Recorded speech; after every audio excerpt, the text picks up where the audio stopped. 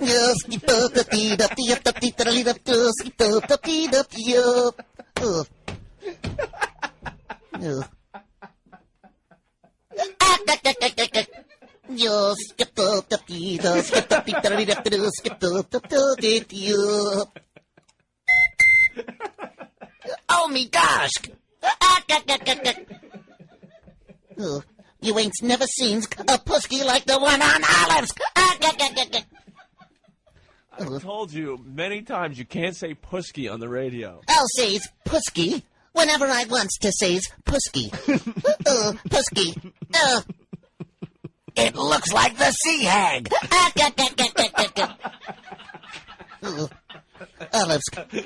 Olives, eat a burger for Christ's sakes.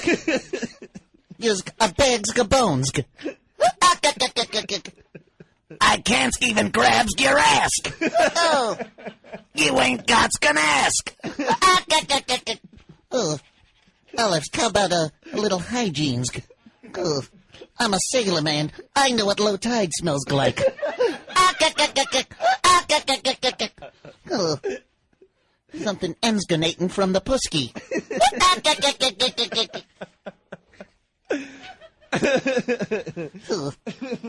Where's Wimpy?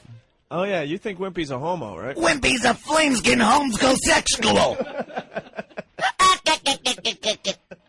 Always looking for free meat.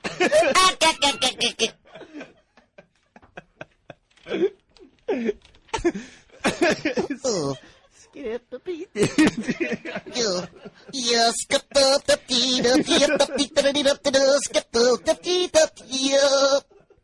That's right. Now I'll open the cans of spinach and makes me member grow.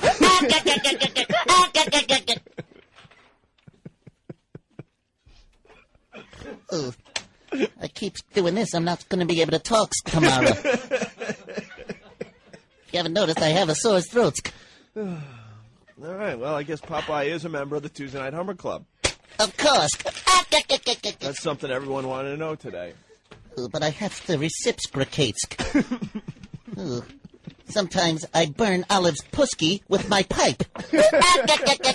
Because I never takes it out of me mouth. Why do you think that one eye pops out? It's the fumes.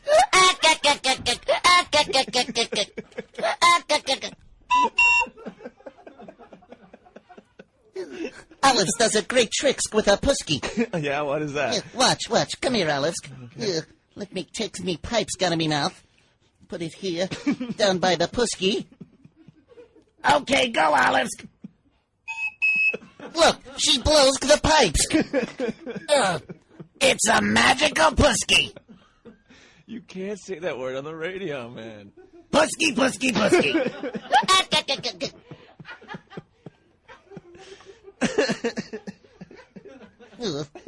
I never heard of no rules against the word pusky. Wow, all right.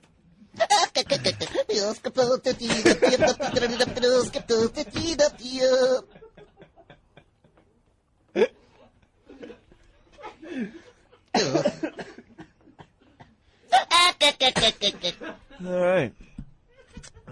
Well, I guess we got the answer to our question. Oh, yeah. I'm a Chotska member. It's the worst of Opie and Anthony. What's the haps? I think we're going down the line that people are waiting on for Back to the Future shoes. Yes. Oh, this is incredible. Nike? Yeah, Danny and Travis. Well, you got a lot of lines forming in New York City. Yep. Just to backtrack, you got the new iPhone. They're already waiting online at the Apple Store. July 11th. And then we found out about the Back to the Future sneaks. Back to the Future Marty McFly, Back to the Future 2 shoes. Yeah. Danny and Travis are helping me with Back to the Future trivia. So we're going to see how much these guys know. Do you really think they're online for the shoes because they kind of look like Marty McFly's Back to the Future 2 shoes? Kind of. They look exactly like them. Do they? I've yet to see a picture. Well, they have laces. So not exactly. So they're not exactly. Everyone knows Marty McFly's shoes did not have laces. But we haven't achieved that technology in sneaker yet. I see Danny, another expert, has walked into it to join us here. Oh, the Back what? to the Future crap. Why? Oh, God. Actually, there's been a, you know how people make these blogs and you could sign up for like an online petition or whatever? Yeah. There's been a petition floating around for at least probably 2 or 3 years already to get the Marty McFly 2015 Nikes produced by Nike. And finally this dream has come to fruition. Can I tell you? What about the self-drawing jacket? They're still working on that. Damn it! I'm looking at the sneaker, by the way. It looks like a Jordan Nike sneaker from 1985. This was the 2015. I know, but it's it looks 2015 Marty McFly. But it looks like something that Jordan wore, like when he was winning championships for the Chicago Bulls back in the day. Sneaker is the pinnacle. Is it? Yeah. It's the pinnacle of sneaker technology from the late 80s. Yeah, and it sticks to a hoverboard like no other sneaker can. Yeah. Plus, if you're looking at the movies and a big hologram shark from Jaws 15 comes out at you, as long as you got your 2015 Marty McFlys on, you're going to be able to avoid it. Was that another Back to the Future reference? Of course it is. I don't give a crap about. Of course it is. You got to watch the movie. Oh, yeah. 18 more times like we have. Yeah, I know. We're obsessed. Actually on the big holographic billboard that Jaws 19 was going to be directed by Max Spielberg, and which is Steven Spielberg's son. What? Was that another reference from this movie? Oh yeah. Yeah. I've also been privy to some conversation with the boys here about the DeLorean actually making some kind of a little comeback. Yeah. People are buying DeLoreans now. Are they? There's a company that is putting together the DeLorean parts that have been in storage, the original parts, and selling a DeLorean. You can pick up a DeLorean for about 40 large now. For brand spanking new DeLorean. And a dream come true would be to have one customized with the flux capacitor inside. And Mr. Fission. No, I would want the original plutonium version of that. Because if you have the Mr. Fusion thing in there, first of all, you can't complete it because it can't fly. Right. So you just look silly. Hey, Ant. Yes. Did you know that the Mr. Fission was actually a Krupp's coffee grinder? Whoa! What? It was. Sure was. But for those people waiting online for their Marty McFly shoes, you do have to know that even on a hoverboard, if you're going to go on water, you still need power. You need power? Yes, you got to have a pit bull or something like that to go on water. Yeah, regardless because of your sneaker. If you're on a hoverboard over water, it's not going to work. It's not going to work. Everyone knows that. Yo, I just want to contribute. This is what I'm hearing right now. Yep.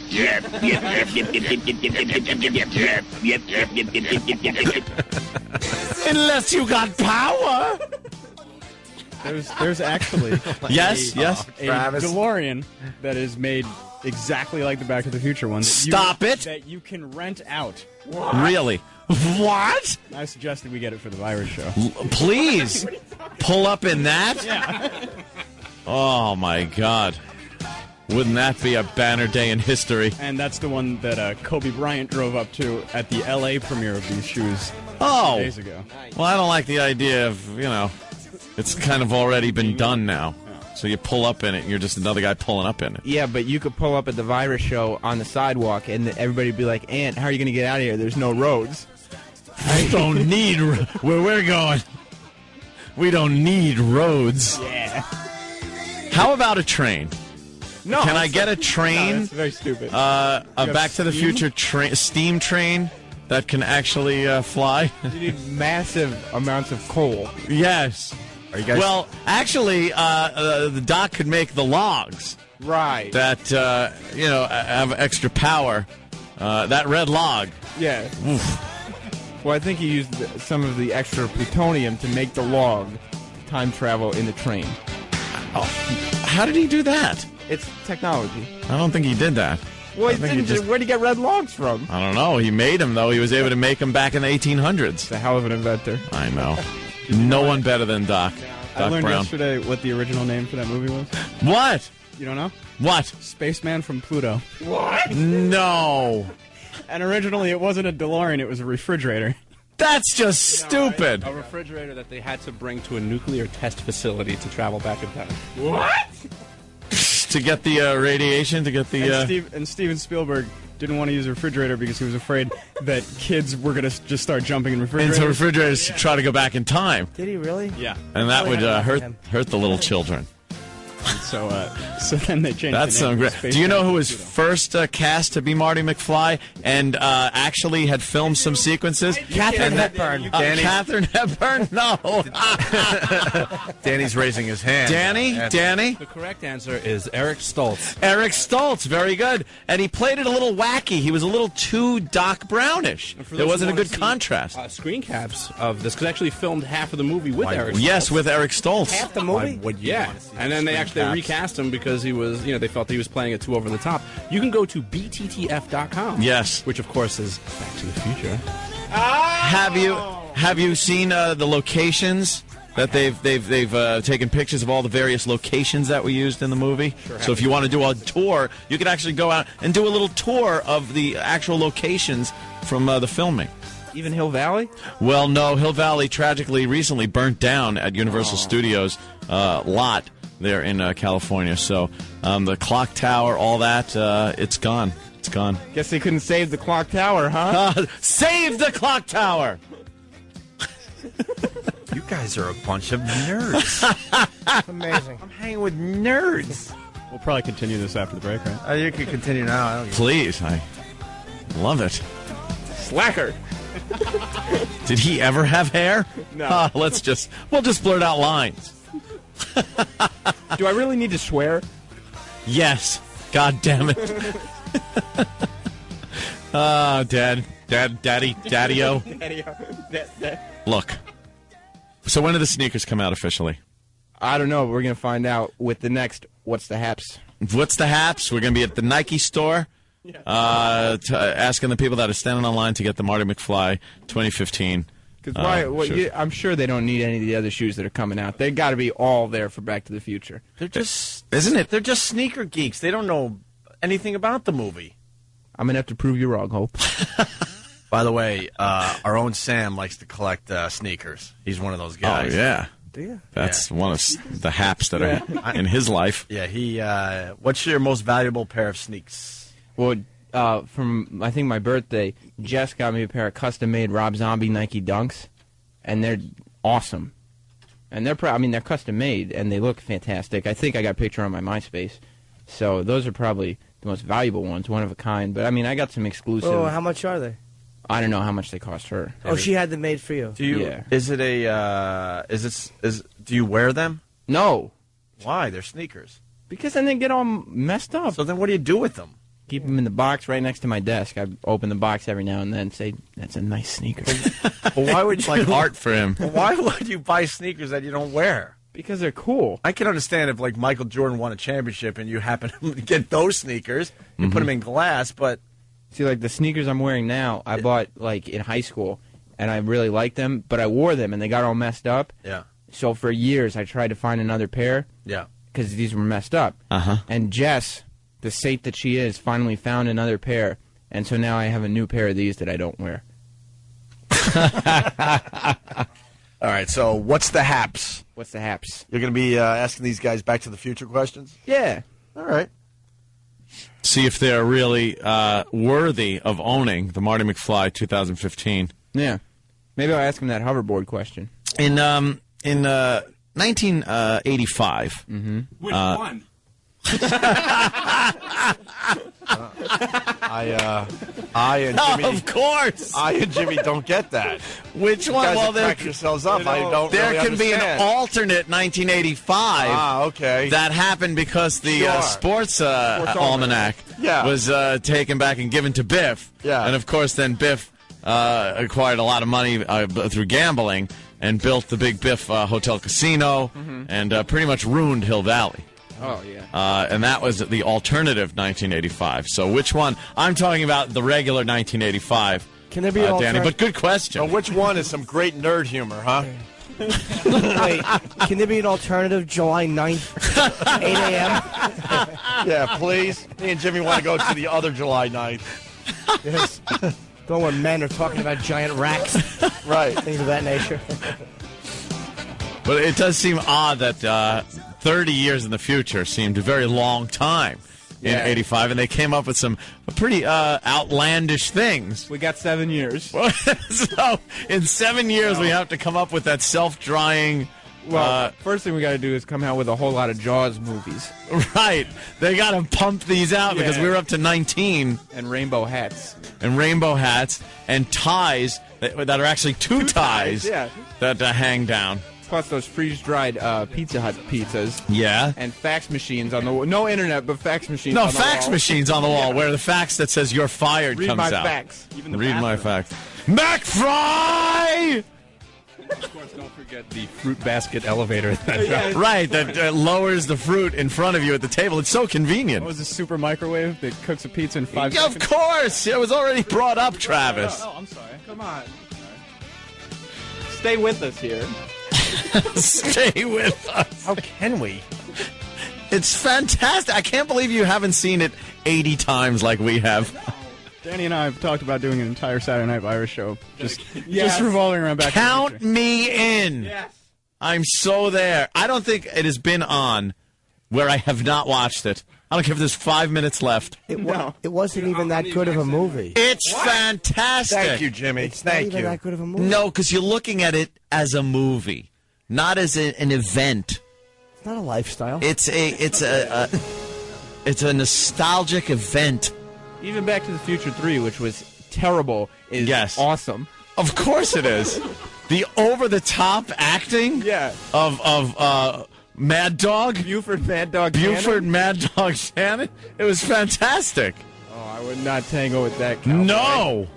Of course not. What kind of a name is Clint Eastwood? Oh, jeez. He called himself Clint Eastwood. What a scream. I know. You're now talking about Back to the Future 3? 3, yes, 3. Well, you know, it was a trilogy. Am I hearing this correctly? Oh, it was a trilogy. Mm-hmm. So it had to be. And it was filmed at the same time as 2. They actually filmed them both simultaneously. Oh, wow. That's why if you pay attention at the end, after the credit says, to be continued. Yes. To be concluded, the end. The end, right. That's how it was. To be continued after the first one. Yeah. Which was a little odd, too, watching the 2 different actresses that played Marty's girlfriend. I have another piece of trivia. Yes, Danny? When Back to the Future 2 ends and it says to be continued, then they show a trailer for Back to the Future 3. That was the first time that a movie ended with the trailer for the next movie since I think Russ Meyer did it in the 60s. Wow! Mondo Back to the Future! Wait, hold on. I don't think that qualifies as trivia. Why? Because nobody would ever think about it. That's almost like saying, a bit of trivia for you, but these 3 windows I'm looking at, someone thought they might be 4. But then they decided to make them 3. Anything can be trivia. This is... No, I think Danish trivia is more evidence that Back to the Future was a groundbreaking film. Of course. And an achievement in cinematography. Why was there a different girlfriend? Because Elizabeth Shue, who played the girl, I believe, had prior commitments. No, her mother actually was diagnosed with cancer, and she spent a lot of time taking care of her mother, so she couldn't commit to the How do you know this? Not a very big part, though, for the girlfriend. Yeah. They had to take her back because they didn't plan on making a sequel when they finished the first one. And when Doc comes back, of course, he says, Marty, it's your kids. So they had to take them both back, and then they just laid her on a bench and left her for a while. What do they turn into... You can't say that. We can't say that on the air, but we know what you're going to do. Everyone knows the line, Travis. I think, didn't they reshoot some of the first movie? Yes, they did. With the new girl, yeah. When she walks up to Marty, as Marty's looking at his brand new truck, his 4-wheel drive 1980s truck. At the same time, Biff is waxing the car. Of course, Biff turned out to be the guy just waxing the car. I know. And I like how the McFlys come back from tennis, I believe. Yeah. And comment on Biff. I hope that's the second coat of wax. And they discuss how they met through Biff. Right. Through Biff's attempted rape. Right. Of Marty's mom. It's like, oh, if it wasn't for Biff, we never would have met. Oh, that's right. He was trying to rape Mom in the car. Because that's George McFly's way of looking at Biff waxing that car and saying, who's raping who now, Biff? Oh, okay. I always wondered about that. Why would they invite the rapist, right? The man that actually was trying to rape your wife, over to your house to wax your car? He's humiliating him. Biff is now his manservant. Because he is. He walked in very excited with the books. Yeah. I'm just finishing it now. Biff. Now, okay, Biff, you got me. don't con me. You got me. You got me. All right, stop it! For the love of God, just stop! Holy stop!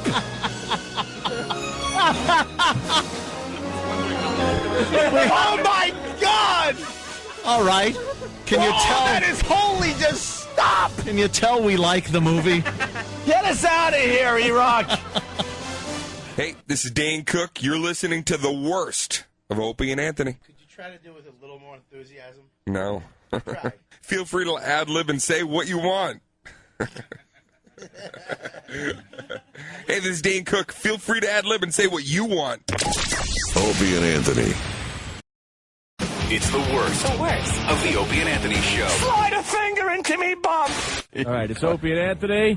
FU Friday in progress. What you got there?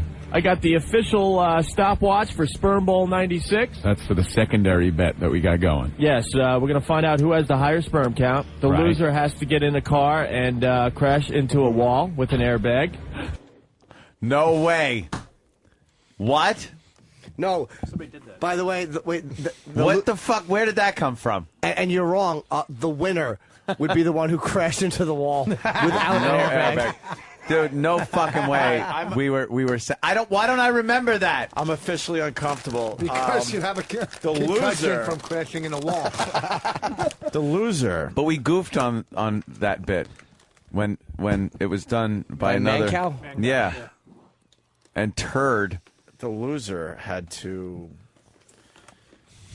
That's a big risk. We didn't actually do that, did we? Did we take like I really audio? don't know. I really don't know. I Don't put it past certainly yourself. hope You got not. up in a helicopter. I mean, That's too easier to fake this one on the ground. We're in an unmarked van going to an unmarked car to a discreet wall. It's not marked. But it will be marked after I smash a vehicle into it. Is it marked? Absolutely yes. I'm not sure. Yes. It's an unmarked / car with lights on it. All right, Man. I really don't know. Your guys' Yeah. budget was incredible. They just threw money away in those days, didn't they? Blimps and Crash cars, sure. Just have them lying around. yeah. Oh God. Someone's suggesting, This is horrible. It's Jeff from New Jersey. This bit is just like the other one we heard. Two guys sitting in the studio playing with themselves. To get in a car and crash into a wall with an airbag.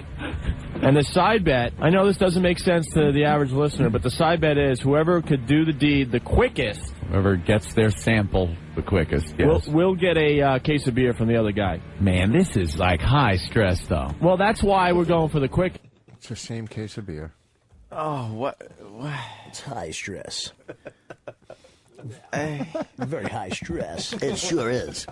But you know the weird thing is that there's a giant disparity in the gifts. First prize, a case of beer. Second prize is you never walk again. That was my impression of what people were supposed to sound like on the radio. I never thought I was putting on some kind of voice, but I guess I was like trying to put on some kind of voice. You were speaking clearly. It was very new. Yeah, You're just. We actually jerked off, by the way. If people are wondering, we didn't fake the jerking off thing. Hope not. Yeah, every day you came to No, work. that was Best, though. Well, that's why we're going for the quickest, because we got a bunch of people with suits, trying to do business around here. It's just a very embarrassing situation for both of us. So we figure the guy who does it the quickest is actually winning in this situation. For all the fun and hijinks it is, hey, it's a little educational. It's very educational. You'll get to find out how he measures it, and, what's a good count, what's a bad count. Right. Maybe we'll be helping some people who are having fertility problems out there, Opie. And here you go. Right here is the official stopwatch. Why can't I make that sound like I've might have shit. to. Anthony's sperm was frogs. Why couldn't I make that sound like I was kidding that this is helping? Like these days, whenever we say something like, "Oh, I think we're helping the retarded by doing this," we don't mean one fucking word of it. I'm sitting that here. That actually sounded like, "Hey, and it's educational, people." I'm sitting here going, "Will you be sarcastic for once, Something, you fuck? A little You piece mother of hucker!" Mother hucker. All you want is one wink. Just right. That's all. One fucking That's wink. all I'm listening for is like one wink. We're just fucking. You know, wasn't there with everybody.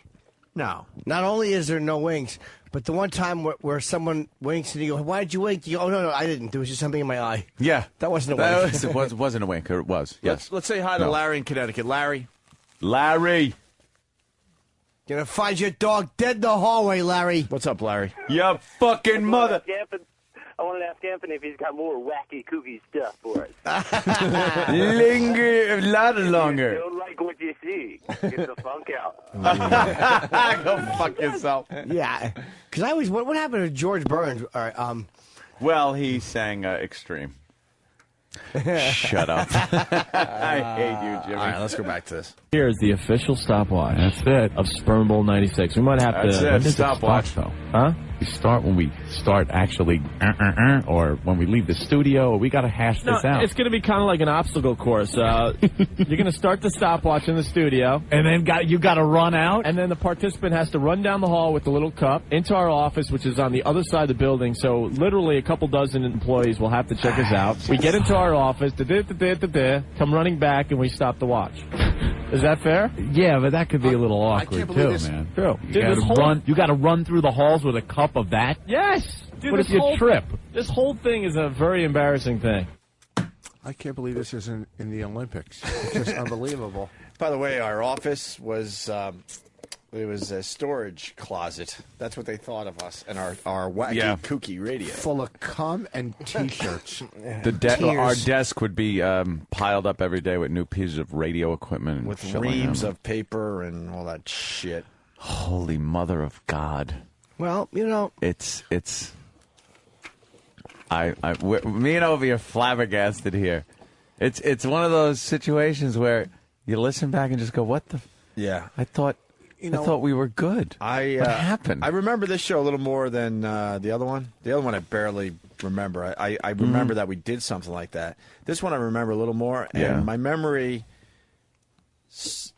My memory was absolutely wrong because I thought this was a good show. If someone asked me, I heard that you guys did a show called Sperm Bowl 96 or whatever, I would have said, yeah, that was a really good show, man. We had a great one that day. But I remember I would absolutely say that. 2 other radio hosts had tried this, but they had an unofficial stopwatch, so they couldn't use it. The official stopwatch is. Yes. I mean, yeah, because that's sponsored by. Well, I mean, if you're going to use the actual footage, you know what? You know, I say we do this. And not only that, let's get it out of the way. I believe it belongs on. Can you do this on Free FM or no? Free FM. Fuck those fuckers. Okay. Gonna be here full time soon anyway, right? Hey. Don't fuel people's false speculation. Earlier in this bit, you said you'll play this on TV on your show. I guess you guys knew you weren't getting fired yet, so this bit has to be before the bra dropping, right? You're right. I don't fucking know. Well, I mean, if you put it together. All right, let's play this this next clip. All right. Sperm Bowl 96. The only station that really rocks. Good afternoon. It's Opie. It's Anthony. And it's Don Newton, everyone. How you guys doing today? The official judge of Sperm Bowl 96 has arrived. He's got all his equipment and everything, man. He's got a raincoat on, basically. Raincoat. I guess it's a... Oh, God damn it. You know, just in case it gets hit with a lot of cum. You gave me way too much for that line. Yeah. Hold on. I'm a laughing fucking hyena. Hold on. Oh, my God. Do me a favor. I want to reenact that moment. I don't do Anthony's the brilliant impressions, but So I'm you going to want do me my... to just stop after that line? Yeah, right. yeah. Fucking Anthony quivers. 6 has arrived. He's got all his equipment and everything, man. He's got a raincoat on, basically. No, you did! A raincoat! Oh, man. Oh, shit. I couldn't commit to that one because Anthony Quivers was too fucking funny. I'm just a chuckling douche. Hey, you're not. You just had a few laughs. So you're having fun. I told you. Oh, fuck it. God, I fucked it up. Okay, terrific.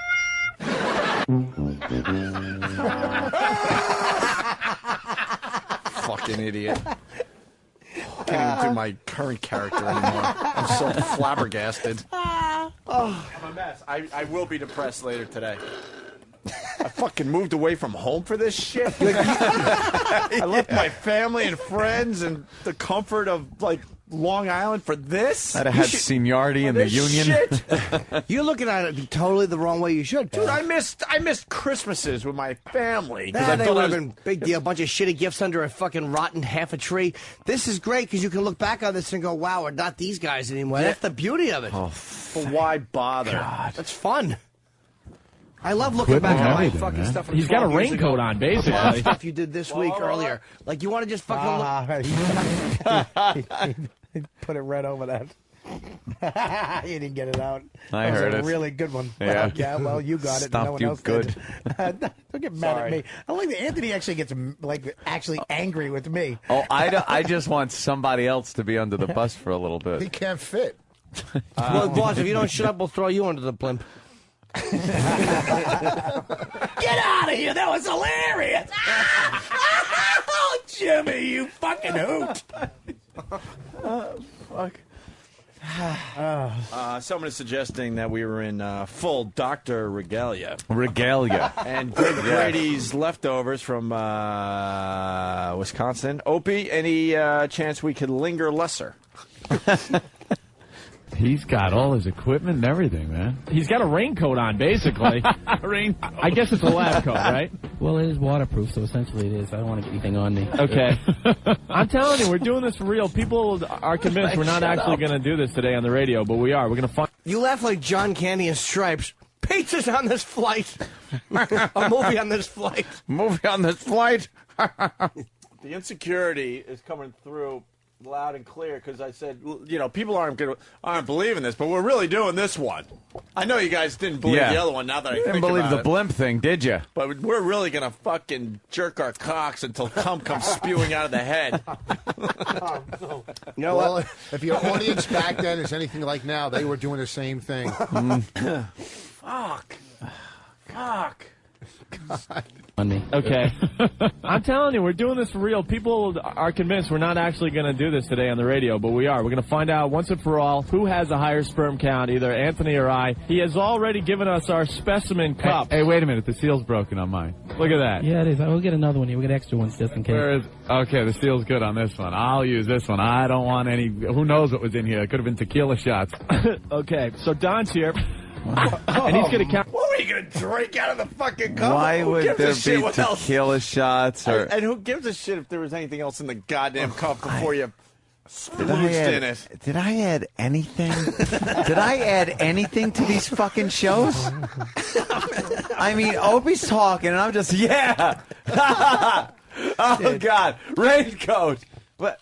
Just a repeating fucking parrot cackling dick. That's not true, dude. No, you know how hard it is to actually fake a helicopter coming in? Dude, I thought it was a helicopter. And I'm thinking, like, while that bit was happening, like, these nuts didn't tell me they actually went up in the air. Dude. You would think we would have told that story to you at some point, Jim. Very funny. Like, oh, years ago we actually took a blimp. You were newer, dude. You're breaking yourself in. I mean, the reason you were there because your awfulness kept his horrendous alive. That's what happened. I'm way too excited to be there. That Opie was a douche. No, you weren't. You gave Newton the appropriate introduction, like fucking President fucking Kennedy just walked in. Dad Newton, everybody! Just so excited. I'd love to visit this Opie and Anthony, this incarnation. I used to love doing this, I'll be honest with you. And just say, fucking drag every day you now. guys stink. Buff drink lots from D.C. Opie, people will believe you drop balloons from a blimp, but they have trouble believing you got a sperm count test. Okay, so Don's here. And he's going to count these little buggers. He's got a really fancy microscope, man. That's Little buggers. Wow. Was Little House on the Prairie on back then? Yeah. Little buggers. Can you count these little buggers? That's another T-shirt for you. These little buggers. People are wondering how old my fiance was when I was doing this hack radio. She was a little bugger. Oh, there you go. She had a play date with my little bugger, right? She played in the schoolyard with my sperm because she was an egg at that. No, well, she was 12. She was. She was young. Count these little buggers. Yeah. He's got a really fancy microscope, man. That's great. Reminds me of science class when I was in high school. Yeah, it's from one of the docs at work. They kind of don't know what I'm doing, so I asked to borrow a scope for a school project, quote unquote, snicker, snicker, and here it is. What else did you bring? You got some. What else did you bring? You got a microscope. Hey, what else did you bring? I hope you brought a dildo to shove up my ass because I'm so excited to be here today. Anthony, you were funny when you go. It reminds me of science class. Yeah, that was a great. That was me again, contributing so much. Well, it was like before when you said, well, you know, I mean, this actually could be very helpful. Like you're like the all kidding aside, folks. This does remind me, by the way. All kidding aside, science is important, kids. Yes. And this reminds me of one from science. I mean, science class. You do have an excuse. Your father did make you and your brother shower together. So There's no excuse for what I was doing there. I had no fucking business being on the radio. I had no business. You, Gino in Philly, you should torture Al Qaeda detainees with this garbage. Oh my God! Wow. What else? Come on. Looks like you brought a bag of tricks in. Let's see what you got. What else you got? Slides for the microscope? you sound like a girl on Dateline. What's in the bag? Hopefully you got something there that makes me a man. Oh, die, old Opie. Die! You're dead to me. Snicker, snicker, and here it is. What else did you bring? You got some. A little normal saline. We got some sterile pipettes, of course, the specimen cups, handy dandy alcohol preps, and the ever popular counting chambers for the little buggers. What's so funny about alcohol preps? So after why am I repeating counting chambers?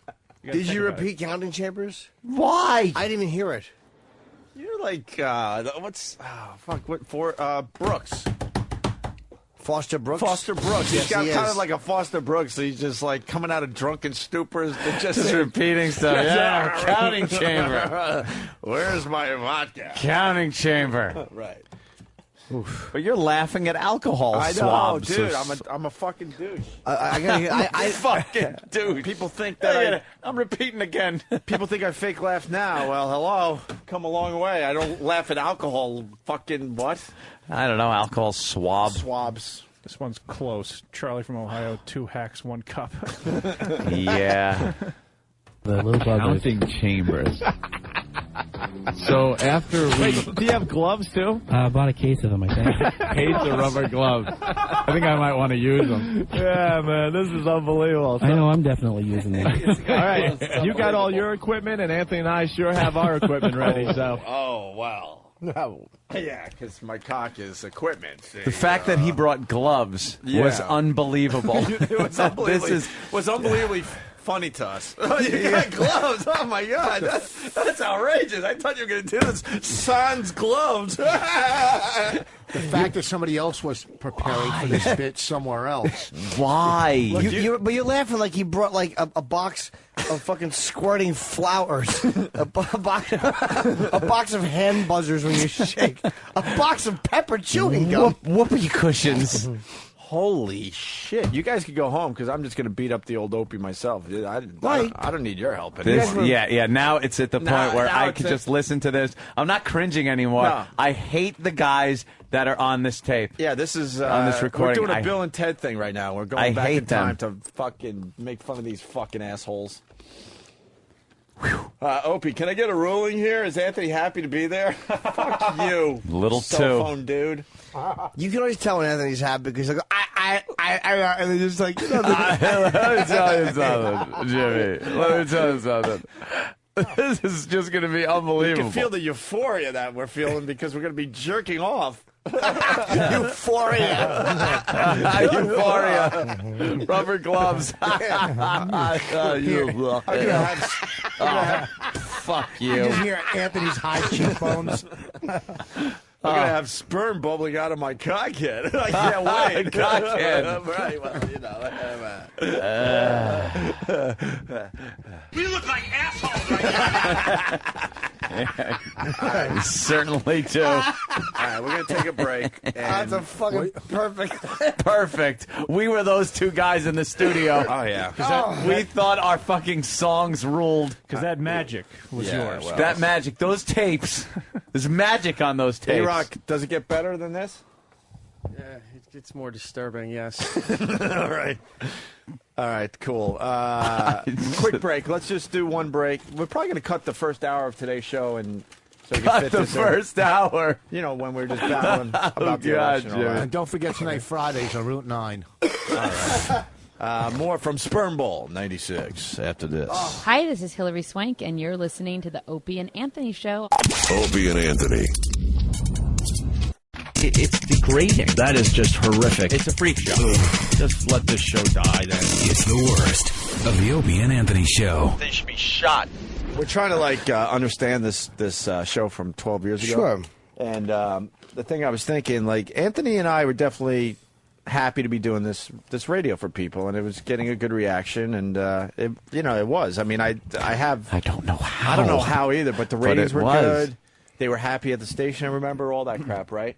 And then somewhere along the line, we found our voices because I blame Dave Douglas because he would beat us down, and I think he really wanted us to do truly Morning Zoo type of shit.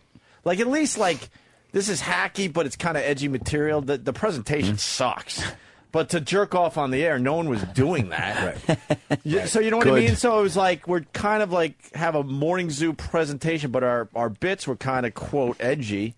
And Dave kept beating us down, and he wanted us to do actual Morning Zoo bits, and that's when the anger started getting injected into the radio show, and we finally found our voices. This is what we really want to fucking do. That's what it needed, was that little pinch of anger. There was no anger whatsoever in this shit. Sarcasm, something. And we found that, thank God, because we did have edgy stuff we thought would work on a show. Thank God for the incompetence of Dave Dickless. Because I read, because we went down memory lanes, the old receptionist from that station wrote us. I told you, I read the note to Anthony this morning, and she didn't remind us, but she wrote in this little memo, she goes, I remember you guys going into Dave Douglas's office every Monday. So I guess we had a meeting with the program director.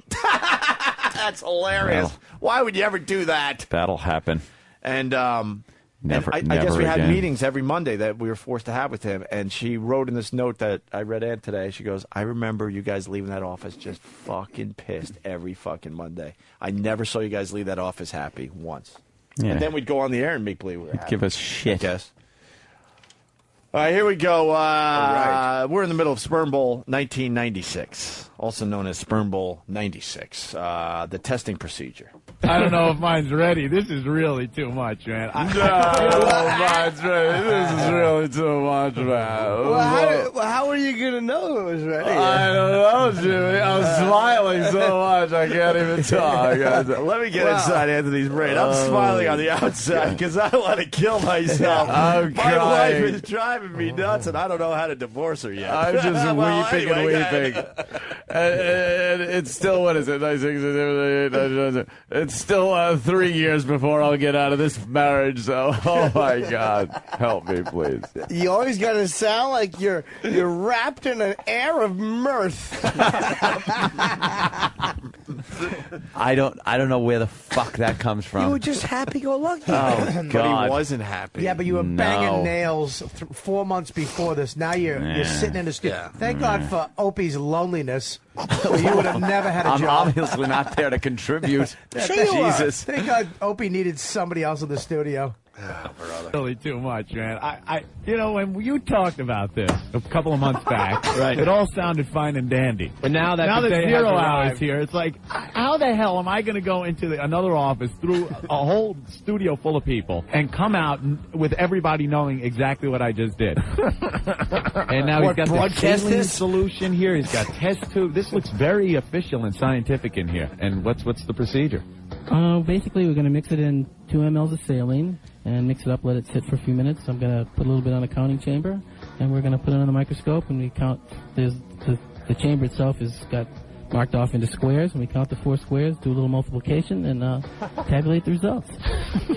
You actually physically count these by eye? You see them actually squirming around and actually squirming around? Well, what if if one's hiding behind another one, man? Well, then you just kind of have to test it out. Maybe. Oh, wow. Well, what if one sperm is, fucking the other sperm in the ass, so you can't see the other sperm, man? Man. Well, save me a poke. Something must have happened to him, man. Who are you, Jim Morrison? I'm actually Jeff Spicoli. I'm actually enjoying the music bed. Oh yeah, we The had never-ending music beds up fucking there. music bed. It does That's right. It does add something to the show. They music insisted behind that it. they have music beds to distract from the fact that you were listening to some shit. It does. You should add music beds to this show, it's a good idea. Shut up. Couple feedbacks. Yeah. They must be good. Yeah. This is like when you thought your dad was cool when you were young, then you found out he was a virgin until 21. Yeah. And then Philly Tyrant. Were both of you guys still living together at this point, laying in bed at night, giggling and all proud of yourselves? We jerked off together. Tee-hee. Their little feet with socks on them sticking out from under their covers. Here's some people I'm reading are suggesting I sound like this when I'm doing my smiling talking. I'm coming, you dumb bitch. I'm coming, you dumb bitch. Not really. The dialogue in the porno tapes was more believable. I'm gonna fuck you in the mouth. Did you guys really live together at one point? Well, in Anthony's I had to live. Yeah, we had to live in mother-in-law's house. My mother-in-law's house. He lasted about a month. I stayed there over a year with his mother-in-law. Yeah. We were fucking pathetic, Bob Kelly. How If I ever see the old Opie on the street, I'm gonna fucking kick him in his cunt. Just beat the piss out of both of them. How you doing, future Anthony? How's the radio business going? Bam! Right in the fucking face. Right in the face with the gun you just bought. You're like, why did he fucking punch me? Hey, Jimmy, I got to ask you, you think old... it's now old Opie and old Anthony, even though we're older, but this is the old Opie, the old Anthony. Do you think they liked jerking off? I think the old Opie and Anthony loved it! You do, huh? Oh, all right. One man. Well, then you just kind of have to coax it out, maybe wink at it to get it to move or something. And don't be deceived, Hold on. 'cause I know Anthony's going to... I want to enjoy that joke. Oh. Anthony enjoyed that guy's joke a lot. Wow, you like funny, Anthony. You seem a little more detached from this show than the air raid. That's all I'm saying. Maybe something was going on at home. I don't know. I didn't find that to be a particularly good joke the guy told, but fucking Anthony acted like he just heard fucking Pryor doing Mudbones for the first time. Behind another one, man. Well, then you just kind of have to coax it out, maybe wink at it to get it to move or something. And don't be deceived, because I know Anthony's going to have big afros on him, man. Oh, shit. Wait, hold on. You interrupted another Anthony laugh. Yeah, Another okay. laugh. It's That's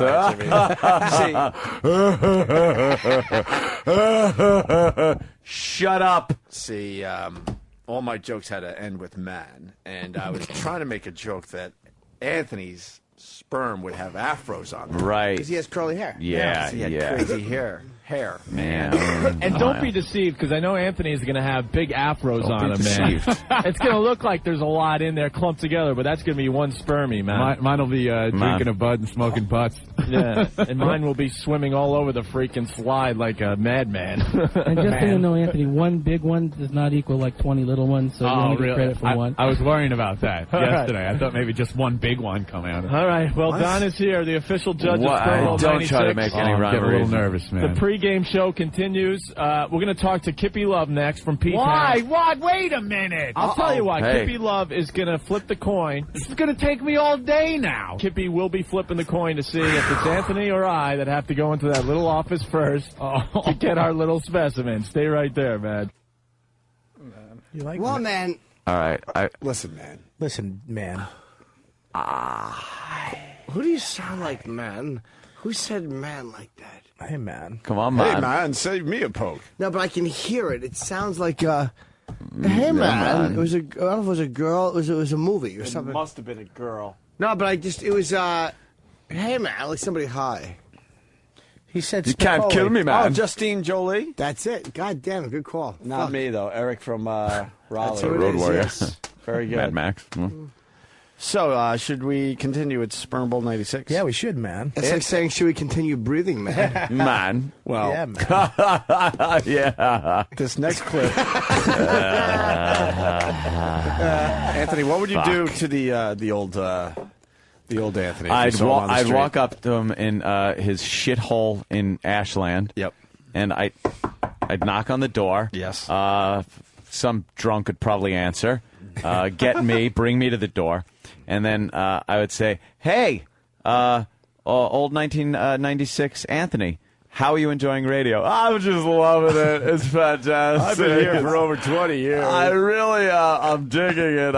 And then in the middle of that, I would curl up my fist and punch him square in the nose and just lay him out, bleeding on that shitty carpet that was soaked with beer and cigarette ashes. And tears.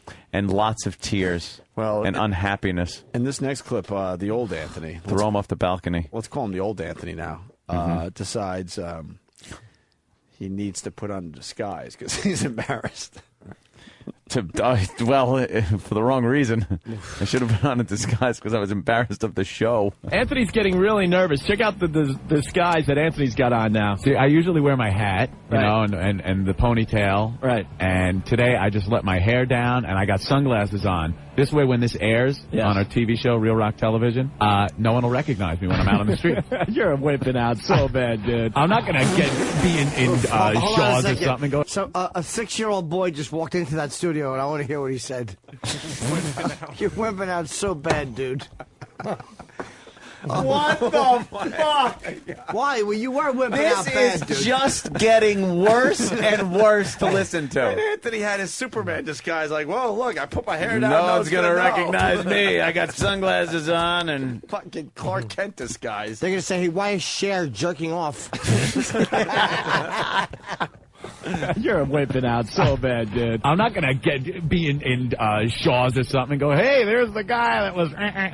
Yeah, look at him with the cucumbers over there. He looks like a pro. Be a man. Come on. Nope. Don Newton is an official lab technician. He's got a microscope, some slides. What else you got there, Counting Don? chamber. Counting chamber, a little saline. Of course, those all-important specimen cups there, fellas. Yep. Mine is still sealed. And you got gloves, too, right? Absolutely. Mine's labeled Spanky. I think that's Spank It. And Opie's is labeled Tug. No, mine actually says Punch the Clown. I'm Spanky and you're Tug. Yeah. It had to be said twice. Yes, so. I had to say it twice. See, just in case you missed it. See, because I'm going to jerk off. Instead of I'm Spanky and I'm Tub, you should have said I'm awful, and the other guy should have said I am too.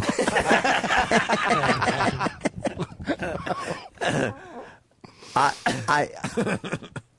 don't know what to say anymore. Yeah, this is really... This is so bad. Sorry. You know, Are you wimping out on us? hey, Kenny, Yeah. could I get something cakey? Sure. Not flaky. Like a marbly, cakey, Yes. muffiny thing? Sure. Thank Anybody you, else? Kenny. Yeah, could you get him? It's called the new marble loaf shotgun blast to the face.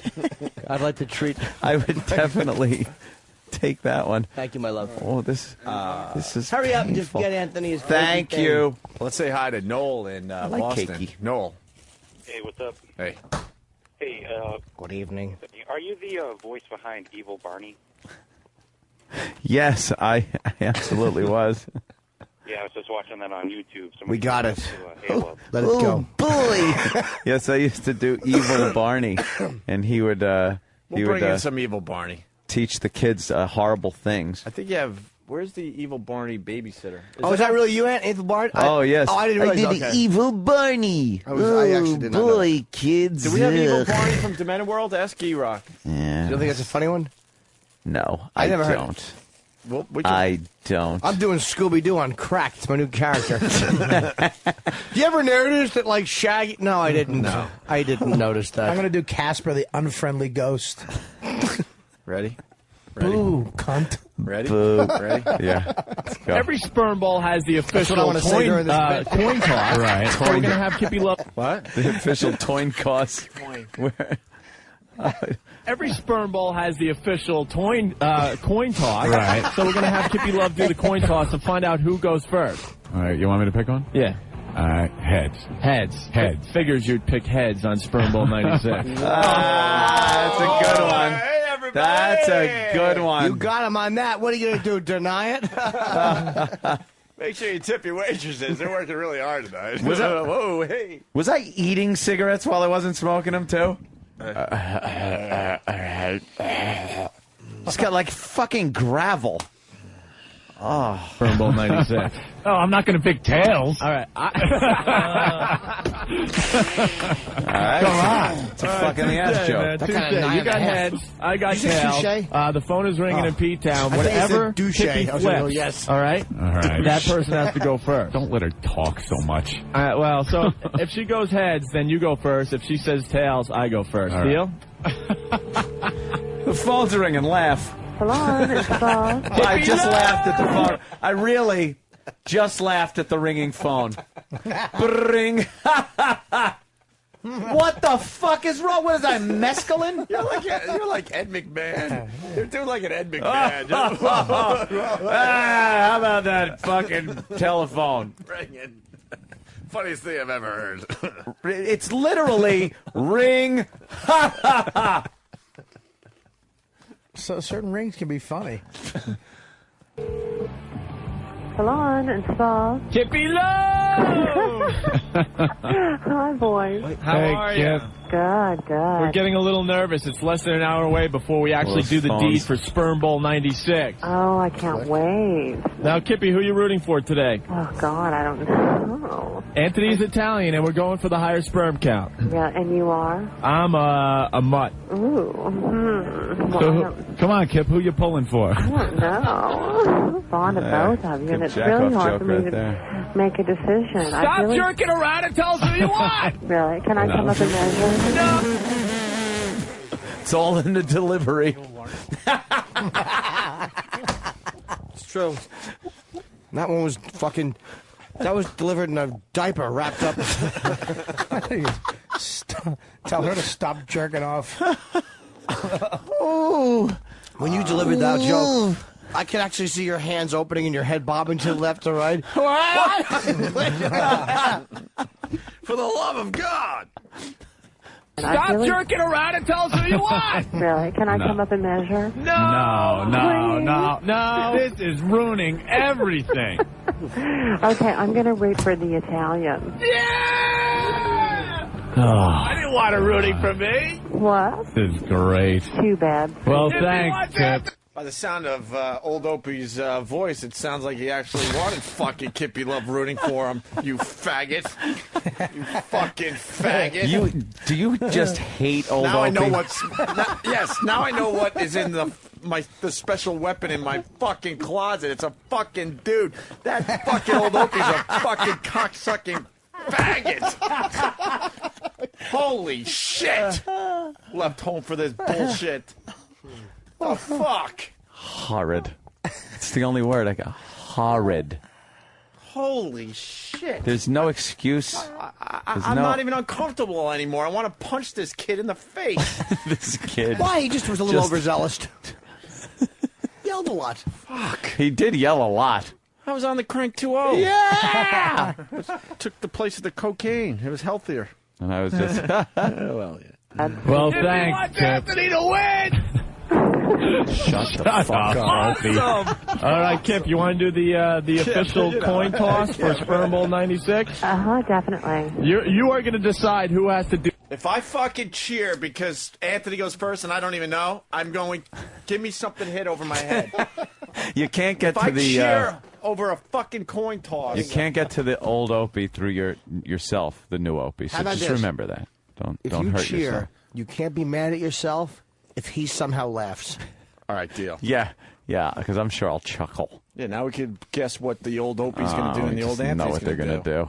Definitely. You are going to decide who has to do the deed first. Okay. Listen. It's heads, boy. No! Anthony has to go first! Son of a... Ah! It's heads. Wouldn't it be heads? I don't want to go first. It would be heads, wouldn't Oh, it? this is terrible. Oh, come on. Yes, it certainly is, old Anthony. I hope he's It's smashing terrible. his head with- Hope he's hitting with himself. a water bottle. Holy crap. I summed it up right there. This is terrible. Oh, my God. Here's Opie's reaction to the coin toss. No shit. So I was... That cheer could be the greatest thing I've heard in 5 years. That was a phenomenal one. Let's go to the phones. Why would it matter who fucking jerked off first? I don't know, but there was such joy in it. Such joy. Be heads, wouldn't Oh, it? this is terrible. Oh, come on. Come on, Anthony. Yeah. I get the after-sex smoke faster. Anthony, get my picture out. Oh, no. Put on some lace panties. Stop and make it! feel Stop better. it! Anthony, I'll talk dirty to you while you're doing it. I'm not listening. Anthony, I'll talk dirty to you while perfectly. you're doing it. I'm not listening to Kippy Love. La la la, my ears are plugged. Come on, Anthony. La la la la la Lucky la you. la. Thank you for flipping the coin, Kippy. Thank you. Bye.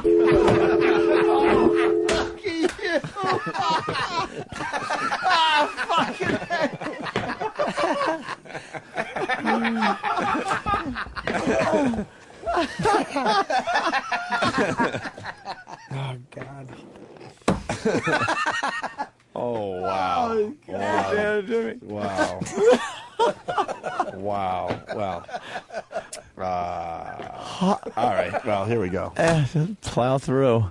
Wish there was a way to do this Now- other than taking a sample the manual way. Anthony is going first. I have to go first. What is that all about? And look at the device he has picked for Sperm Bowl 96. Well, there's this mouth-looking thing. What is that all about? I have to go first. What is that all about? It's about you have to go first? It's not really a big mystery that you have to figure out what it's about. Well, what it's about Dummy. is that someone has to go first, and you have to go first. I want to grab myself, old Anthony, by his stupid ponytail. Right. And I want to open his mouth, put it on the edge of the curb, and stomp him like American History X. I hate Would that be in your old Anthony. disguise, or would that be... No, not my disguise. How many people have... That's just me. How many people have, like, old audio themselves that they can listen to and get douche chills from? Not many. Not many. Douche chills seems to be the 96. word. Well, there's this mouth-looking thing that you're supposed to use. Men use to, and then there's a hand. Right. It's Cough a into it. battery-powered vibrating Dummy. hand. Right. I mean, what? I got one of these. Well, you go out and buy one. Dude, put a pen in it. Yeah, you can put a pen in it. Look, it's Bob Dole. Bob Dole's hand vibrates. Bob Dole will help you. All right, so which Topical. device are you going to use for Sperm Bowl 96? Opie, I'm going to pass on all devices and go with good old-fashioned manual dexterity. I think I'm going to use the southpaw stance. Oh, wow. See, because jerking off with your left hand is funny. Yeah, it's just hysterical. Does anybody remember laughter? Oh, my God. Don't worry about that. There's plenty coming from my fucking hackling fucking mouth. You a fucking moron. Apparently so. Well, before break. Before break, I here's want the to big... apologize to everybody that listened back then. I want to apologize to everyone that believed in us. Yeah. We obviously let you down. I don't know what happened. I don't remember ever signing a contract with Satan, but I had to have. It had to have been signed at some point. My soul is gone. This is the worst radio I've ever heard. I can say this is the worst radio I've ever heard. No, it's not. Who's worse? No, the other one you blimp played guys from earlier.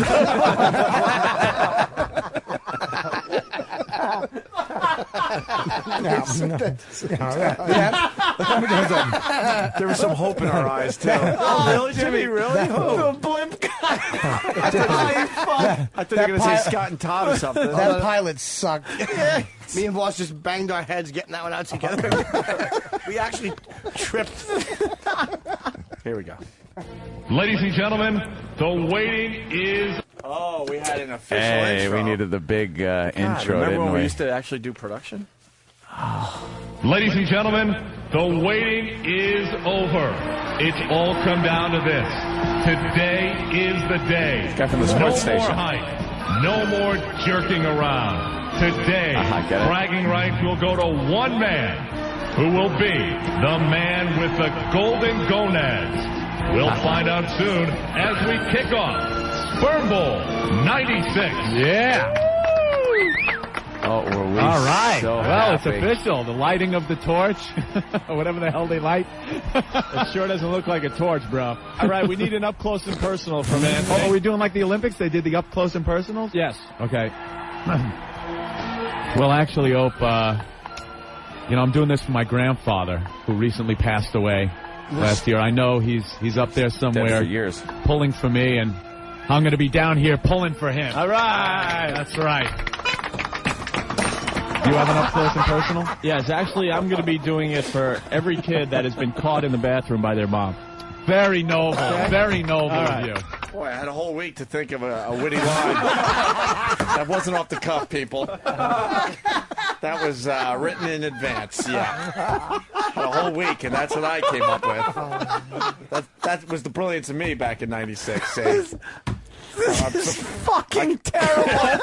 I can't believe I didn't get that call from Hollywood, to write for a sitcom.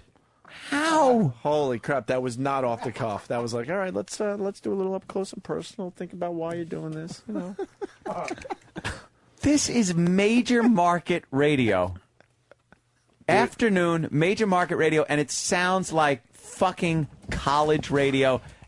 Dude, if I could like bad college radio. If I could go Community college. If I could go back into a time machine, Yeah. I would take the old Opie. Old Opie. And I'd fuck him in the mouth. And he'd let you. And you'd have to take the old Anthony and so he could fly the time machine. Yeah. Hey, look, he's fucking him in the mouth. And it wouldn't be gay because I'd be angry. Yeah, you'd be all mad. Oh yeah, it'd be an angry. Fucking your young self in the mouth. Oh my god. What are you going to think about to come quick? The leaves? Oh. That was good. I like Thank that. you, Rich. All right. Any second that gets the attention off of this. All right. Thank you. All right. Before Appreciate it. break, we'll get this in. You were checking for cameras? Real fast, dude. We got to get back into tunes here. Oh, well. All right, let me do a little setup. We now have Anthony in the jerk-off room, which was our office, and now I'm checking in with Anthony. The jerk-off room? No, that was called the studio. And Anthony's very nervous that there might be cameras back in 1996. You know how big the fucking cameras would have to be? Yeah, well. You were checking for cameras? Real fast, dude. We got to get back into tunes here. Is the room safe? I think it is. Okay. I'm just hoping Rocco didn't pull anything. Well, you never know, man. You never. I'm going to put a blanket over myself just in case. There's a hidden camera in there, man. Funny. But we are 15 minutes away before you go into that room. All Why right. do I have to be first? Hey, you lost the coin toss, brother man. Jane's addiction. Next time we talk, Anthony heads on down the hall. See, I was a big Doors fan. And, Heads on down the hall. I wish you'd have played the end. Oh, Jesus. Brother man. That brother man just never quite took off. No, never took off. Well, it became a movie, right? Martin Lawrence, wasn't it? Or somebody did Brother Man, the movie? Maybe they ripped me off. Who Took off like a helicopter and landed on Vic Morrow. When we get back, we're going to wrap this up with Anthony is off and running. Anthony completes, then it's my turn, I complete, and then we give you the results. Hey, this is Rob Zombie, and you're listening to the worst of Opie and Anthony. Opie and Anthony. Anthony Show. You're listening to the worst. Hey, this is Richard Dreyfuss, and you're listening to the worst of Opie and Anthony. This is the fucking worst of Opie and Anthony. That's pretty stupid. And we're back. We were just explaining to these guys that we definitely changed before we came to New York. Like the last year and a half we were in Boston, it's like night and day to what you're hearing today. We just got mean. Really mean. Awful. It all kind of started coming together. Hey, all right, so we're in the middle of Sperm Bowl 96, and Anthony is off and running. Great. Here we go. Take your headphones off. This is a disgrace. I think I'm ringing. Yes, it is. Pick me up. Is that you, dude? No, Opie. Okay, Anthony. Entirely different. All right, Anthony is on the cell phone. Oh, this is horrible. Anthony is getting up. I got my... Wait a minute. Wait. Unlike our other show we did for you this morning, we were actually going to jerk off here. Got to pull down the wall. We're not faking the jerking off. What do you mean, unlike the first show? What do you think you were doing during that whole time? We are actually jerking off for this bit.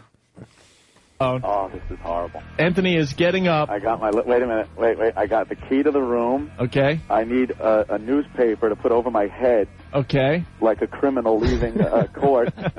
Okay, Anthony is walking out of the studio! Oh, what a disgrace. I'm disgraced. This is horrible. Oh, my God, I'm running through a gauntlet of people. All these people are clapping. This is horrible. This is the most embarrassing moment of my life. Everybody's clapping. Anthony is walking down the hall. Oh, my God, this is horrible. Ozone is in the studio, bro. All right, where are you, Ant? All right. Hey, Ozone from the Ozone Midget sighting. It's Ozone, man. Yeah. Come on. What are you doing? Come on. Ozone rules. This is the first time people are going to hear Ozone's voice on John Osterlin on our show. In the studio, bro. All right, where are you, Ant? All right, I'm at the door. I'm opening up the door. The door of the room. Anybody in here? Oh my God! Here's the room. Okay. Oh, look, a Cindy Crawford calendar. All right, that could help. Anthony, as soon as you're ready to go, I'm going to start the clock because the person that finishes the soonest will win that case of beer. All right, wait. I got to find something good to use in here. What Ian's with the camera in here? I can't do this with a camera rolling. You know what, Ian? Let's just say Ian. For his personal archives. No surprise he was in there. Here comes a get out of here, dude. I'm camera sure. rolling. Ian, get out. Get out. All right, good. Yeah, we got Jared, our intern. He's watching the door so no one, walks in on Ant. The door's shut. Let me check if it's locked. Okay. Yeah, that's locked. All right. I got the stopwatch in my hand, bro. Good luck to you. Are you ready? Yep. Oh, the official stopwatch. Start the clock. You're on the clock. Let the spanking begin. And there's the official horn. Are you still there, Anthony? The official horn. Wow. Holy shit. Holy shit. I'm praying right now for the official studio fire. It's the official lack of irony horn. The official carbon monoxide leak. Oh my God. I can feel myself turning red. Oh, my God. Let me tell you something. I am going to go back in time. Yeah. And I'm going to find old Opie. He's probably still living with Anthony's mother-in-law. And I'm going to take a hatchet to his fucking ball bag so he can never reproduce. I want the official horn. Not Yeah. just any horn. No, it's there's the official horn. It's the official brother man horn. After the official stopwatch got started. You certainly need a horn because this bit blows. The official horn, people. Not just any horn, see? This wouldn't be official. No. It's got to be the official. Oh, God, is this fucking horrible. Official horn. Are you still there, Anthony? Anthony has hung up the phone. He is in mid-cuffing, I guess you'd have to say. So Anthony's in the room. He is doing the deed as I speak. He's up to 30 seconds and counting. I mean, he's going to last a lot longer than that, I hope, okay? As soon as Anthony is done, we cut into the music, we cut into the commercials, whatever. As soon as he's done, we pop right back on mic. Even if it's a wicked cool tune, man? Yeah, we'll just play the wicked cool tune over again, that's all right? So Anthony's in the room. He's up to 45 seconds. I don't even notice sarcasm. He presented it to me. He just gave it to you. And I had to explain it like it was a real fucking question. He did. He like was like. He was goofing on me. A wicked good tune. It's like, no, we'll cut in. No, we'll cut hey, in. Don't you worry about it. Don't you worry. We'll play your wicked cool tune. Yeah, we'll just play the wicked cool tune over again, that's all right? So Anthony's in the room. He's up to 45 seconds. I got the appropriate tune. Good luck, brother man. You can hear my voice right now. Look at you, Ed. You girl. It's Hey Masturbator. Wow. Yeah, but see, you missed the brilliance of me from the old days where I was like mocking you because you had the radio on.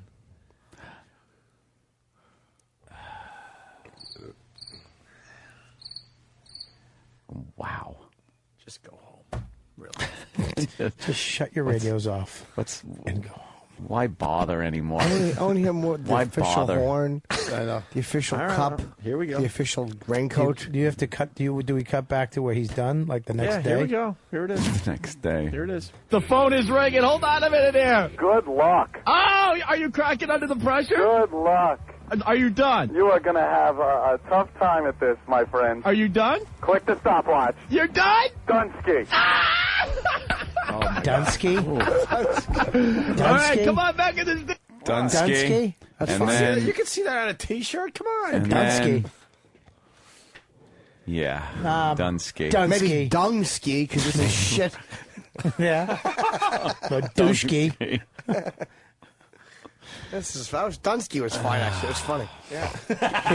I'm not even joking. It's like you have to get jerk off to say Dunsky to your, and that's actually, that's actually silly. Yeah, it's silly. Let's go to Joe. That in was Jersey. one you shouldn't feel better. Joe? Hey, what's up, Opie? Hey. Hey, listen to this old audio. It already sounds like you had a hatchet to hit to your ball bag, you high-pitched dude. You guys stunk. See you guys later. I'm sorry I did that. I'm embarrassed that I did that. All right, come on back in the studio, man. No. Why? I'm embarrassed. Dude, you really did it. Oh, dude. It sucked. You came in at 11 minutes and Double 15 seconds. Everyone started saying that you were cracking under the pressure, man. Well, it's true. You do crack under the pressure. Terrible. Are you coming back in or what? No, can I do the rest of the show from the phone? How much of the cup did you get filled, man? Oh, geez. Yeah, 4 or 5 of them. Come on.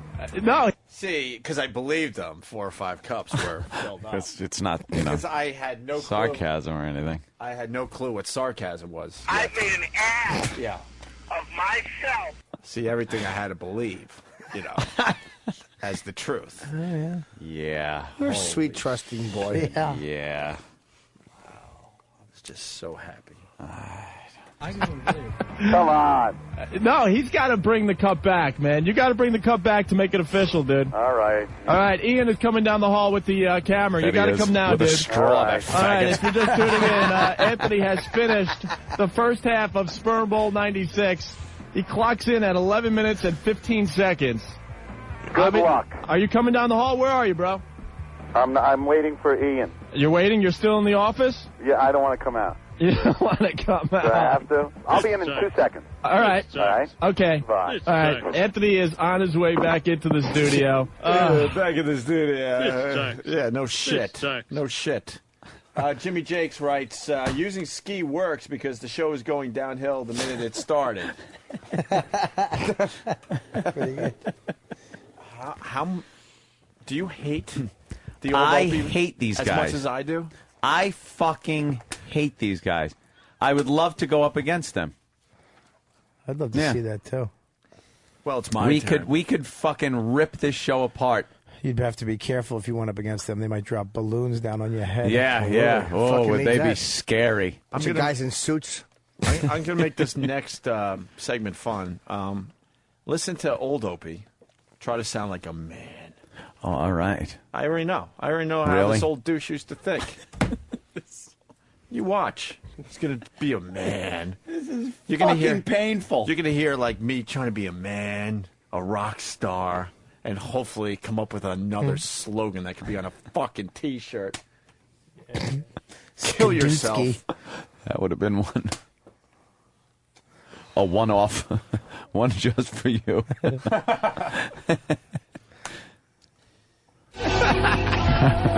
He's back in the studio, everyone. 107.3, the only station that really rocks. It's Opie, it's Anthony. Make sure you get the call letters in, because that's what they teach you in broadcasting school. All hell's breaking loose, but make sure you get the call letters in. I just like that everything's a moment. Like, no matter what somebody's doing, Anthony just put down his soda. He was having some pop, and he's done with it now. We're back. You're absolutely right. It's like so many moments Everything happening. was a big event. Yeah. Didn't matter what it was. And then he would just say something silly like that. Like, Anthony put his coffee down, and you would go, coffee down. Oh, that's right. Sounds like an old producer of ours. Oh.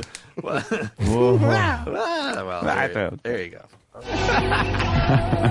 He's back in the studio, everyone. 107.3, the only station that really rocks. It's Opie, it's Anthony, and it's John Newton. Anthony is back from his little escapade. I was giving a sample for a scientific experiment. Sperm Bowl 96. Anthony officially finished in 11 minutes, 15 seconds. All right, Don is actually holding the specimen cup. Please. He's got the gloves on, and he's got the raincoat, so I think he's well protected. All right. Now he's going to put those little buggers under the microscope. After we get yours. All right. Well, gotta do it that way. How long can that sit before it's About an hour, but it shouldn't take you that long, should it? I hope not. Let me tell you something, hopefully pal. You best do.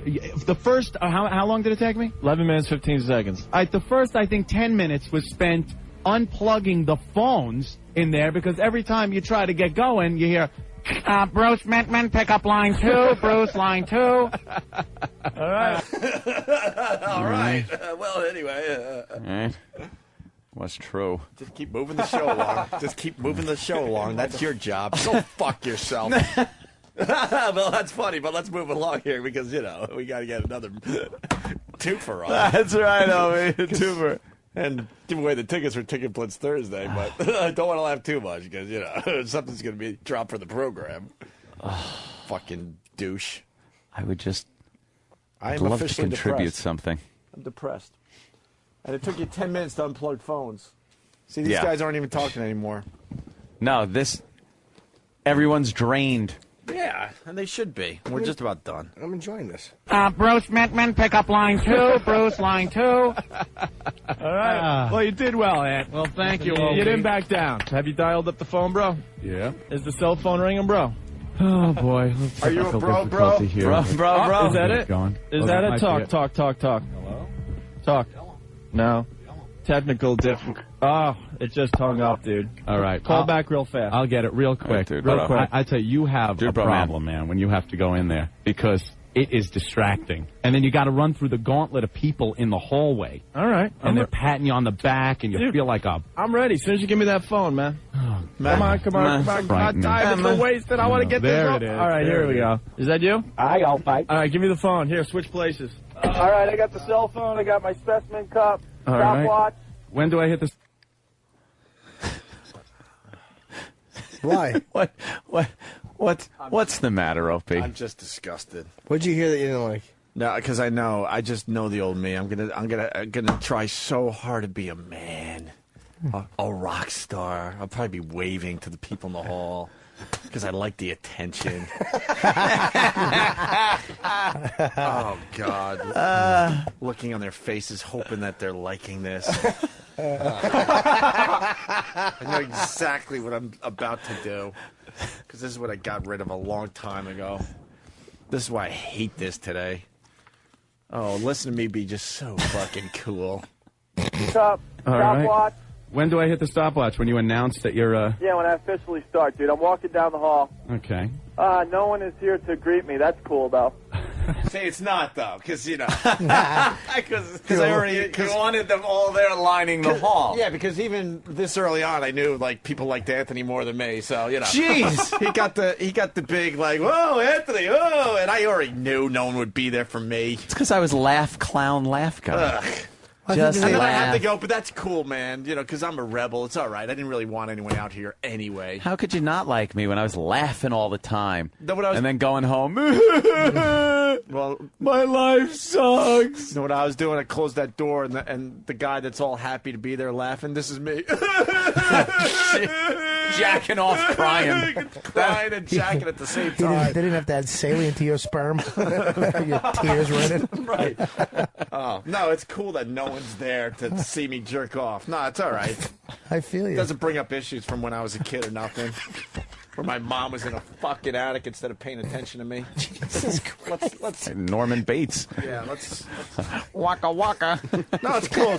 It's just like when I was playing basketball, thinking I was going to be in the NBA, and my mom didn't show up to the games. No, it's just like that. It's cool. Don't worry about it. I'm used to this. Officially start, dude. I'm walking down the hall. Okay. No one is here to greet me. That's cool, though. It sounds so sad. They do. No one's there to greet me. They're yelling from their offices, man. God, I got a procession. That's the Worcester County, I think. Thank you, fans. Thank you. Anthony, what a dick. I got a procession. Yeah. And by the way, because we've proven all morning that we didn't understand sarcasm, so when I said thank you, fans, I really thought the people I worked with were fans of the show. Not coworkers that, I know, you're lucky to have me here, people. Yeah. Brother Man T-shirts all free to you guys. You guys will get the first batch for free. Don't worry about it. If you want a second one for, a loved one, you're going to have to pay half price. You're paying for Mother Hucker T-shirts. Right. Thank you. He's thanking the crowd. Dude, he is in for some pressure, man. Oh, my God. People are leaving work. Hi, sir. It's rough. Jared is really opening the key to the room. All right, I'm in. He's in. Hey, dude, did you keep it dark in here? Yeah, what do you think I was going to do? All right, that's cool. I turned the lights out, of course. All right. You think I'm crazy? Oh, dude, I can't do this. You have to now, pal. If I back out, I look like a wimp, huh? All right. What are you doing? I'm pulling my jeans down, Wait, man. get off the phone before you go. I'm not naked yet. Is that door? Ian, get the freak out of here. Get out of here! He's got the camera on him. What is wrong with this camera guy? Dude, get out of here. Out! He really Leave! Leave! Uh-oh. All right, dude, It is getting his testosterone level up. I'm ready. Are you ready, Ope? All right, I put a chair up next to the door. All right, you better make sure you... Oh, because the ladies, whoa. Wow, they're going to try to bust the door down. To see me, young Opie, naked. Ugh.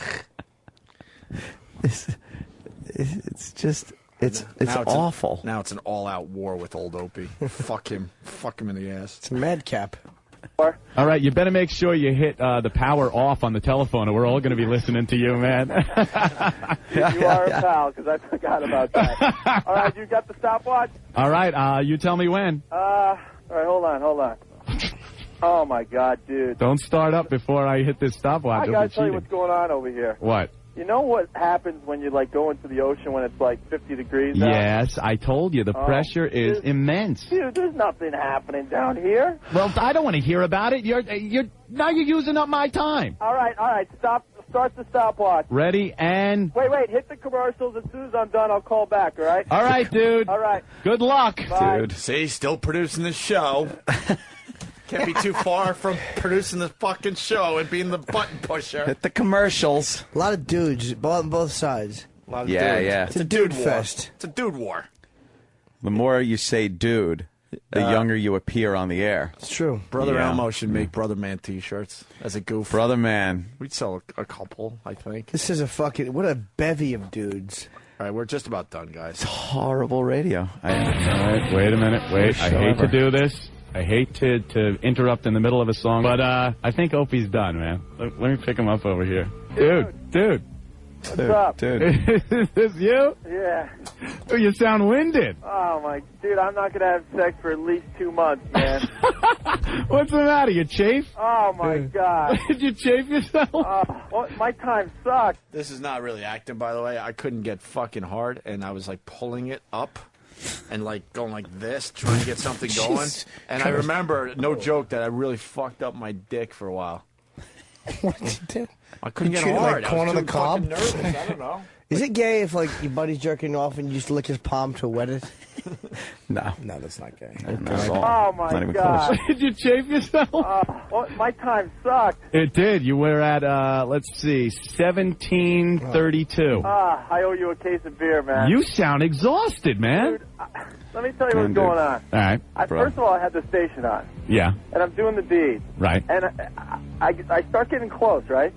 Then I start thinking about all our faithful listeners are listening to the same freaking song I'm listening to right now. See, you're getting too deep into it, you nut. I finally turned off the radio. Oh, my God. Oh, you did? God. Hold on. Oh, just. Hey, Anthony. Just. Hold. What the? What? I'll tell you what that was. Oh, come on, Opie, you're incorrigible. You nut. You loon. You crazy guy. Well, what were you gonna say? You fucking dumb cunt. I don't know, but you nut, Yes. maybe not. You bat out of hell, you. Oh, you're a dumb bunny. Can we hear that again, you nut? Oh, Anthony. Of course. Opie's a jackanapes. All our faithful listeners are listening to the same freaking song I'm listening to right now. See, you're getting too deep into it, you nut. I finally turned off the radio, dude. Oh, you did? Yeah. You are huffing and puffing. Ah, dude. What the hell are you doing? Come on. You know what he was doing? Jerking off. I'm walking back down the hall, dude. Oh, you got the phone? Okay, good. You'll be in Yeah. here any second now. Oh, my God. It's the pressure, though, man. It's unbelievable. I challenge anybody to do this live on the air. It's almost impossible. Because then you start thinking, oh, my God, I might totally choke and I'm not going to be considered a man. Yeah, that would have been bad. I was wondering what the hell was going on. Oh, my God. He's huffing and puffing. He's going to come in here. Let me see him. Let me get a look at you. Get over here. Yeah, look at you. Ooh. Come here, you kook. Come here, you nut. Let me see that cock. Let me give you a tussle.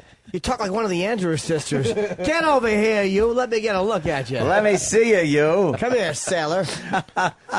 He's a boogie-woogie bugle boy, and he just jerked off and chafed himself. Let me look at you. Get over here. Everyone's Damien from Ohio. You nut, you silly goose. And then you got Marshall from Texas. He writes, I love Opie keeps enabling Ant's alcoholism with cases of beer. I know. You wonder why poor Ant. Come in here. Let me see him. Let me get a look at you. Get over here. Get over here. Let me see you. Taste that. Look at him. He's sweating like a pig. Holy mackerel. Oh. Is gone over here? Yeah. At least for once, it's a real fucking moment. It's not this. I actually explained something real. What? Here you go.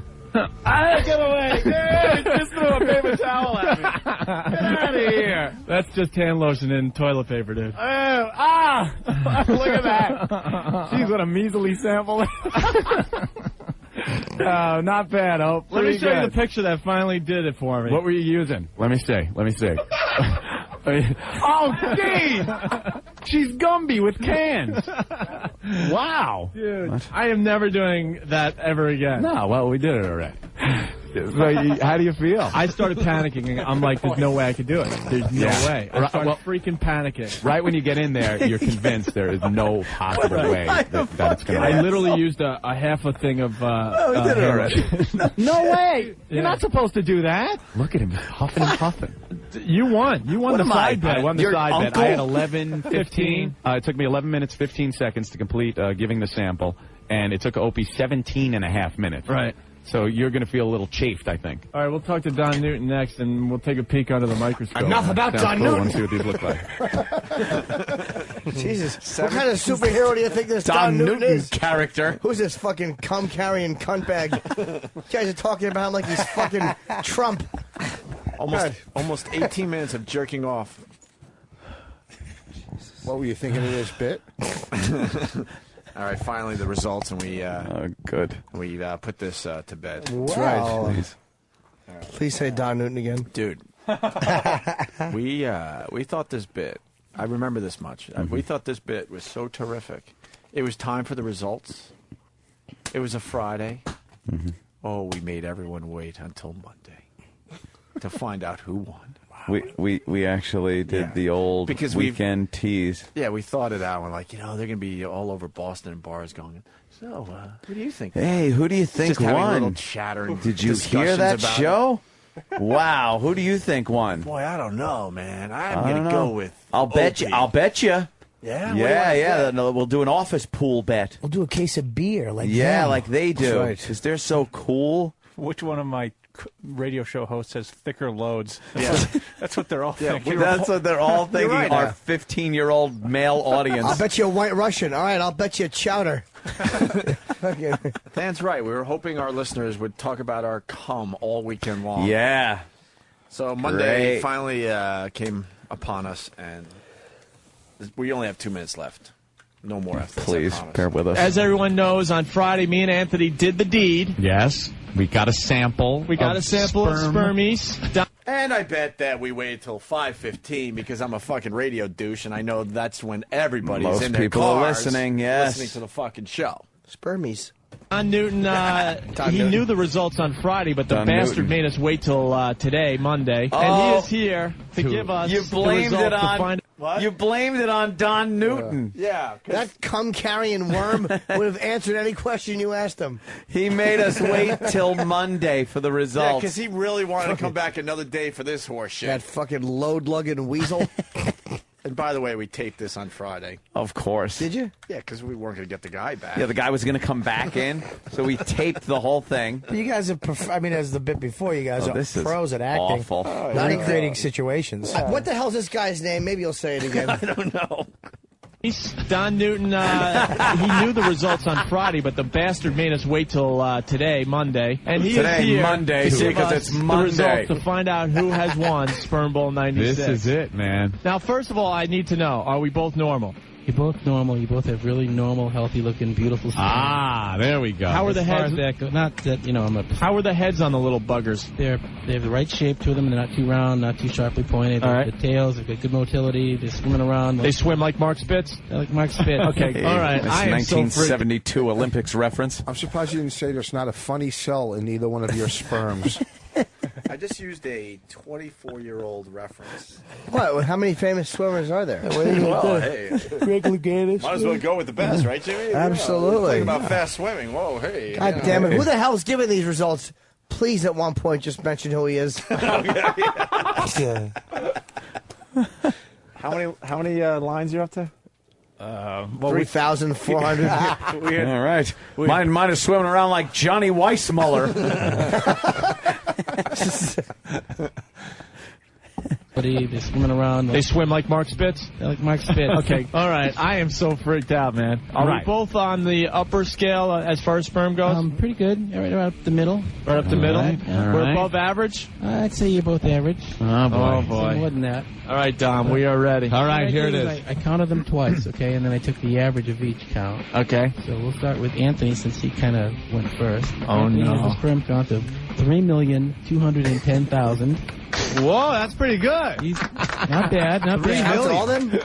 And Opie went, of course, second, and his sperm count would be... We'll tell you tomorrow. No, I'm just kidding. Douchebag. That'd be funny. That would be so funny. I know. You just fucking... A fucking... You just do it. Fucking 10-year tease. Second, and his sperm count would be 2,675,000. Wrong! I am Sperm Man! You can say that again. I've made that into my life, being Sperm Man. Oof. Oh, boy. I'm yelling at the top of my lungs, I am Sperm Man. And I see another T-shirt. I am Sperm Man. A stained one. I'm Sperm Man! Rock! Dun da da da! I am Sperm Man! Captain Sperm. That's it. Hey, what was I my want to account? thank the Academy. Wait. What was my official account? 2,675,000. He beat me by what, 600,000? Like $500,000. Dude. And I wanted you to $500,000. spot me $500,000. I wasn't spotting you anything. Look at my lifestyle. I drink, I smoke, but Look at everyone you. said that Italians have a higher sperm count. That's right. I want to thank my heritage. What's the matter? Oh, B, come on. Don't be... You're normal. You finished second. Yeah. Great, I finished second. You came in second. Yeah, I came in second. But not many people would go to work. Risque. What? Wait, why'd you say came? Why'd you stress came? Because come and coming, and if you came is another way to put when you fucking come, when jism spews out of your cock. Oh, you nut. See, so I was you really nut. I'm just a kook. You are a dumb kooky bunny. guy. Let me give a little. Is that the official horn? No. Oh. C. Murph from Pennsylvania asks, dude, is this Dunsky yet? We're just about done. Yeah, great, I finished second. You came in second. Yeah, I came in second. But not many people can go to work and do what you guys did on Friday. That's right. I think there are no winners or losers here today. Everybody I wins. think everyone Pause. wins. Dude, shut up. There are winners and there are losers. Okay. Let's just say the losers are the listening audience. Thanks. And the winners are the ones with the little doggy. Dennis from Boston writes, this is the kind of radio that inspired some suit in Washington to say, I need to shoot satellites into space so all of North America can hear this kind of radio. God damn it. I think there are no winners or losers here today. Everybody wins. I think everyone wins. Dude, shut up. Shut up. You don't have to jump into the car and crash into a wall to Thank test, God. test an airbag. Oh no. That's right. You're going to be doing that. No. I'm sorry. What can I say? We had no say over how the results came out. All right, shake my hand. No. You didn't watch it over the weekend? Yeah, exactly. Wow. How did he figure that one out? That was just blew it right there. That was the same day. What's the matter? You couldn't get Juice Newton to come back in? Fucking hate Don. I hope Don Newton is fucking dead wherever he is. Did we ever go through with the I don't know. bet conclusion where I really don't know. you had to drive a car into wall and do the very bit we fucking ragged on? Where did these mental blocks come from? Well, first of all, that bit was just one of those bits everyone was doing. Yeah. The fake car crash. Oh man. I don't know if we did it. I don't remember doing it. I don't think we did. I think we just let really that don't one know. go. We were on to bigger and better things, I'm sure. If we could find that, that'd be pretty interesting. I'll never be able to laugh at garlic butter saw. Not after that. The Opie Anthony and Don Newton show. Don Newton. Fucking. I hope. You know what it was? I hope he was fucking. It was the day of his daughter's wedding, and a sniper's bullet caught him with a fucking a cum sample in his hand. And when they crossed his hands in the funeral parlor, his daughter who got married that day, and he looked down and saw fucking dried jizz on his knuckle and went ugh. Before we get to line of the day. Don Newton is a bag of shit. Fuck Don Newton in his mouth. Fuck him in his mouth with a fucking bat with a dick painted on it. I despise Don Newton. I was 500,000 sperm short because Don Newton swallowed them. He took a little sip. That fuck. Hey, this is Howie Mandel. You're listening to the worst of Opie and Anthony. Opie and Anthony. Opie and Anthony. It's the worst of the Opie and Anthony show. JBL, having fun still? Absolutely. Right. Was that that was a bit awkward, huh? A little awkward having Sandy Kane critiquing people. Yeah, Sandy Kane's a -1 and she's critiquing other women. Now, what are the rules with, we have to give the rules real quick. Dan's got the rules. These guys have figured it out behind the scenes. Let's see if We're just going to, because I think putting on the bullseyes with whipped cream will take forever. So we're going to, each couple gets a throw per round, and the person with the farthest throw, farthest from the asshole, is eliminated per round. Okay. All right. Where? So the girls have to. Should the girls disrobe now? Because we have to move this along. Yes, absolutely. Ladies, we're going to get you facing the wall, pants down, on camera. Yes. Oh, wait, is it going to be a lineup? Yeah, we should. Yeah. All right. And that's how you executive produce. Thank you, Steve. Yes. Yeah, but let's get. these girls starting over here. Oh my God! Should each girl have these girls start there? Jesus H Christ! These girls start there, so then I'm facing the other way. Should each girl have a circle on their ass? They don't. They'll just tie. Well, we don't have to do a whole like dartboard, but one circle, no. How about Dan? 3 shots per couple, right? Yes. And then the one that's not, and the one that's the furthest is eliminated. Okay. That'll happen fast enough. Right, the girls getting naked and topless good God. because they need to be topless for cherry darts. And we have to have the sisters next to each other. I think that's mandatory. Yeah, and they should be touching each other and fondling each other. Yes. What 2 happened? sisters, red rum ass, and those 4. I'm thinking selfishly from my own view. 2 sisters, 1 cherry. No. There you go. Oh, wow. Oh, wow. All right, we got some. Fuck.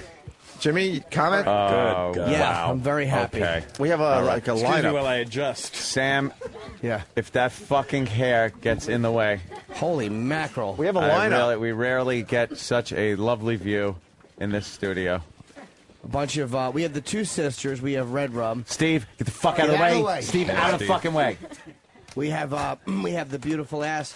We have the girl number 1 who's Sandy made uncomfortable, and girl number 2 who's Sandy made Jesus uncomfortable. Christ. And then Sandy and Danny. Boy. That is really something. Okay, so Are you girls embarrassed? Don't be embarrassed. No. Everybody all right? Yeah. You can. Anyone have anything they want to say to Sandy Kane after the critiquing? I mean, please. She needs to get the fuck out. Oh. So we can have some fun.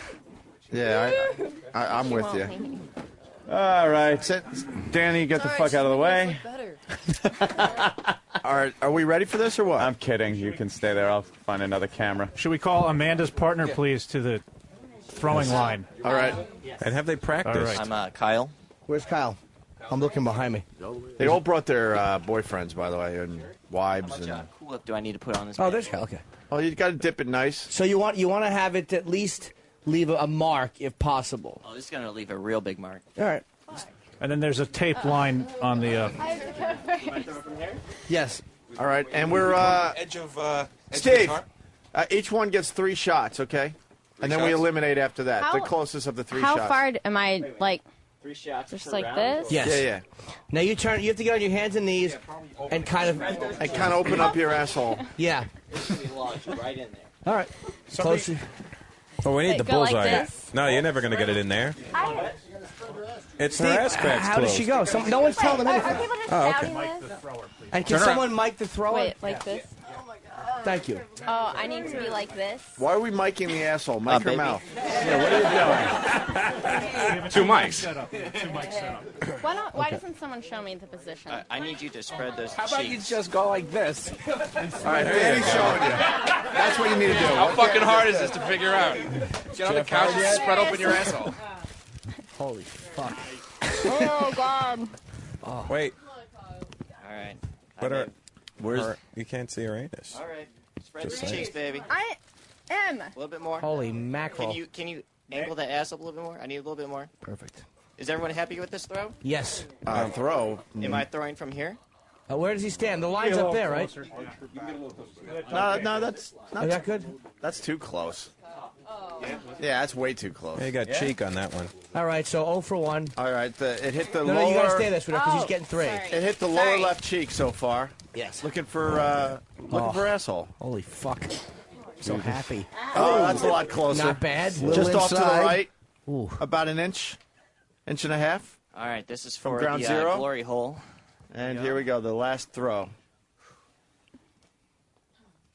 A little close. He hit bad. ass cheek. Low and Not a bad outside. job. All He right, hit ass- Steve's got the what a shot. Steve names himself fucking tape measure guy. It's good to be. No, go ahead. Go ahead. Of course I did. Well, the ladies, do the it. ladies asked for a gay guy to measure, so all right.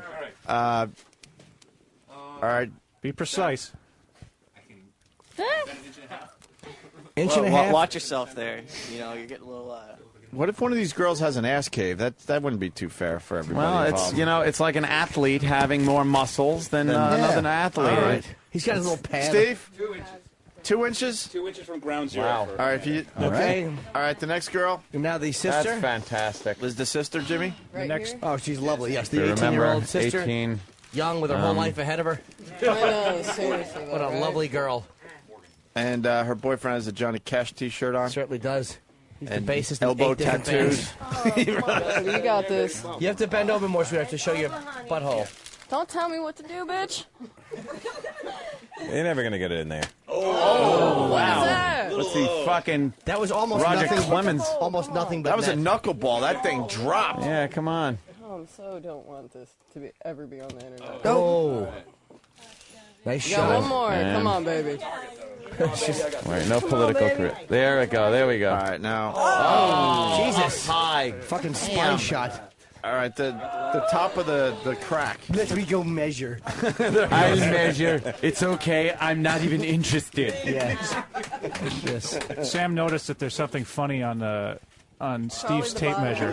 What's on Steve's tape measure, Sam? Probably a 5 with a line, a big black thing. Where he's fucking. Wow. Wow. How close? 3 inches from ground zero. Okay. All right, 3 inches. Red Rum and her husband? It says Ms. Fix-It on Steve's tape measure. All right, Red Rum's going to show everyone how this is done, by the way. That's how you See, do that's how it's done. There's a target. See? It's too bad JBL has left the show, because he would have loved this. Where's JBL? Stay in there. I don't know. He's gone, Jimmy. Look at her I think fucking he has something to do hiney. with Fox or something. Boom. Wow, that was a horrible toss. If you don't get this, you're dead. Yeah. I'll say. Wow! Wow! Oh my God! Our first bullseye. That was a bullseye! Wow. Oh my goodness! Wow. You see, you have to make the anus accessible. Yeah. That was a bullseye! See, Do we have to measure this? No, well, Steve measured just to... Is it... It's a bullseye. You don't measure that. It's a bullseye. That's an official But bullseye? no, she should take another shot. Yeah, just in case gotta you get do your another third one bullseye. because if let's never say know. someone else gets a bullseye. If he got 2 bullseyes. All right. Oh my God. Brian. Oh, and you know it tastes like All right, whipped cream. hold on. Okay, so one bullseye. All right, not bad, not bad. Very not good. bad at all. Fucking Red Rum. Try the hoop du jour. Jimmy, who's up next? Ass is up next. Oh, yeah, okay. Go all the way All over right. now, madam. Hold on, yeah, move Madam? over. Madam? Make this one take as long as Yeah. possible. Yes. That's right. Push your hiney out. We're not Are even you looking. allowed to, like... Yeah, yeah, Oh, yeah. yeah. You can do Jesus whatever Christ. you want. Absolutely. She's You're allowed to have decided... a log fall out if you want. Oh, we got Come on. Hey, step into it a little. Hold would on, you? Jimmy. What just happened? We got a southpaw. He hit the wall. Fucking Bob Dole just threw one. He missed by easily a foot and a half. Yeah. It hit the wall behind Come her. on, lob it. She's... Oh, my God. It just hit her right shoulder blade. What's wrong with you? Wow. Have you ever fucked We her or did you this just keep at missing? home. And she's making the target nice and big. Oh my God, that's a great target. Oh, my. All right, a little closer. Yeah, you got to but- measure that one. Measurement. And Steve, please cheat because I don't we think need we her should to stay in eliminate the Yeah, game. anyway, Steve, just in case. Make sure you cheat on this Take one, a while. Steve. What? 5 inches. JBL's. What happened? No, I just... What? 2 inches. She would say goodbye to you. All right, we're losing JBL from the WWE. Oh. JBL, so the big plug for the boner juice. MullinsOneEnergy.com. Appreciate you guys having me on. I really. Oh, no problem. Who are you? Big fan of you guys. I'm in what? the garden at Waterloo Theater this week.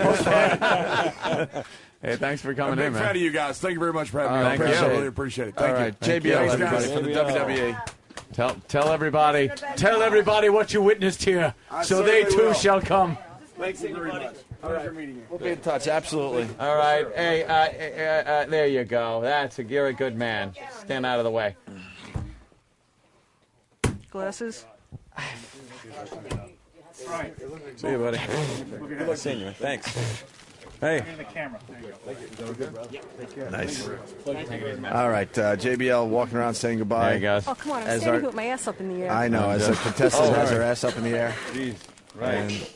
And no one noticed. All right. Are you guys having fun? Hold The on. lights Oh, down? Yes. No, hold the phone. There we go. Are we ready? Why is there a lot? What's going on here? Jimmy. You're the play-by-play guy. Okay, I All right. apologize. All right. I don't remember your name. Chris. Chris. Oh, Chris? All right, we got Chris. Okay, Chris, a big girl. She has a big bottom, and she is showing it. And she is she's looking ready for sex, and her husband is... Wow. Just a friend? Just a friend. Okay. That's what friends are for. All right. He kind of looks like Chris Christopherson, and yet he looks nothing like him. And he is going to attempt to throw at Chris's fucking bottom. And if you miss this... Come on, it's wide enough.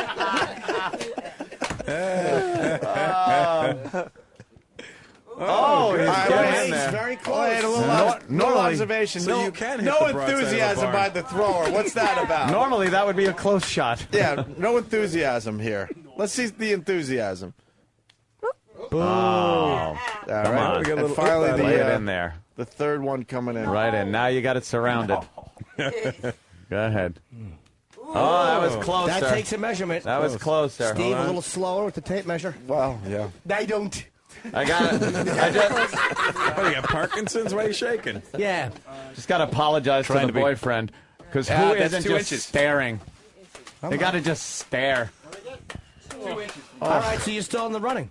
That's ridiculous. 3 girls tied right now. All right. Oh, my God. Here we go.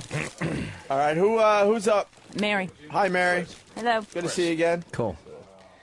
And who is her slight friend? Is this her boyfriend? Yes. How are you, sir? Your pants are a little high. They certainly are. He's a lot older than he looks. Yes. What? Wait, we did it yesterday. Yes, dear. Wait, you guys We were did it practicing? yesterday. Yeah. It's funny. Oh, could I ask a favor? Yeah. Could you two switch places, please? Thanks. Why? Oh. That's all. Anyone wants to stare at an ass there. All right, let's. You gotta be kidding me. Can I say the boyfriend is fucking dressed for a You want me to pedophile do this? conviction? Please come back a little bit, sir. Sir, you have to come back a little bit. You fucking... Yeah, about there. Your hush puppies are right by our crack. All right. All right, here we go. The target is revealed. There you She's go. peeling it open. And Oh. all right, He's kind of well, close. Not bad. kind of close. Oh, she's fucking holding one half open, the other half's relaxed. Well, he's a righty. Oh. He's leaning in. Her asshole's winking. All right. wow, Just hit that's a good. wrist. Hey, you That's moved good. over. You got to move to the Yeah. left a little. And you guys practiced, Stop huh? panicking. Jesus. Get a hold of yourself.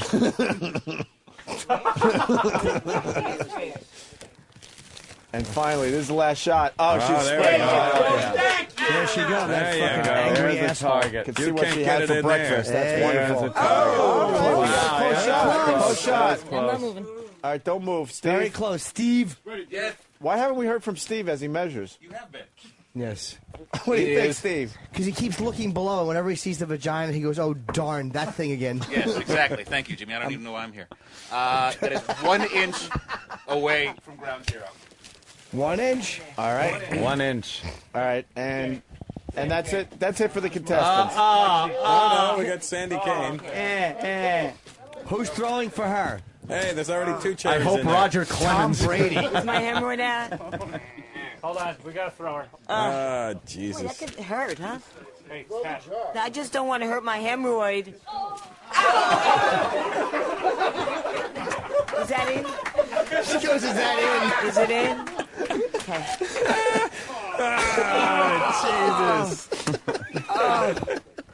What's being thrown Is that here? in? Can you use a watermelon for that one?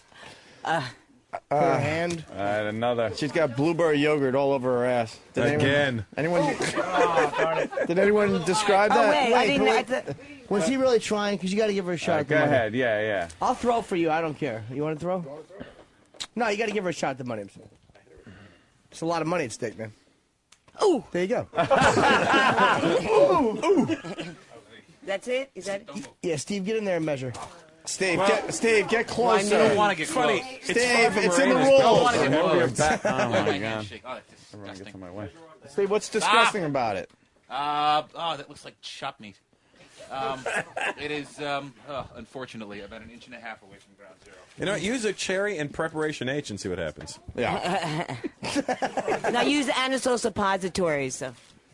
All right. All right, so who's out? Yeah, who's out after the first round? After the first round, the furthest away was Aurora with 3 inches.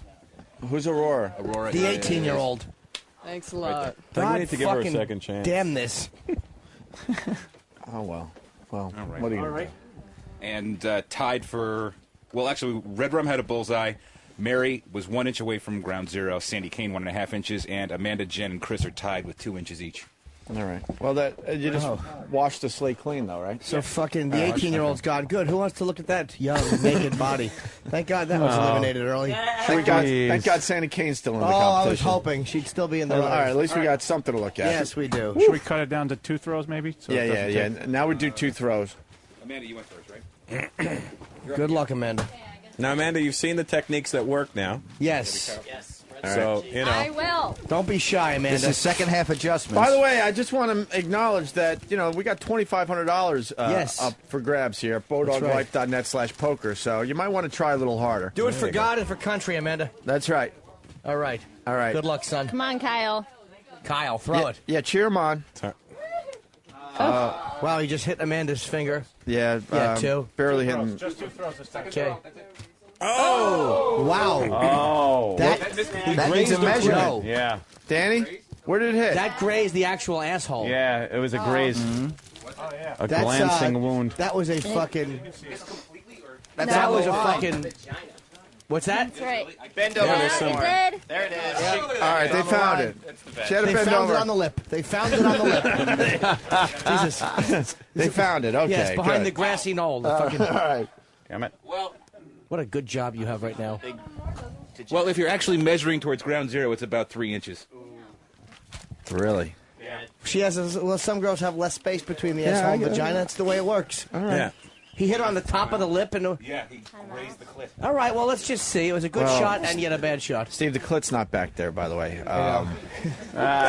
It's tough to graze the clit when they're bending backwards All right, like here comes I know the what I'm fucking talking about, really. Red Rum and her husband, fucking Mr. Aim. Wow, wait, what a target. Now, Even that's if how you- you spread it out there, ladies. Yeah, you Even go. if you miss, we all win. Oh. Uh-oh. I love how annoyed she gets. God damn you. Yeah, she's not happy. And... Close. A roll doesn't count. Yeah, it's It's point so- of first impact. It's so funny to listen to them because, like, instead of like you didn't cut the grass, she's like, "Ugh, you missed my asshole with the first." All right, what do we got? That is 2 inches, 2.5 inches from ground zero. Oh, all right. She's going to move on. Red Rum moves on to the next round. Yes, she does. You got to be, what, 3 inches? Is that what we're... Right? Okay. Yeah, 3 is the highest so far. And this is... Son, you're doing this for all of us. Great ass. Great ass Girl. is up. Round 2. Open it up, you goose. Holy mackerel. Yeah. Oh, yeah. Wow. That was like top crack. Yeah. And here comes the last throw. Oh, boy. same spot. Same spot. The southpaw is having... He is, but Some it's problems. understandable. Do you need a pinch hitter? We're going to go to the bullpen. And Steve? That is 2 inches from ground zero. All right, so she's She's going to move Still on. in the running. okay. And now Chris is up with her friend. Should I spread it this time? Yes, it might help. You want to show that asshole, young lady. How's that? Oh, damn it. Sorry, guys. It's like it's singing Don't be opera. sorry. It's good. You got a nice little butthole. Wow. And Mr. Aim fucks us up. Well, you would too. Good boy. I mean... One more shot right by that. Oh, he hit the finger. Damn. I felt like I had to pay a toll. Steve, get in there. More and more embarrassing. She's going to have to spread it again because I have to measure from how it was. There you go. Spread it again. Rules Get are your rules, fucking right, Steve? sticky tipped fucking. Look at E-Rex taking good pictures. 3/4. Lucky us. She's going to be in the next round. All right. Very good. All right. And is this... Mary. Where you did it last time? That is a meaty taco. All right, well. That is one meaty taco. That's a catcher's mitt. Okay, he fucking missed. Looks like an upside down exclamation point. It's a semicolon. Close. All right, Steve, get in there. All right. I'm going to measure. I can't stop doing him. I know. Steve, I live for it. Steve hates having any interaction with the listeners. Oh, gee, is it that obvious? 3.5 inches from ground zero. Oh, no, we might lose her. Ground zero. Here's your hat. Really What's your suck. hurry? All right. Okay, good. Sandy Yuck is up Yes, and the fucking... well, she's that now... fucking asshole looks like an orangutan asshole. What did he hit? He hit New Jersey.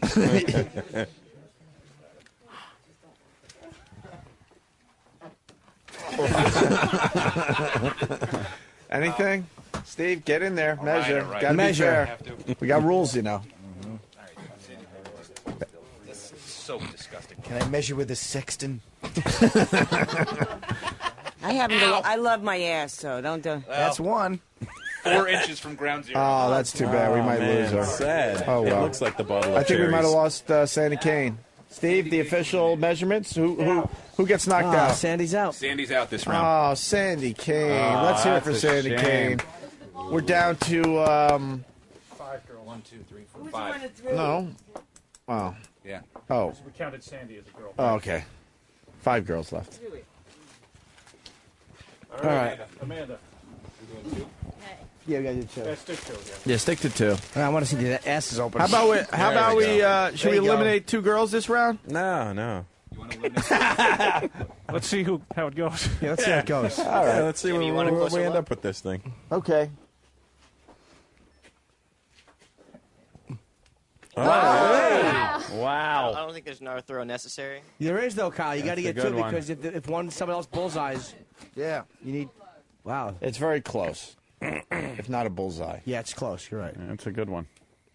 2 good shots. That The other one was one up high. Wait, does he have to measure that? That one a little high. We should call this one a bullseye, I think. Okay. Really? Yeah, that's a bullseye. All right, a bullseye. That guarantees the next round. Red rum's up. Getting mad. Don't slip. All right. Fell on Sam's thumb. Red rum is penetrated your uterus. You got a big thumb. Red Yes, rum knows. so did I. Red rum knows how to play catcher. Whose back of the neck is it? Oh, Joe, you're in the way of the camera. Yeah, there you go. And uh-oh. Red rum's in trouble. Oh, Yeah. boy. Top of the ass there on the right side. 3 inches from ground zero. Oh, no, that could be a problem. Mm-hmm. Red rum is not happy. She is pissed. All right, we got the southpaw, though. This guy is very unpredictable with his throwing style. Wait, she wasn't even ready. Slow down. Hey.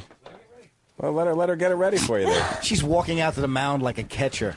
Yeah, let's slow it down. Calm him Yeah, down. slow down. Let her prime that thing for you. He's nervous. There you go. Oh, Jesus. You know, you're ruining it for all of us.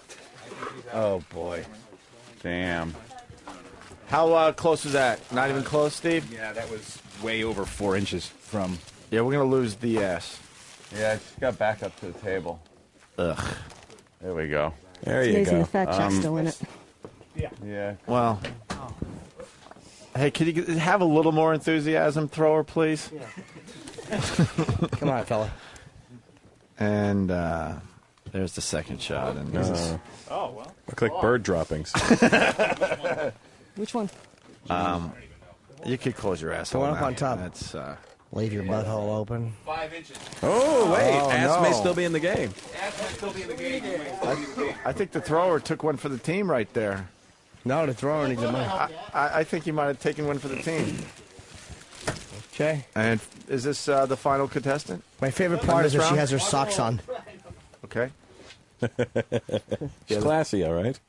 All right. That's a pretty good throw right there. And the guy with the big pants pulled up very high is That's the right. thrower. You got to throw some pictures out there for everybody. Oh, and he fell short. Bounces in front of the mound. Steve? That is... Steve's measuring assholes.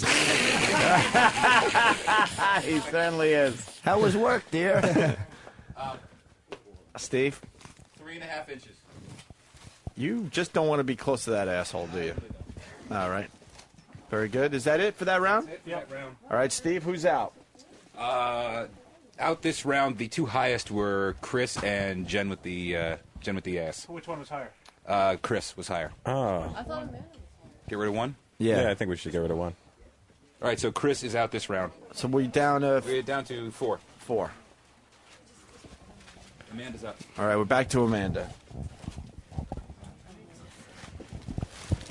She's assuming the position. Holy Toledo. Jimmy, Russell Peters, anything? It's good times here in the front fucking row. boyfriend's got some aim. Yeah, this guy's the real deal. This fucking, he says he doesn't want to work the rest of the month. He needs money. This kid doesn't play games. Unless you're playing asshole cherry games. Wow. Yeah, all right, he's very Two close. good shots. Good. Fireball. 2 good shots. Steve? That is... Get an accurate one, too. I am. That's 1.5 inches from ground zero. Oh, look at that. Good. Yeah. Nice. Why is my agent calling me while I'm on the radio? Because they're crazy? Because they're dumb. All right, Red Rum, look at the target, Jimmy. Oh, look at that. Wait, hold on. Okay. Hey. All right, that's very close. Just off to the right, probably, I'm going to guess under an inch on that on that last Close throw. one.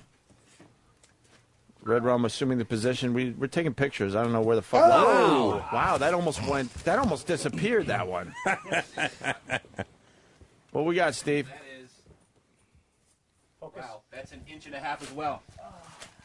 Seem closer. All right, very good. I feel like a Mike the asshole joke in there. Oh, we're losing a microphone. What happened? I think it's mine. There's a battery going on somebody's mic. One of the wireless. Can you turn that off? Where's Change my the battery? headphones dying? Your headphones there. Oh, you dying. have batteries, too. All right, there you go. There we go. All right, we're back to the south paw, Oh, yeah. and the ass. God, I wish I'd... Oh, what are you doing? And he hit her Oh, my leg. God. What are you Hold on. doing? What are you doing? Hold on. Think, What's think. wrong with this guy? Think before the shot. Take a breath, you motherfucker. Jesus Get Christ. some more whipped cream on it. We're never going to know when you hit it. Oh, fuck. And the second shot. Okay, I think he deserves another throw. I think so, too. The first one was just so way off. Oh, my God. Use the ass, Luke. They're not allowing You it. can't do it. You can't. No, Believe it or of not, course we got not. official rules. Yeah. We could actually get in trouble if we Yeah, don't follow the rules. can't How do that. ridiculous is that? Fuck with the money. Sorry, if it was up to me, the whole jar of cherries would be thrown at your ass. One by one. We would have started at 6 in the morning. What was that, 9 feet? Yeah, the guy is just awful. Jeez, how'd you miss that? Michael J. Fox would have thrown better. All right, what do we got? We got Sox McGillicuddy up next. Sox McGillicuddy. Why the red ass? Oh, there's Sox that from McGillicuddy, a big player back in the 70s. Trying to make a comeback here. Oh, very. look at well, that. Great. Why Kinda can't you be close. throwing for the other guy? Yeah, really. Just above ground zero. Very close. Nice shot. Had a little finesse on that one. Yeah, he Put a little getting English fancy. on He it. did put a little English on That's it. going to be the first one. Steve, get in there. Get a good one. Yeah, I am. It is just about 1 1/4 inch. Ground zero. All right. They got a good technique right there, that couple. She opens up nice and wide, gives him a big target. Big target. Big target. All right, They've what do we worked got, together Steve? for years, socks and high pants. Yeah, we lose Jen on that one. Oh, Jesus But Christ. I don't think Jen should get dressed just right away. Just in Yeah, case. sort of like a cheerleader for the... Take Just- a lap for the fans. Yeah, I wouldn't get dressed just in case someone pulls a hammy or something. we might get you right back in there. You never know. All right, we're back to Amanda, right? Yes. Yes. Oh, wide open like Red Rum. That's the way There to you go, go. ladies. Starting to There you go. recognize the girls by their assholes. Yes. This is True. Do you mean their boyfriends? What are we down to? 3 girls? Oh! I think Right in there. Wow, what a fucking bullseye. shot. Another bullseye looks like. This Kid guy's does on not fire. fuck around. Bringing the heat. Oh! And he hit the lower lip. That He fucking- guy Do we is have to measure anything on for that one? target. If you want, I'll step in and measure this one. All right, that's fucking. that's a guarantee. They're moving on. Red Rum's husband is right Sweetheart, to the I would fucking use the mound. soft wet wipes if I were you. Red Rum, considering the delicate area of where it is. Yeah.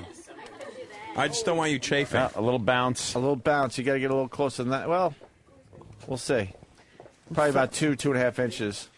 Second shot. Wow, destroyed it. Destroyed it. I saw the point of impact, and that was not a bullseye. Oh, it was a little low, right? It was a little off, yeah. She still moves over, though. It was just to the right of the asshole. She still moves on. Jesus, still Danny, a what the fine fuck? throw. Holy shit. He's in the running for the side bung award. How close, Steve? About a half inch away. Half inch away. Yep, I'd say. Is that it? And then we have No, we have one more, right? Chris. One more. Right? No. Mary. Mary, the forgotten contestant. The socks. Socks. That's me. The White Socks Sox. McGillicuddy? White Sox. Socks Socks McGillicuddy. McGillicuddy. Yeah, that's funny.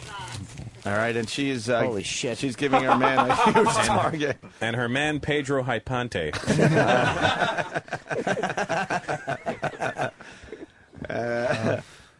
And he's got to go to work after this. Okay. all right. He's got a second Like you're shot. not at work now, you douchebag. Second shot. What do you work? Not even. Oh, I hate lower, to lower. see you What do you leave. do for work? Stagehand? Stagehand. What production? she's done. Anything that goes out, I'm actually going to be working at Television. Okay. All right. So we lose. We lose Mary. We lose Mary in her Down socks. to Amanda and Red Rum. Amanda and Red Rum. All right. Still 2 throws? Marble? Or should we do sudden death? I'd say you give Try oranges. No, it's it should be closest. Yeah, let's do. This is the finals 3 shots and that's it, and then we'll get 3 a winner. shots? Yeah. yes, and then all the guys get to jerk off. As long as the plastic's down. All right, Amanda's. Oh! This guy knows how to hit ass. Right. This guy, Oh, man, he's a champ. This guy knows. This guy has he's right thrown there. cherries at anuses before. We've been practicing all week. Really? Wow. He is not a rookie. Your living room's a Sam, mess. that head. That's good. Wow, Very close. amazing. Give me the money. Just give me the You want to money. measure that one just for. Posterity? Well, in case we have more than one bullseye. Posteriority. All right, what do you guys think? No, it wasn't 2 bullseyes. No. One bullseye? And measure the second one. For, Tony, what do you think? What do you got, Tony? One bull and about half an inch to 3/4 of an inch on the second one. All right, we'll measure All the right. second one. You got to get a measurement. Why? It's just the closest one. No, but if this guy No, has but a if he throws bullseye, a you might have to go to bullseye- the second one. It's like, what, 3/4 of an inch? Yeah, it's about 3/4. Well, I think if they both do 3/4. bullseyes, then we just have to do 2 the final bullseyes round win it. again, right? 2 bullseyes will win it. Oh, I see what you're doing. Okay. Yeah. All right, Red Rum is giving Get him 2 the. bullseyes. I'll give you the head on the way home. Wow. Wow. If he doesn't, There's can he an give it to me? incentive. All right, she. All right. Jesus. All right. If you get 2 bullseyes, You're I'll going to give get you a toothy head on the way home. home. Oh, no. He's panicking. Hit before the plate. One No more. pressure. The final one, Red Rum bent way over. Fucking splattered. He had a bad last no. round. Damn, she's going to bite your dick off on the way home. Oh, boy, what happened there? Oh, no. Amanda and Kyle. Thank you. It is Amanda and Kyle. One of the sisters actually wound up winning the Very whole thing. good. $2,500. Well, no, I think Yes. What do we no. got? No? We got 25 total. We got Oh, 2,500 I'm total. sorry. Okay. Yeah, because what you guys decide? First, second, and third, or first and second? What do you guys do? That would require preparation. How about Double it up. How about $2,000 to the winner and 5 to the second place? Sounds good. Because that's easily determined. Plus all the cherries you can eat. Yes. That's actually really good because I would have done it even worse than that. Okay. Seriously, That's- I would have that's fine. gave the top 3 money, but that's. How about everyone? Fucking What Sandy, about how like we- at least $100 for everyone that did it? Why? All right, go ahead. Cough it up. Like she coughs it up. Practice, and I'd like to thank first and foremost the fact there is no God, so I am the winner. Okay. That's. A deadly hush. No, that was comfortable. All I right. guess I can- Practice that in the shower for a while. Very nice. The ladies did great. Wow, so they got Certainly did. $2,000. Huh? One of the sisters wins $2 Yeah, grand. look at that. Red From Rum wins Bodog- 500, and we all win. Hey, this is JBL, John Bradshaw Layfield from the WWE. You're listening to the worst of Opie and Anthony. Opie and Anthony. It was awful. Worthless. They're the worst. Just screaming every racial epithet you can think of. An abomination. It's the worst of the Opie and Anthony show. Sandy Kane, do you like all the bodies in the room? All the women you're with? Well, I mean, I love. You know, you want. No. Hey, some people, you know, I mean, they overeat, they eat too much. I mean, I like to suck dick myself. I mean, that's me. So, I mean, everyone had to each use their own, you know. I like to suck dick and swallow cum. That's me. Sandy, go around the room and just give one line on each girl that's going to be participating in Okay. cherry darts. All right, go down the line. Okay. There's all shapes, there's all This sizes. This girl is very beautiful. It's very thin, beautiful. You want him to Let's turn see, around Turn and stuff? around. Let's see. Nice, cute ass. Holy Go- mackerel. Bend over. Oh, Let's that's see. good. Come on, be proud of your ass. She It's showed it to beautiful. you. She showed it. Okay. All right. No, I'm just saying. Is there any problems I'm with not her? a lesbian, but this girl's beautiful. Is there any problems with her, Let's though? Red Rum is the first girl she was talking about. Well, she could have implants. I mean, let's face it. No, hey, I'm just saying, there's a lot. This girl has beautiful tits. Look. That Sandy, girl- one at a time. This is radio. Okay, Get one point at a on time. fucking That Discovery woman has Channel. big fucking tits. You said Okay. you wanted honesty, so okay. Yeah, okay. All No, right, I'm so just saying, and generally you think she's beautiful, but she needs implants. Yeah, okay. I need you know, implants are great today. Okay, that's just it. A lot of beautiful implants today. All right. Okay, a lot of beautiful implants. Okay. All right, so that's Red Rum, and you're saying that she's beautiful, but she needs implants. All right. Yeah, All yeah. right. She All right. The could next use girl. them. The It's next ridiculous. girl. What's your name, Jen. ma'am? Jen. Jen. What Very about Jen? beautiful girl. Turn around. Please. Holy shit. This is a pretty perfect body. Pretty perfect, but I mean, in today's market, she could even use implants too. Are you out of your fucking mind? No, I'm just saying, like tits like Do you her. need If she to had ask? implants, it'd be really nice. Have it. Let me see. Go over here. Those are fucking perfect. Yeah, What those are- are- You're insane, Wait, Sandy. How big are your boobs? Big. A full 24. big. They're full B's. Yeah. They What's fit, wrong with B's that? not big. they fit the size of her Come on, body. every other Yeah, person has I have a tiny implants today. frame. Yeah, So she's got like if they were bigger, they'd be like. That's No, but insanity. like, if she had implants, her tits would really be nice. They're you nice now. You don't want Like to. you know what? You're Men coming love from. big fucking Not tits. fucking true. Go ask all those guys. true. Right there. No way. Men love big fucking tits. staring at this on her and not that. All right. Men love tits. All right, move period. down the That's line, right. Sandy Kane. Okay. A little This honesty girl, happening. hey, you know, tits are great. You know, I love tits. All right. Okay. Thank God. What's for your tits. name? Okay. Me? Yeah, just for the radio Amanda. audience. Amanda, right? Yeah. Yeah, she was Okay. in. That's the girl who was in Yep. before. And Sandy? She, I think she could be standing a little sexier. I mean, I think she has a nice body, but you know, it's like how you stand too. But she's very, very nice. I mean, I don't You know, think this is like kind of hard for some girls to come on here and get naked, and you're just making it even worse. You just leave. We're trying to have fun here. Okay. And That be is true. You're naked. trying to be Nice. naked, and the fucking crypt keeper is making fucking notes on you. Creep show. Like, I have my own self-body issues. You don't need to point them out, and, you know. Well, at least Don't worry it's about her pointing them out.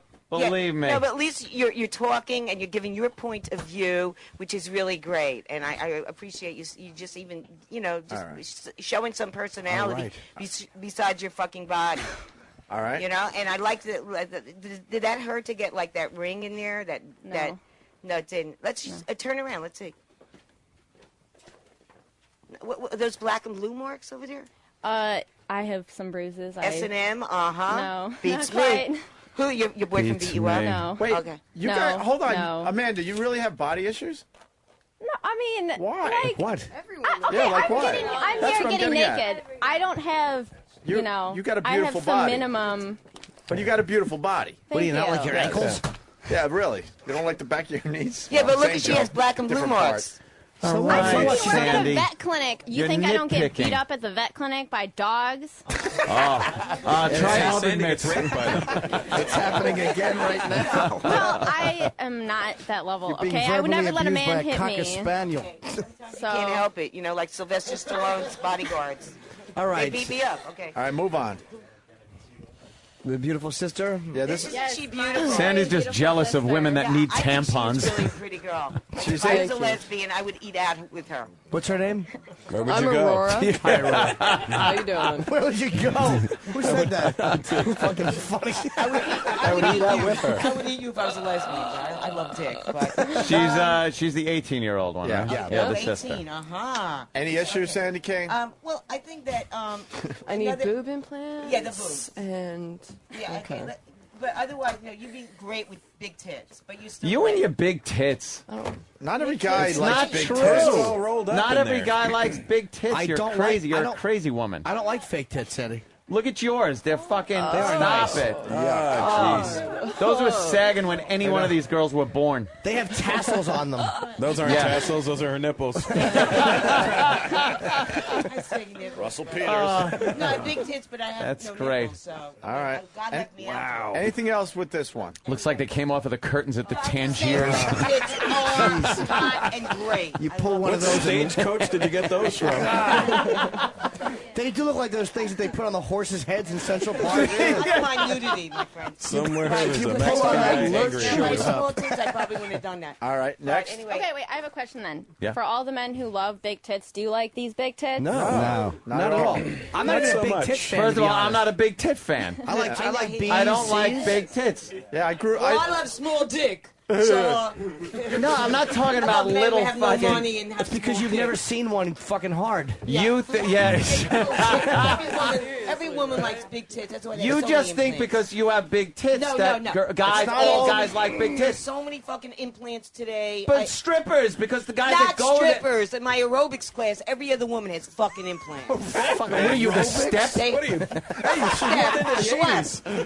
Schlep, kickboxing, dickboxing. No, Yeah? they have All full- right. and they're doing an incredible All job. right. That All is right, the move big- on, Sandy. That We is gotta the fucking biggest wrap this up. plastic surgery Move on, today. move on. Now this beautiful woman here, she's big tits. I'm Chris. Okay. Hi, Chris. Hi. Oops. Hey, Chris. Oh, it's Hi, guys. What's the problem there, Sandy? Well, she has huge. Wow, what size are your titties? Actually, they're a D and a half at this point. They were a double D. That what you have like breast reduction? No, I've just been exercising. Oh, okay, great. For the show? No, for me. Right. Okay, great. That's great. So you're gonna go topless? Yeah. Okay. I've taken off my top before. Hey, fucking D. I've taken my there top were off. 80 jokes to do that. Sandy Kane, nothing else?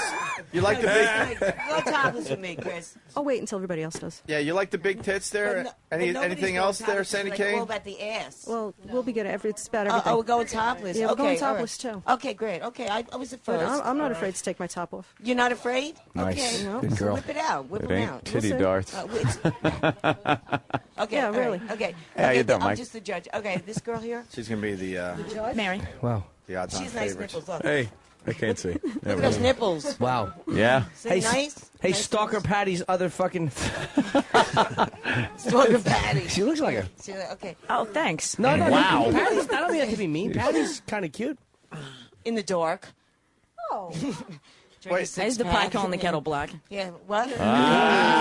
Nice. There you go. So what's the issue there, All I know Sandy is Kane? I'm on public access television as a sex symbol for 13 years, and I get like all these Sex I wouldn't call it a men sex that symbol. masturbate It's to me sex every with a Friday fucking night. red line through it. Yeah, the symbol for what?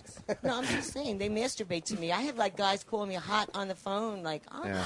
Sandy, you're so beautiful." What? So I All right, mean, any other issues with okay, this girl. Good, right? She has issues. I really didn't get down to your waist because I mean, okay. It's the radio. Okay. I know it. But yeah, I know but you keep exercising though, because it's really good. The exercise is the best thing. Well, gee, thank you very much, Jack LaLanne. She's a real motivational speaker, isn't she? She's a regular Dick Simmons. Dick Sucker. Yeah, Suck cocks. Okay. Now this girl, Mary, She's an Mary animal. Lana here. You could also use some exercise. You have great tits. I mean, the nipples are nice. And what size tits are you? 40C. 40C. Very good. Okay. I mean, 40C. Let's turn around. Why don't you both turn around together? I mean, just So all right, Sandy. She has a nice ass crack. Nice ass crack. Yes. That's I nice. work in the glutes. I can work in the glutes. Okay. Well, Working the asshole? I've been working everything, yeah. Good. That's very nice. Look at her. Look how she can do that. Very good. Wow, look. She can move her cheeks. Great. Well, you bent over just once. See? All right. Cloverfield. Nice. I can do it. Nice crack. Dolphin caught in Nice crack. No, very nice. Okay, what about this girl? Good. Okay. Remind me. You I need could have Michelin little tires Victoria's when I get out of here. Yeah, it could be like a little bit briefer. 'Cause, your body's nice, but it's also how you hold it, Okay, but very nice, but you could keep exercising, okay? You're better than Patty. You're better than Patty. All right, well, it's time for cherry darts. That was cool. Nice. We get hot chicks and a stack of pancakes. We'll explain how uncomfortable that was tomorrow. Ladies and gentlemen, the one, the only, Sandy Kane. Thank you very much. Thank you.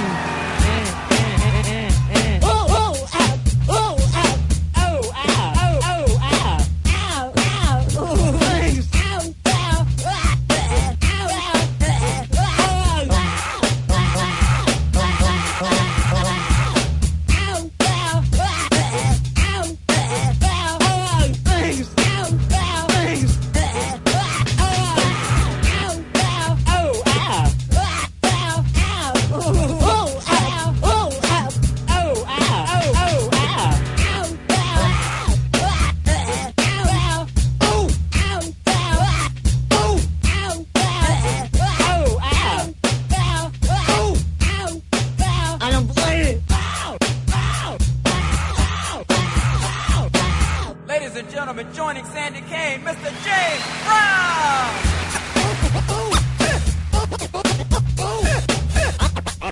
I don't play it. Beat it, monkey. Beat it, monkey.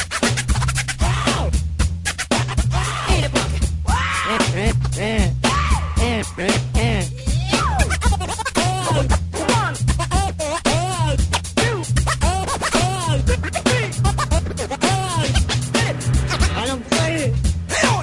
I don't play it. Play it.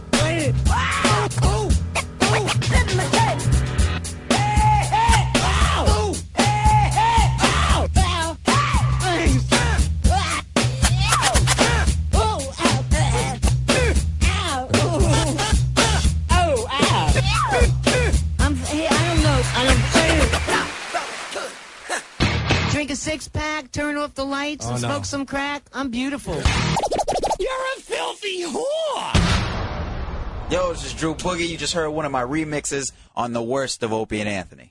Opie and Anthony. Hey, it's Opie and Anthony welcoming all the new subscribers joining us after turning on their new XM and Sirius radios. Describe the show a bit. Wow. It's hijinks, shenanigans, and trying to keep our jobs. Thanks for checking us out. This is the worst of Opie and Anthony. Some S&M club here in New York. There was a story over the weekend. You read that one? Yes, the guy almost died. He's going to be brain damaged. He's going to have brain damage. What did he do? Went to an S&M club. He's a regular, and they pretty much hung him up. But his feet were kind of touching the ground. And I guess he had he was handcuffed. He had high heels on. What else? I don't know how he was suspended. Some kind of hood or something, and he was suspended. What if his high heels broke or something like that? Oh, really? And his feet. And then she came to check in on him in 20 minutes. Right, and he was blue in the face. Hanging by the neck. I don't know. Was he hanging by the neck? Do not know. Do we have that story? Yeah, that was a biggie over the weekend. And I learned something that S&M clubs are pretty much legal. Jimmy, you know anything about that? Why? Because it's not sexual? It's not sexual. Sure you can. They're totally legal. So this guy would go in there, and he would hang for hours in these dungeons and stuff. And that was his thing. He liked to be hung. That is like the exact opposite of like claustrophobia. Yeah. Like how you could actually I would be freaking the fuck out. Oh, Just be yeah. like, there's no way. Put a goddamn hood over my head. Yeah. Then handcuff me to a radiator. You out of your fucking mind? These guys love mummification. There's guys that love to be smothered. Well, they'll put them on the table, and they'll saran wrap their entire body with their hands down, including their face. Oh, my God. Put little breathing holes. Yeah, like a straw or something. The mistress will smother you with her ass and then pull off and let you breathe. But you really could die. Wow, that's fucked. Breath play, they call it. You ever see the thing where they put you in it? It's like a plastic sandwich, and then they suck the air out, and you're encased in plastic. And then there's something that goes in your mouth to breathe, but you're completely encased in plastic. Can you imagine if somebody who's into that, like, what do you call it, breath play, was actually involved in an earthquake and the whole house collapses and they're trying to rescue him? He's in there. No, it's okay. I'm loving it. All right. This is the ultimate fantasy. Leave me alone. I'm all right. Yes, he's covered with bricks, but he has an erection. We don't get it.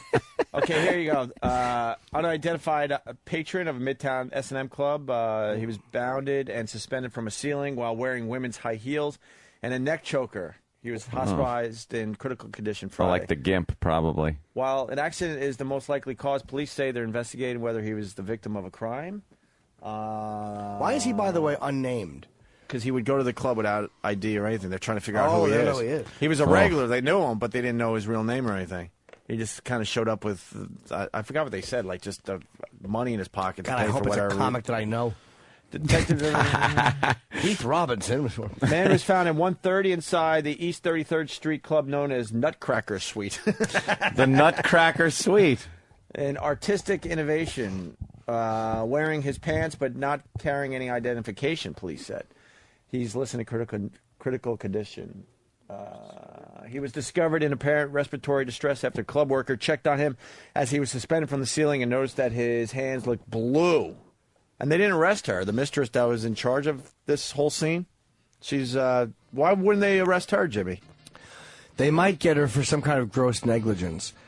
But it's not a crime. He volunteered for it. He wanted it. But it'd be manslaughter, I think, if he dies. Or some kind of gross negligence. Yeah. I don't know why, but it's not illegal. It's sexual activity. You're probably jerking off in many cases, but you're not fucking. Right. Unfortunately, they don't fuck you. So you're hanging from a collar, basically, or but your toes are touching the floor. How is that sexual? I don't get it. Yeah, It how is. does that help you out? It certainly is, but I don't understand it. I don't know, like when you wrap yourself in plastic and you got breathing holes. How is that sexual? Like I don't understand that. The connection to being a sexual thing. You got me. I mean, I just don't understand it.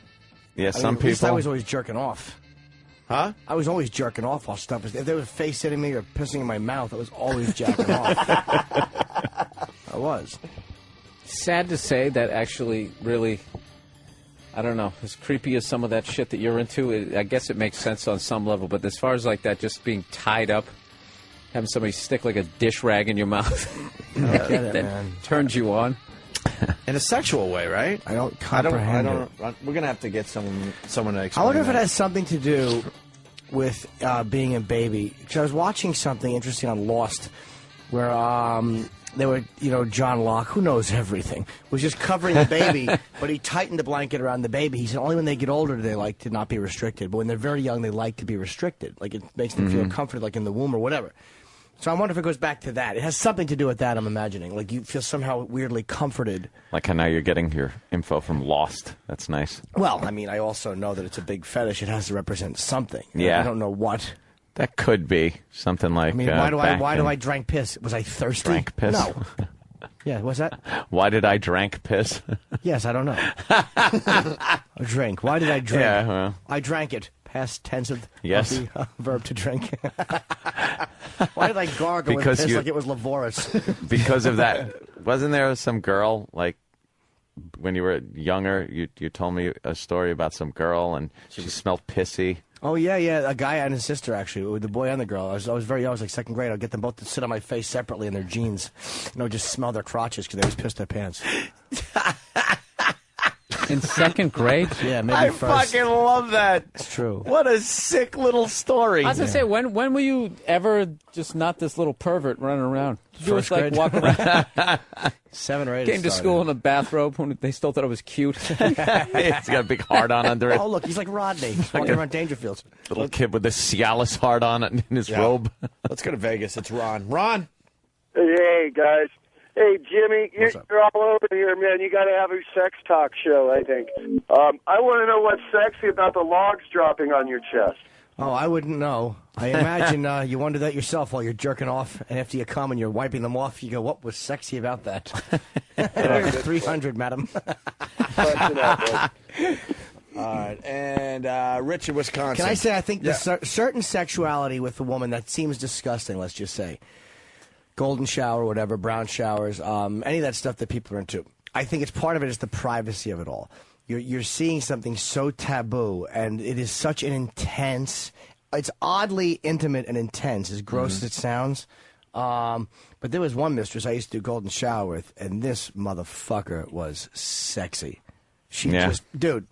She just got it. She would put her pussy right over my mouth, and she would it would be right over my mouth, dude. She was immaculately clean, and she would just go open, and I would open, and she would fill my mouth, and she would go swallow.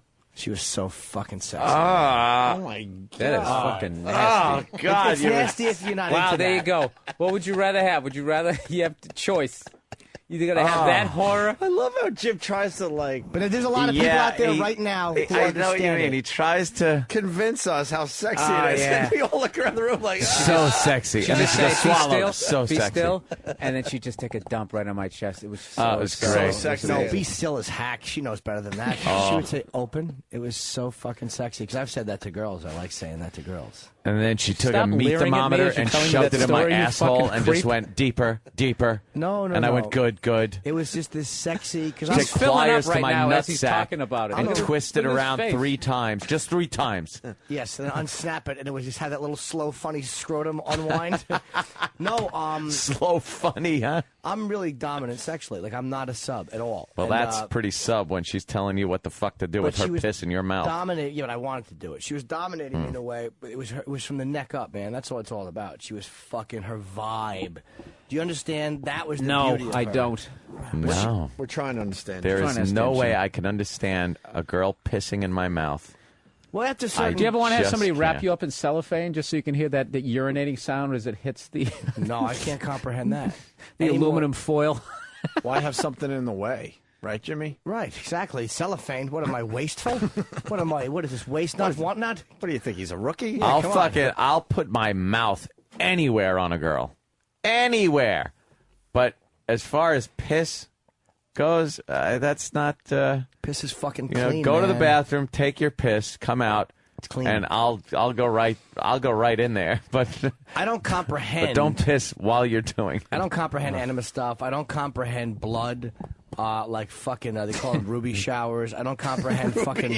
Wait. What do you find, an ulcerated fucking prostitute? No, temps. They She pull started temps off on Wall Street. She couldn't handle it, so now Ruby. she's blowing people. There are Ruby guys. Wait, shower. Jimmy, you can't just casually say ruby shower. I don't. That's what a is it? tampon. She sucked the tampon, or she All puts her right. blood. Wow. I don't get it. I can't. To me, But that's a ruby shower. yeah, repugnant. I've never involved in that. Or Roman showers are very popular, where a girl pukes in your mouth. I couldn't ever do that under any circumstances.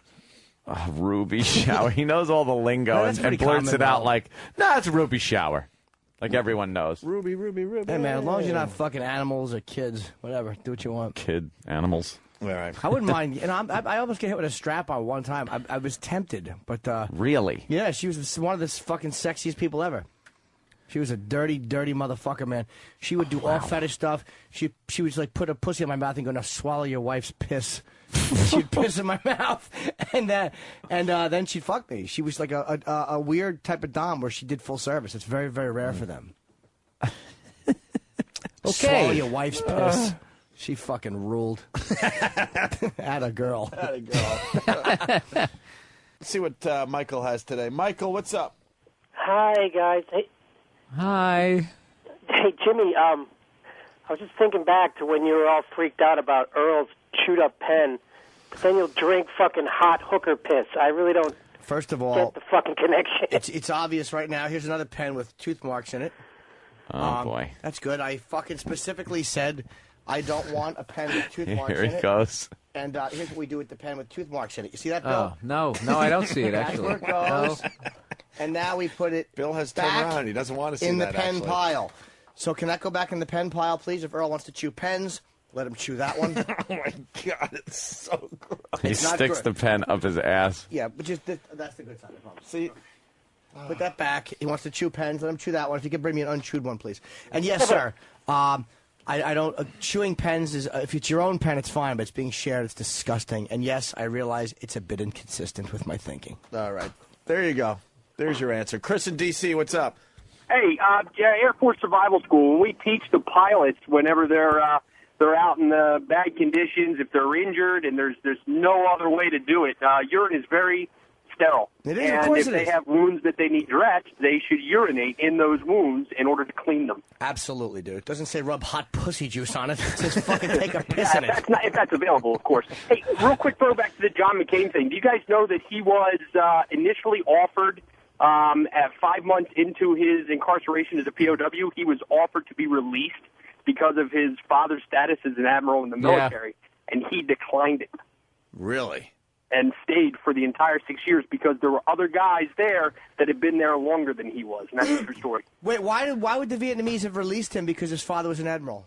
Exactly. That is exactly why. Out of respect for his military family and because of how high-ranking his father was in the U.S. military, they had offered him a release, but he declined it because there were other POWs that had been there longer than he was. Well, do you think that the he U.S. could have been gone in military? 5 months. I'm sorry. Do you think the U.S. military tried to cut a secret deal because of his father's power? There may like be. something that we don't negotiate, but they were negotiating, and then maybe he said, "No, I can't do it like that." Yeah, maybe. I wonder. That sounds. No, but he turned it down. That's the point, and it's in his book. It's all documented. But more importantly, did he ever drink piss? I'd love to talk with Johnny M. about that. Johnny M. Let's go to Steve on Long Island. Steve. Jimmy. Yes, sir. Jim. Yes. Jimbo. I'm right here. What does it taste like? Popcorn. You stink. Popcorn. Tastes like popcorn. How does it taste like popcorn? It really does, man. It can be very salty. If it's really salty, I don't like it. I like it when it's more clear with a tinge of salt. Oh God! It's Sometimes just making me cringe thinking about it. Filthy. Urine is not clean. It is. It's hygienic. I'm telling you, Bill. Trust me. I'll try The drinking waste. my own, just because The now waste. I need to know. You ever look? Here's what you do. You From want a to break hooker. yourself into it. You're the girl. You tell her, look, just don't wipe it off when you're done. What if she has like chlamydia or something like that? You know? Well, that's different. You're gonna get that. What does that taste like, Jim? Guacamole? I think chlamydia is a bad example. Jim is disgusting. Stop trying to make it mainstream. It's if horrific. fucking- it's very topical. You can, if you get a scratch on your knee, I mean, why have a Band-Aid when you just whip your dick out and Piss just on let it. it run right down your leg? What if she discharges marshmallows? What does it taste like? I don't know, cocoa. Oh. Any type of venereal disease is a problem. That's a problem if you're just eating a pussy. I'll bet you if you're eating a pussy and she has chlamydia, it'll have more of a disgusting taste than if she pisses with Absolutely, chlamydia. which is why you don't go to prostitutes. Well, Mm-hmm. I've regular girls, man. I've had regular girls' boys in my mouth. And a dominatrix is not a prostitute. They're actually, so a lot of them But are you probably, said that girl actually fucked, too. Oh, two different girls. One So, did, yeah. I'm talking about the one who fucked, too, Jimmy. Okay, yeah, she I'm was great. saying her urine was not clean. I'm saying I it was was fine. horrific. Unclean urine. She'd spit in my mouth and everything, so if her piss wasn't clean, the rest Probably of her tastes like a Dr. Pepper. But, dude, she was clean. I never caught I've never had a venereal disease in my life. I just got tested again. Never have I had anything. You know what, Jim? Jim is like the reverse of those high school films where the girl has sex for the first time and it's unprotected, and she gets AIDS or HIV. He's like the exact opposite. I fucking have hookers piss in my mouth. He doesn't get He's anything. invincible. No, I'm not. I've actually been more careful than people think. Yeah, huh? Yeah, man. Hookers pissing on you. In my mouth. Slices the bottom In of your his feet mouth, and just that's- runs through a third world village. Yeah. Doesn't get anything. He's fucking a hole in the ground in Calcutta. What's wrong with this kid? African gentlemen jerk off on open wounds. Gino from Philly. Clean, actually, sperm is African sperm is very, very yes, clean. yes, very hygienic. Gino from Philly writes, I heard herpes tastes like tater tots. Hey, this is David Zucker. I just got to run. Hey, this is David Zucker. I just got done directing Scary Movie 4. No, don't use that. That's fucked up. Now you're going to use that. No. Hey, this is David Zucker, and you're listening to the worst of Opie and Anthony. It's the madhouse! We gotta calm down, man. I gotta tell you right now. The worst. I am the worst. The worst of Opie and Anthony. Worst of Opie and Anthony. It is the worst. The fucking worst of Opie and Anthony. That's the worst idea I've ever heard in my life. Where's Adam? Bring Adam in All for a right, second. he was one of the guys that danced. I remember there this guy. it is. He's wearing a black shirt with Vince written on it. What is that about? The color of money. You're talking into thin Yes. air, sir. See, it's radio, Yeah. and the microphones are important. It's funny. Hold on, it's got to be on, sir. For them to be on, it's And you would have known that if you put headphones headphones. on. There Yes. you go. Yes. Ah, There you go. What's up, Adam? Nothing much. Just the Vince. oh, who cares? It's Color of Money. Favorite movie. I'm a big pool player. That's your favorite movie? Yeah. Cool. And Tom Cruise wore the Vince shirt in that, and people have told you what you look like Tom Cruise. No, and that's why you're wearing it. You want to have sex with Tom Cruise? Oh, I bought the shirt. You've had sex with Tom Cruise. You like Newman's Own popcorn. See, Paul Newman in the movie? Thanks. Boo. Fucking boring myself. But I bought this shirt before Tom Cruise officially went crazy. So, Oh, I thought you were going to say. So why are you still wearing it then? Most people would just throw the shirt out. Well, I think is it official that he went crazy? Some official thing was said, a statement. He's still languishing in douchebag status. I don't think he's nuts yet. He's just kind of a douche. Totally crazy. Britney's crazy. That's He's crazy. a douche. Padded room. Extremely 2 weeks. crazy. 2 more weeks in the nut house. So you danced on Dance Friday? I did. You like that better than The Hustler, by the way? Color of Money? Color of Money blows, bro. It was okay, but Minnesota Fats. His real name is New York Fats, I think, and he took the name Minnesota Fats after Gleason did the movie. Yeah. Really? He did many of his own stunt shots in that film, too. Not all of them, but I think many of them. Gleason was a great pool player. Yes, he was. Was he really? Yes. They say Newman and Gleason had a pool match at the end of the shoot, and Gleason just cleaned the floor with him. And Look how nervous he is. And Newman just dumped a bunch of pennies on the pool table. Because he's not talking into the mic. He's slurring his words. But I love the fact stammering. I do like this guy because he took what. And this is something I do. I'm not even shitting on you. He took what would be an awful story, even if Paul Newman told me, and he related. But away from a microphone and uncomfortable, Tell the story. Come on. No. You're not sitting down.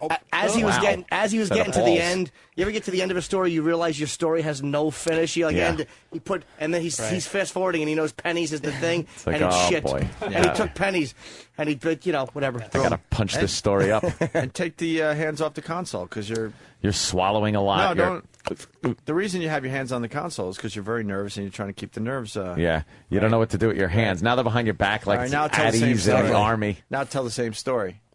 What about the whole? Don't put your hands in the pocket. Oh, look at this. His wrists are twitching. All right. Well, great. there was a $100 wager at the conclusion of the shoot of The Hustler, and Jackie Gleason and Paul Newman played each other in pool. And Jackie Gleason. How many comedians we got for? Ignore me. 10. Excuse me. Sorry. You're not supposed to acknowledge that I'm ignoring you. Just deal with it. Thank you. Okay. It's good we're making all the comedians outside comfortable. Fucking poor bastards. I know how it is to have to go to a set. And they're just watching this. They're like, he knows these guys, and this shit is happening like this. I know. For the comedians outside, we hate this guy. We don't know anything about most of you, so don't worry about it. We just despise this kid that you're staring at as you sit on the bleachers. We'll be nice. Because it's a big deal. The 5 of these guys get to the front of the line, right? Yep. For Last Comic Standing. Let me tell you something about Last Comic Standing. Like, a lot of guys shit on it, but we were off the air. I was fiercely depressed. And my managers didn't want me to go out for it. I wound up doing 2 episodes, but because of a contractual thing, I couldn't go any farther because I had a contract with Viacom, 2 MTV pilots. They were shit. Both of them were shit. But it opened the door to The Tonight Show for me, and I've fucking done 5 Lenos. That was absolutely a direct result of doing that show because of Bob and Ross. Wow. Book it. And they had contacted me a month later, and I'm not shilling for Last Comic Standing, but like comedians will shit on it. But you know what? It fucking opened a major door for me. And they're like, hey, send a tape. We'd love to see you for Jay. We liked what you did on the show. And I didn't send a tape. And a month later, they called me again. They're like, did you put that tape together? And I'm like, what am I, a fucking dummy? What am They're I asking doing? me. Exactly. Yeah. So they were for real. Well, here's Adam on Dance Friday with Jill Nicolini, locally here in New York. A little affection. You guys are good. Give me one more of those like pirouette things. Come on, bring it back. I'm stepping out. Go ahead. Go ahead. Bring your cousins, please. Woo! 2 boys from Michigan. By the way, Adam is going to be a new intern at Opie and Anthony. Hey guys, good morning. Way to go, guys. Thanks for coming in. That's a news show, by the way. And by the way, they've been pushing this audio on us for the last 3 months. That's why we didn't play it. Why? That's horrific. Clusterfuck. We can't follow it. We don't know. I don't even know what went on in there. It's such a visual. What, you were dancing? I was dancing. Yeah. To what song? The Canned Heat by Jamiroquai. Do we have that song? Well, the other thing about that audio is it was before it had been determined that he was going to be an intern here, and Jill proudly says he's going to be an intern on. So that's why a couple months ago it was a little stronger. Well, he got the job done. He did. Oof, You want to he dance to that does. song for everybody? Get them warm. Get these people going. See They're what they nodding their actually- heads. Wow. Here, put the headphones on. Move the chair away. I'd like to see. We got that song? All right. Can I tell you something about comedians? There's nothing that makes these bastards happier than to see him fucking getting a dick stuck right in his mouth. Oh, the comics love it. Oh, boy, do we. All right. Move the mic. You got enough cord to dance? This is Adam, the intern, who's going to be part of this car crash comedy thing we're doing in about 15 minutes. We're just waiting for Patrice, who's stuck in traffic right now. But we got Adam. He's going to dance for the crowd out there. Do we have a mic on the crowd so we can get their reaction? Sure. All right, we're getting that. Patrice is stuck. Yeah, in traffic. All right, here we go. This is Adam. This is the song you danced on live TV here in New York City. And start the music. Can't look at it.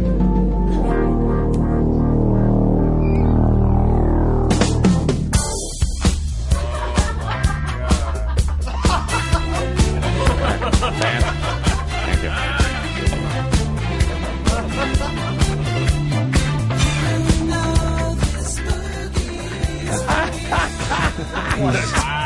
He's pushing his hips in and out. What a tool. Wow. What an absolute tool. Car crash dancing, people are saying. And there he is, just dancing. He was doing the lawnmower. Now he's. See, now he's trying to mock dancing, but we know that he's No, trying I to think look he's cool. really dancing. Yeah. He's saying he's being ironic, so it's not as humiliating. Right. He's being moronic. Yes. What are you Patrice doing? is stuck in a doorway, someone's saying. He's like fucking Tor Johnson. A man his size would have trouble walking through doors. All right, thank you. I'm getting another communique. I guess we learned about Adam today. We were avoiding this, but I guess we have to go here. Adam, you've never kissed a girl for real? What's that about? For real? Did it for fake? How old are you? Dead one? 22. Gay? No. No, not yet. You ever just hold a cock? Willing to learn. No. Like, let it slap you in the face a couple times? You just cup a cock in your hand and look at it and make comments. Who got you that information? Huh? How'd you get that information? Who leaked it? So it is true. Did you really never kiss a girl? I was kind of, kind of an outsider in high school. Outsider. Yeah. Exactly. It's psychopathic. Who are you, fucking show from Virginia Tech? How fucking... Thanks, Dan. Can we get a girl to kiss this guy or what? Where's Travis? Wow, so all through high school, Yeah, I was into sports and writing and just doing my own thing. I would then have to. Wait, sports and writing, you should have got laid in high school. That's a good combination. Girls kind of like a guy that can write a little bit. I'd then have to make the assumption you're a virgin because you probably would have kissed the girl if you were having sex with her. Hey, Patrice, this guy, Adam, he's an intern. He's never kissed a girl before, and we think he's a virgin, too. You're correct. If I and hadn't kissed a girl. I'm not ashamed of it. Mr. Patrice, I'm rocking the hoodie today. It's hoodie day. It's hoodie day. I got hot. I had to take mine off. Adam, I keep wanting to call him Vince. Adam, what It's kind a of stupid shirt? What kind of sports you play in high school? Baseball, basketball, cross country. So you should have got pussy for that.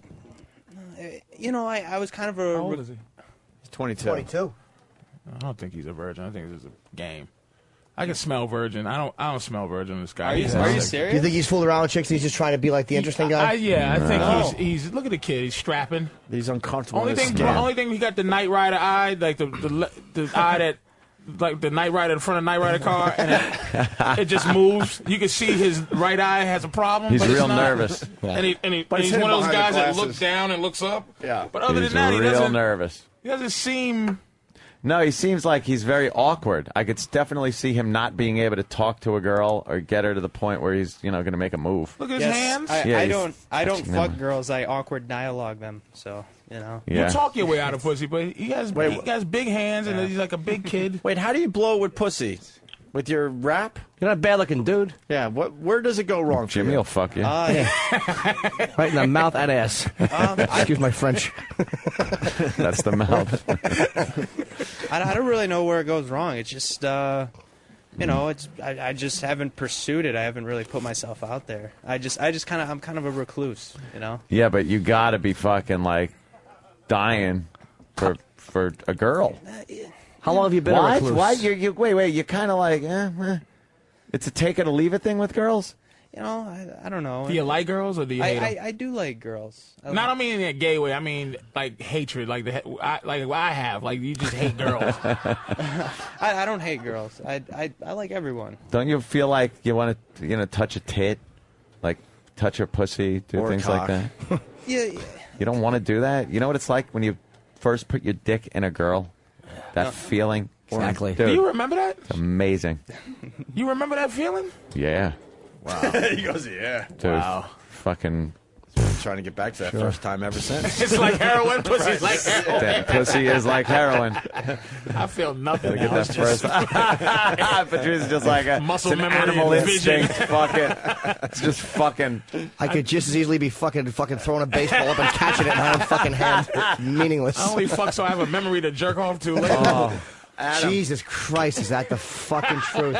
It's all, God, that's brilliant. It's not living. It is absolutely, I'm videotaping something that I can jerk off to and make mine later. In your You are a really? big player in this filthy movie. That's exactly what it is. There isn't a point where you're just like your dick's kind of on the outside, and then you slowly and then push and you're just like, wow, that's fucking Not good. even close. Wow, you guys are jaded I on have the pussy. no sexual fucking feeling left. I don't. Really? I just look at it go in. I go, boy.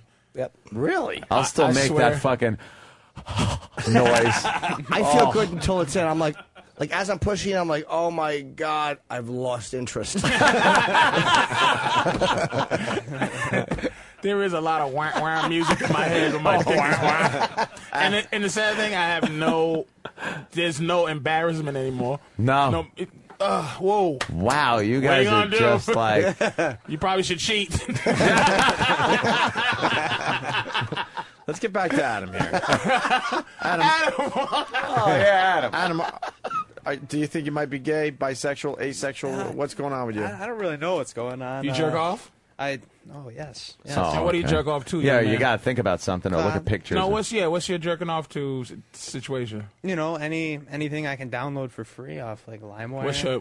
What do you like? LimeWire, What do you like? LimeWire? Yeah. What's That's that like about? Kazaa used to be. You go on other people's computers, file share. Oh boy. JP. Okay. Now we just, understand. like hard.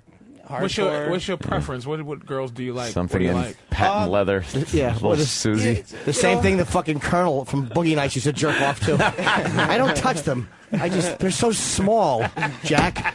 Are you my friend, Jack? I just look at them.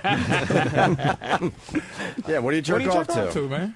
Just any and everything. No, what's your you thing know, that everything. you That's a little Or vague. no, not like. Hold not on, like I guess- hold on. We can't let that fly Anything by. and everything. That your body language is saying that you are lying, my friend.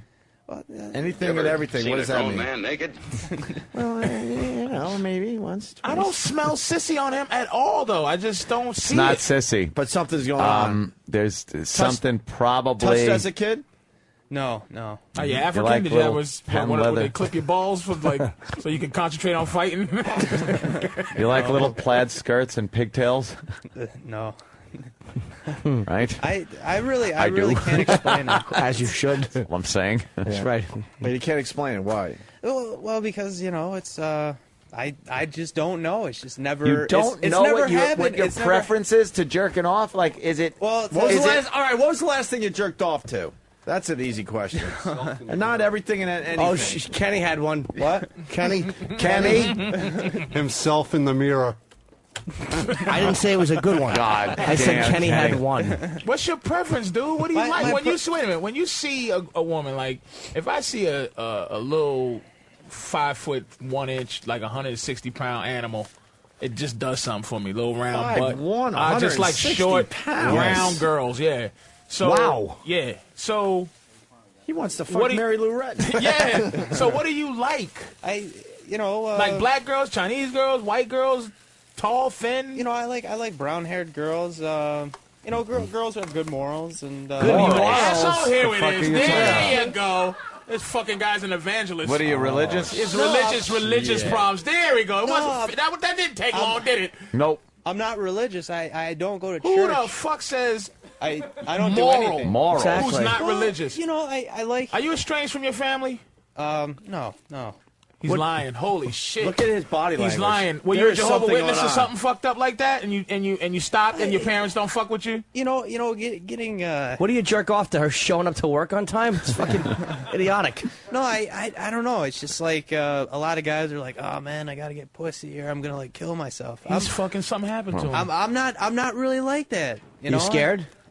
That's kind against, you know, of scared. You know that's against God, right? How big How is big my your dick? Yeah. It's Are you average? I average like Not- 6'7". All right, you're not tiny. You're Okay. packing a 7, I measured it with my remote control. and your dick is about as big as a remote. No. I wanted to measure it, but I didn't have a ruler, so I took my key and the remote control and kind of. You got an Irish pencil dick, or is So there's fat a mark on your remote where your dick ends. Yes. He's proud of it. He doesn't seem like a little sissy. He's having a religious problem. Something's up here. Nothing religious. What are good morals? Are you tight with your family? I'm real tight with my family. When you see a naked girl picture, Yeah. does it do something to you? Do you look and go like, wow, that is fucking hot? I just go, dime a dozen. Have you ever seen a naked girl at a strip club or anything? I did go to the strip club. So you saw a live one time. nude girl. I got a lap dance. Yes. And what was that like? It was pretty. I was pretty nervous. But I'm talking about looking at a real naked girl, her tits, her body, her ass. Like, what is that? Doesn't that do something to you? We don't like your fucking Lee Marvin attitude about pussy, and you've never had it. Right. A dime a fucking dozen. Of course it is when you ain't trying to fuck nothing. Me a bag of Joe. Have you ever wrestled an alligator? Dime a dozen. But I No. Are you a eunuch or something? or? I'm just a normal guy. No. Normal guys are Hermaphrodite. looking for pussy 25 hours a day.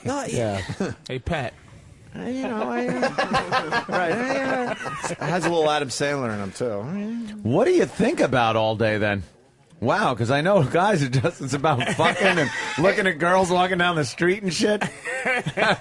You must just be, you're probably going to be an inventor. And if you find out you're lying and you're trying to come up with some weird character, you're so gone, man. Not at all. Doesn't fuck a guy. You can call my friend or whatever, and he'll say Your cult leader.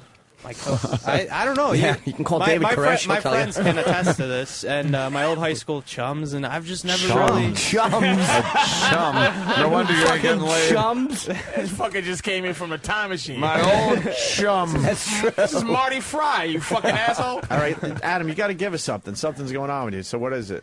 I guess I'm just. I get really nervous, and I just. I don't know how to seal the deal. I've had opportunities. Don't get me wrong. Oh, hey. But you've never kissed a girl.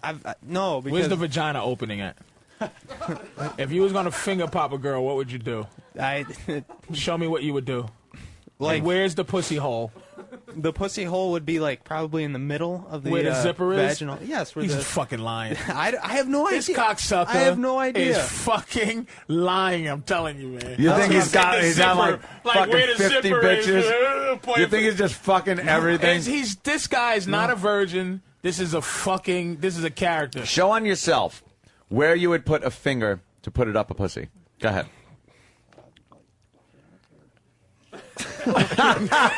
He's reaching all over the place. He's so full of shit, this motherfucker. He's reaching all over. Are you being a fucking comedian? No, I'm you couldn't even exist being a virgin like this, liking pussy and being what you just. Can we get a girl? Any girls nearby that will willingly open kiss Adam? He's a good-looking dude. He's not like a fucking a mess. He's not. That's why I can't. Would you figure kiss it a out. girl today, Adam? For the O&A show, anything. Mm-hmm. Would you kiss a guy? No. You said anything. You just said it like a second ago. That is a good point. What happened? I'm not going to kiss I haven't a said guy. anything for the O&A show. That's more material for the guys behind the scenes to rip on me because I'm like there's a target. I'm like the bottom bitch in the intern pool. Yeah, it's been a real dry well so far, Adam. Yeah. Oh boy. Well, Well, Adam, what are you gonna? You got to admit something here. Something's going on. Something got you going down this road. Mm-hmm. Yeah, this is so unacceptable for What's a your 22-year-old to just be saying what he's saying, and he's using the word chum. Yeah. What's your favorite video to jerk off to? And don't say you don't know. Mine is Taboo 2. It's incest. Go. Your turn. Taboo. I would. I would probably say the I like the MILF Hunter series. Okay. Yeah. So is your mother Wow. very strict? Oh shit! You just. Ooh. Go ahead, Norton. I'm sorry. No, that's fine. That's all I had on that. It's a nice dig here. my mom's This cool. this is very interesting. The MILF thing. Yeah. MILF. That's Religion, MILF. This is the male carry. Get in your closet. You'll see your dirty pillows. I'll see your dirty pillows. And your daddy's fingers all over me. Oh, and his whiskey breath. She was digging that shit. He just might be asexual or something. I don't know. What does that mean? Asexual is like almost like Louis Ferranda from Caroline's. Like you can't picture Louis fucking anybody. Even though Louis says he's gay, you can't picture him Right, fucking he's not. anybody. He just loves walking There's his just dog. no interest in general. You like that shit? MILF? Well, you know, I think the guy's pretty funny. Oh boy. Uh-oh. All right. The dude's sense of humor. But Jesus. yeah, You're what- watching MILF Hunters because the guy's funny. Yeah, what's That's- funny about him? You can rent Pryor live in concert from '78, but you want to have a laugh as a comic, What so does you he go to have? MILF Hunters? What makes him funny? He has a big freckle on his prick or something? No, what I'm trying to do is that the past couple of years I've been trying Whoa, to do. look at it. Look at it. Yeah, You there's ever some see the shit movie going True on. Romance? I'm sitting here eating Chinese food, big titties, and pussy on the screen. And I'm saying to myself, you a crazy motherfucker. If you sit here eat my Chinese food and look at the pussy on the screen, but you ain't doing neither. I think this motherfucker Charlie Bronson. That's it, motherfucker. That was great. So, why is the guy funny in the MILF Hunter Well, series? because he, you know, his little. Put some more pussy up there, Dan. Just put some kind of funky ass pussy some kind of way. Go ahead. I just think his whole the way he tries to act and everything. I think it's This quite motherfucker comical. is giving him an Oscar. We're talking about pussy, man. I don't even know who's in this series. As far let me just talk about pussy in general. As far as it goes, you know, I've been trying new things over the years, like trying to get outside my box. I'm really shy. I'm We'll real get into one. reclusive. Yes. And I'm trying. You know, I've been. What do you do What to do- try? You know, I try to talk on the train, or if I see him, you know, if I'm in the gym, I'll go talk to him. And What do you say? I'll go. You know, I do yoga, so when Oh boy. so this is the real life AJ Poopy shits. Yeah. Who are we kidding? so Girls, there's normally tits. there's normally a And girl their tits. there's normally a girl doing yoga with me in the gym, and I always, you know, start up a conversation, and All right. then I go to a Bikram yoga class, and there's like I'm one of two guys Bikram? in there, so Bikram, yeah. Can we bring a girl in? Just to talk. Just to talk. You don't have to kiss him or nothing. I want to see if this guy has any technique whatsoever. Bring a girl in.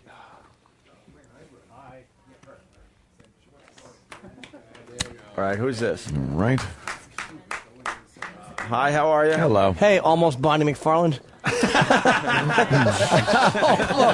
Wow. What's your name? Just wearing a bunny hat. Wow. You're Kelly? Shelly. Shelley. Shelley. And you're going to try out for the Last Comic Standing thing? Car crash comedy? Very cool. Don't worry.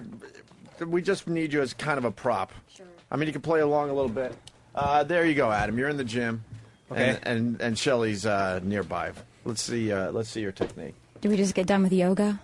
Or, you know, maybe you were spotting me while I was benching like 95 pounds or something, but that was a joke. Oh, well, thanks for telling us. It's always the best way to tell a joke. Just identify it as such after. Continue to point those out to us so we know what they are. Well, I'd be like, hey, what's up? How's it going? Good stuff today? Yeah. Good, Yeah. good what stuff? Good stuff. How are you doing? Working out? You seem to be. You see, where All are you from? right. I see why this Holy is not going to work. mother of But God. I'm going to go with the point you made a little while ago where you're just trying to talk to girls in general on the subway, in the gym and stuff. So let's look. Here's a girl. Fuck Well, the gym and make them believe you're somewhere. Here's a girl right in front of you. Just start talking to her. Here's the deal, though. The last girl I talked to on the train, like at the end when we got off the stop, she actually tried to recruit me for her pyramid scheme. Like I thought she was into me, Yeah. but she gave me her card. It's fucking hilarious. It was pretty. Like I was pretty. You're sad. a scam artist, Dream. Yeah. You really are. Yeah. Okay, she's right in front of you. Okay. Why? You could just ask about whatever. Just talk. You're both comics. You have that in common. Right. So you're a comic? Yeah, I think we just established that. Oh, well, you know, watch the game last. What'd you do last night for the game? Anything? Well, the game was Sunday, but I did watch it. She came here more attached to the moment than you, and you've been in here how long? Right. Just calm down. Sorry. It's okay. Don't be nervous. I'm just calm down. I'm just a train wreck. Let me ask you a question, though. Are you talking to her? What's your goal? My goal? Because when I talk to a girl, my goal, no matter what it is, is to get some pussy as soon as I possibly can. So all my lies are moving towards. I'm thinking 17 steps ahead. I'm thinking of 16 no's, so I can get to a 17th yes for her to run out of reasons to say no. What is your fucking goal in this? Patrice. My goal. Do you want some pussy? Maybe, yeah. He doesn't want to put this no goal. Maybe a number. Maybe. Are you having a conversation in general? Conversation. In general, are you having a good conversation in general? A nice, another person. Another moral move you're making. You want to meet a fucking nice person. All right, let's get back to this scenario. Let's go. Just let him freestyle here. Go ahead. But what's he doing, Opie? That's the beauty of it. We don't know. Yeah, we don't know. Let's try to figure it out and together. not what's he doing, but why is he doing it? Let's all try to figure it out. Let him just be freestyle for like a minute. We'll try to stay quiet. All right. So most of us will be quiet. Ah, man, I'm pretty sore from this workout. I work out heavily. What do you? How many times do you come to the gym? Like 3. 3? So you're pretty into working out and everything and staying healthy. That's cool. Well, okay. You know, where are you? Where are you from? I'm from Texas. Texas. Wow. What are you doing? What are you doing in this gym here? Oh, two things come from Texas. I'm working out. Really? Yeah. Well. Yeah. Yeah, she's in the gym because she's working out. What do you think? She's got a tad of Winona Ryder too. You hear that? What? No, I'm sorry. What? No. And Jimmy Durante. The little tad of Winona Ryder. Oh. You ever hear that? No. And a little Alice Cramden, which is cool because I always thought she was kind of hot. Way to smooth it over. Yeah. All right, Adam. It's like 2 backhanded compliments. No, they're not backhanded. Go ahead, Adam. But you know what? To be honest, though, she's being very how women are. She's being funky because she's thinking about him trying to fuck her. Right. But he's basically having a conversation. So could you have a conversation with a dude that's really not trying to fuck you? Maybe it'll be freeing for you. Okay. All right, because you assume you have 17 lies. Yeah. And you got. No, I have 17. Right. We assume you have. That's 17. the girl shit. Of course. Yeah. All right, go ahead. I gotta say no 16. So, what kind of things do you like to do? You know, outside the gym? It's an interview. Exactly. By the way, good. I was in L.A. Excuse our interruption. Ant and his girlfriend and somebody else was in the jacuzzi, and I was rapping with this girl, and I'm the worst. I'm like you are.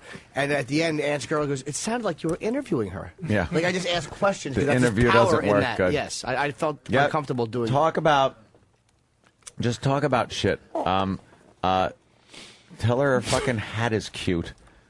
Exactly. Tell you to buy a newspaper. Not just question. Don't just fucking you fucking I know somebody back there extra that from loves Newsies. I know. That's Fine. great. That's right. Joe Lewis wins. Extra. Dewey defeats Truman. Hold the paper. Well, yeah, that's I would like to say that is a lovely wardrobe you have on there. Lovely wardrobe. Wow. That is a fine chapeau. Can you say something that might give her some type of emotion, whether it be you got hatred maybe or a little compliment that doesn't seem like you're throwing a compliment out there. Like, do something. Right. Fucking do something. Okay. I would like to take that golfer's cap and put my bagger in that Vance. Oh no. Oh, no. I don't even know what to say to that. You didn't do that. You didn't just say that. I tried to be out there. Say this. You're out, all right. Out where? You're definitely In the out. douche sphere? Say this. I can't win. No, just say this. Say this, I right? help Just say something to move it along in some direction. Just go. You know what? Just say it just like this. You know what? You look like you don't shave your pussy. Wow. Say it. I bet you don't shave your pussy. Say that to her. Well, No. I bet you don't shave your pussy. I bet you don't. No! I bet you don't shave your pussy. I bet you don't shave your pussy. What the fuck did you just say to me? I guarantee you don't shave your pussy. I guarantee you don't shave your pussy. Oh, really? Yo. Really? And you're an expert? Yeah, but there you go, nigga. Now, do you see what's happening? Oh yeah. She goes, oh yeah, and you go, yeah. You just look like your pussy's all filthy. Nice. She's gonna be mad. Then you flip it. Do something. Flip it. Wow. Patrice is fucking Obi-Wan Kenobi a pussy. Oh, yeah? And you're an expert? You damn right. If you need your pussy shaved, I'm the man to call, bitch. All right, let's go. Let's go. Stay arrogant. God Yeah, damn. all right. Let's hear some arrogance. Let's go. All right. Say, I'm better than you. All right. Yo, bitch, I'm better than you. Yo, where you from? Yo, really? I'm from Yo? Detroit. Oh, D-Town, the D. This nigga here. Bitches be off the chains. Really? Really? I keep my bitches on a leash. Oh, he blew it. Yeah. Damn, you goofy motherfucker. You almost had it. I don't know. I have no idea how to talk. I don't know how to. I don't know how to do that. Evoke something. Yeah, you are an But awkward what do you man. want? I am. What do I I want? don't think he doesn't like girls. No, I don't think he likes He's like girls a Tom girl. Do you have any sisters? Like, do you have any? I have a younger have you ever sister. been around girls? I have a younger sister. When you were a little kid, did you like a girl who fucking made you feel stupid or something? I had a crush on a girl for like a long time, and then things kind of hit the fan. And What's hitting? How long? Hitting the fan? You never kissed her. well, like, you know, How does it hit the fan? Is anybody paying attention to his vernacular things? All right, Hit the listen. fan? I'm pretty good at reading people. This is my. This is what I think's going on. Adam's gay. No. And his dad certainly would not approve of that, and so he's trying to work the pussy. Baby. I can't argue with you. That is my observation. So right you think here. he'd be better at working the cock? He would probably, he would be. All his fingers just got so tight; they all just sat up real straight. Oh, really? Wait. He would be very comfortable with the cock, but. How long did you like this girl for? I want to know how long you liked this girl for. What was her name? She was First name. Oh boy, her name was Jessie. You know, Her name was Jessie. Of course it was. No, Oh my God. You hit that shit on the nail. Oh shit! I got this one. and we were. What color hair? She had brown hair. I wish that I had Jesse's balls. What was her favorite song? Her favorite. I don't know her favorite song. How big was her cock? She didn't, but we were. You know, I kind of had like a little. How can I find a scrotum like that? Jesse, huh? So how long did you like this girl, Jessie? It was about 2 years. And where'd she live? She lived in my area. Where was that? In Commerce, Michigan. All right. And- So in Michigan, Jesse from Michigan. Yes. Right. Was she the governor? No. Last name. Last name Garner. That sounds like a made-up goddamn name if I ever heard No, one. I'm going to get killed for saying this on the air. Jesseman. And you know, Jesse is a guy's name too, by the way. Of course it is. Okay, yeah. And you know, I thought we had some chemistry going, and you know, it just didn't work out. Check out Jesse Gardner's homepage. Oh, this is I'm gonna get killed for this. Like James Caan. You had chemistry, but you never kissed her. Well, it was really awkward because she was a coworker of mine, and you know, I didn't really know how to go about it, and I took her out to a couple Tiger games, to a couple of meals of food. How can you Meals of food? Food! All right! You never fuck a girl after a Tiger game. No. Why are you taking her? Suck it, because Cecil Fielder doubled. I don't know. I just we were cool at work, but then like outside of work, I was just awkward. I just didn't know what to do. You were cool. This is the story of a 35-year-old man. He's 22. Yeah. I met at work. He had this amazing.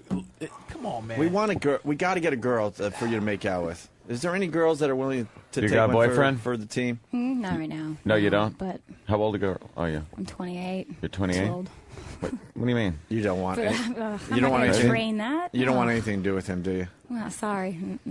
You don't look 28 at all. Oh, thanks. Hey, you get carded a lot. Physically, is he okay though? Like, No. I mean, hey, if I were 20, if I were 18. What do you I mean, think? if he came at you with some sort of something, would it be, whatever? Yeah, it's a possibility. She winced first. She went, What's your hunch on this guy?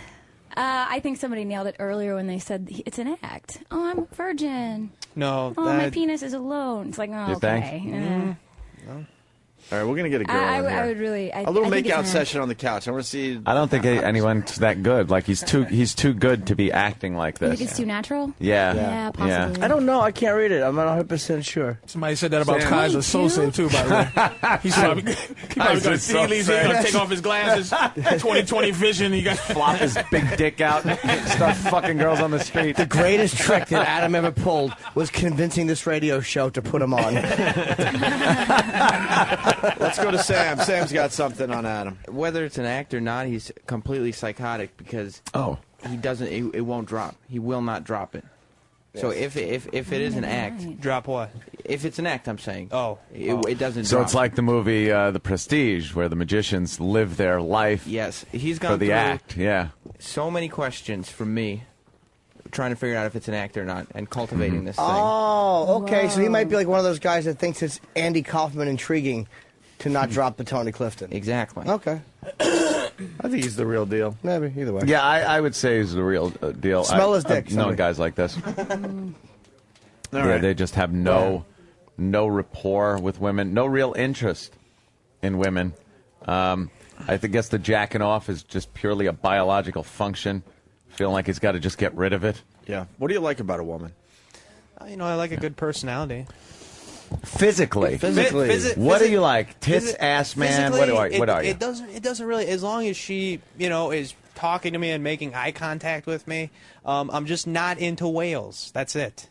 But what about a woman? Do you know? What about a woman? Do you like her just her the tits, flat abs. I like flat stomach. I like legs, the eyes. A nice looking face. What do you like about the eyes? Just nice. What do you like eyes. about the legs? The legs, just strong runners' legs. Like men. Like a man's legs. Fair enough. Oh boy. No, athletic. Athletic. Hairy asses. Yes. Yeah, Travis pointed out you haven't pointed out any features that guys don't have. You're right. Excellent point. Hey, babe, you got delicious pecs. You like women's pecs? Strong forearms. I'm an ass guy. I'm a boob guy. I'm whatever. I'm whatever. A cups and a mom tattoo on her fucking forearm. I'll agree. He has an ass and a boob.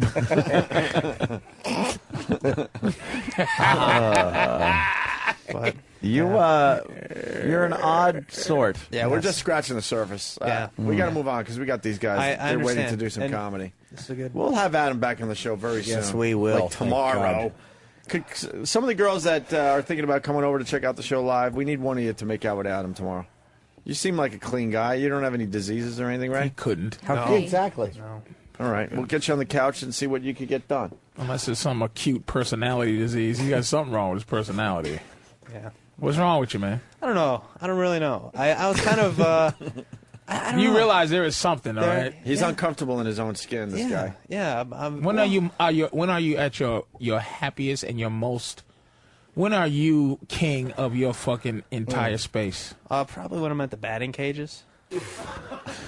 with something big and long and hard no. swinging at balls and sticks. Everything got to do with balls and sticks. A pitcher and a catcher.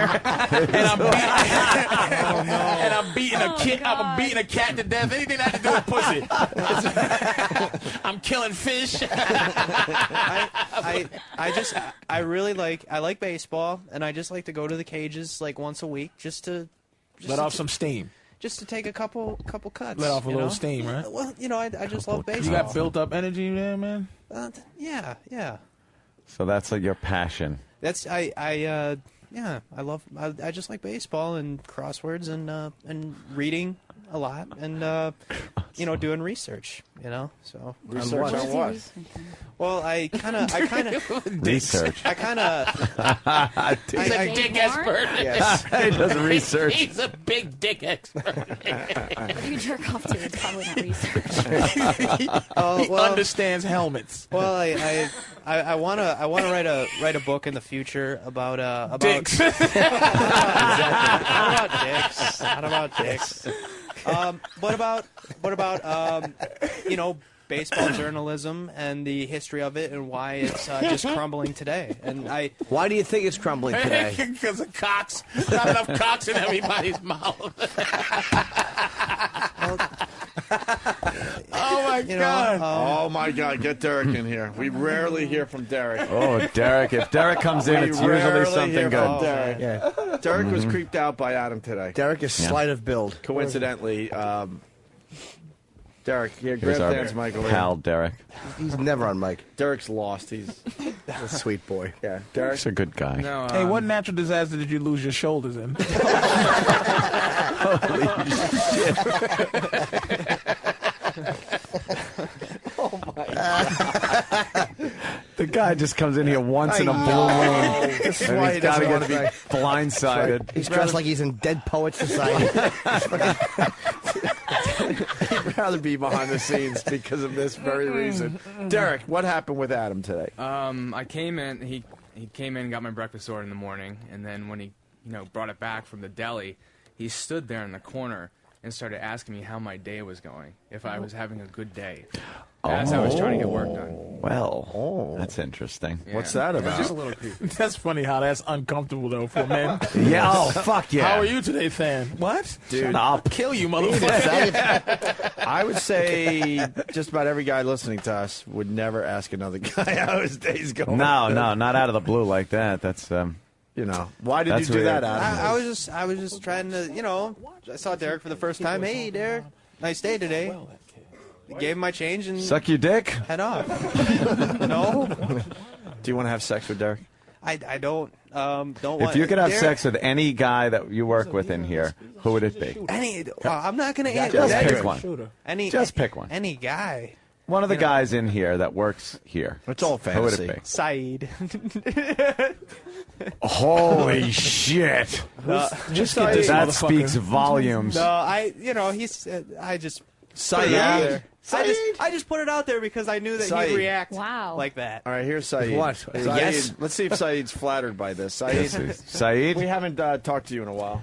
I am rather disgusted by Adam's choice by having Saeed's sex the with poor me. man Sanjaya. Now, why does that kind of disgust you? He's just so strange. It's not your Earlier type? Today, he was talking to me about, like, giving up pussy and stuff, No. and I just couldn't believe it. What was he saying? He was saying that back in college, when he was in college, that he had so many chances getting laid and, like, getting hand jobs and shit. I'm like, what are you talking Hand about? He's like, but I jobs? couldn't do it Where is because this? I was just too nervous. I'm assuming he's gay, right? I don't know. We've never Are you asked gay? him. No, I'm not. I don't believe it, but do me a favor. Can No you one's have gay. can you have a conversation with her in general? Just Yeah, sure. a general conversation. Just have one like he was. What's your name? I'm Shelly. What's your name? Saeed. What do you do? Cool. I just have a day job. Work secretary type stuff. Nice. Yeah, I'm My here. sister is a secretary. Yeah. That's basically it. Yeah, this is not great. Yeah, it really He's is. got to be gay, man. It's too much S's. It sounds like the fucking tea is ready in this motherfucker right here. Steam's escaping here. He's way more. Are you not gay? Are you serious? I'm positive. You're not lying. I have a girlfriend, yes. Really? Yes. I know you've been accused of being gay before, Of course, without a yeah. doubt, right? Yeah, totally. All right, fair enough, Throughout man. high school, I was the faggot.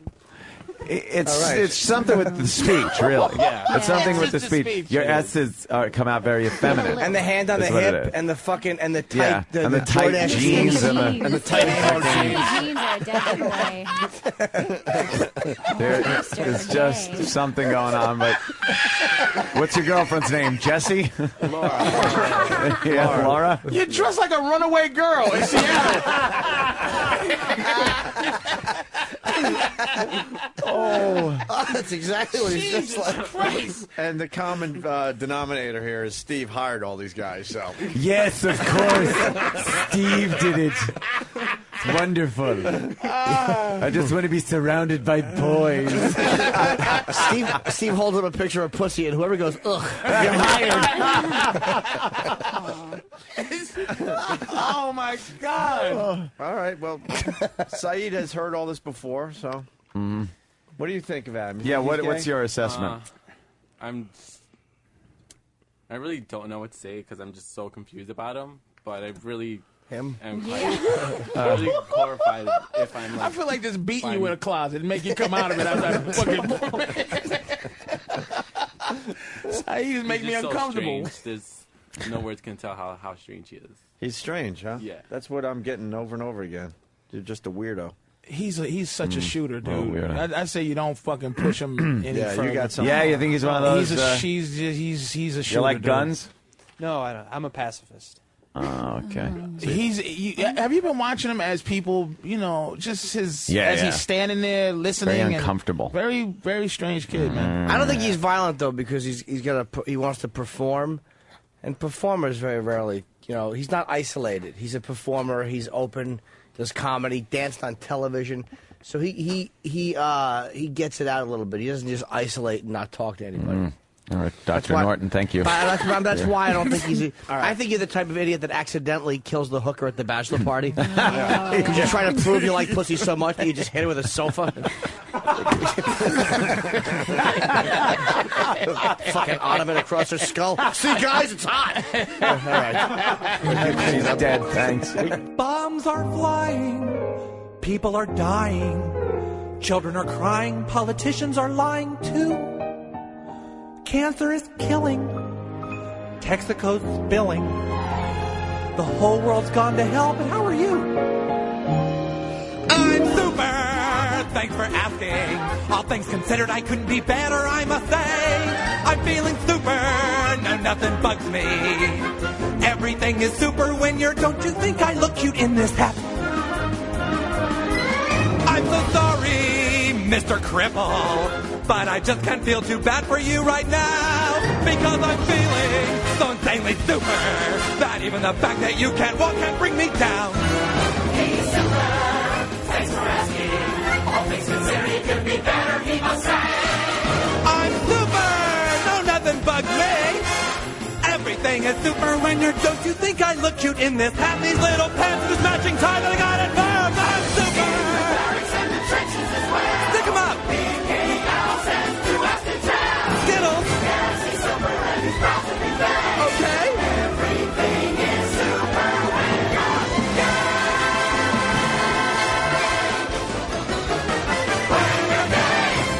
Opie and Anthony. Opie and Anthony. And now, the worst of Opie and Anthony. Opie and Anthony show. I got a note. It just said Opie. It was in an envelope. Oh, that's mysterious. We've had such a busy show here at XM.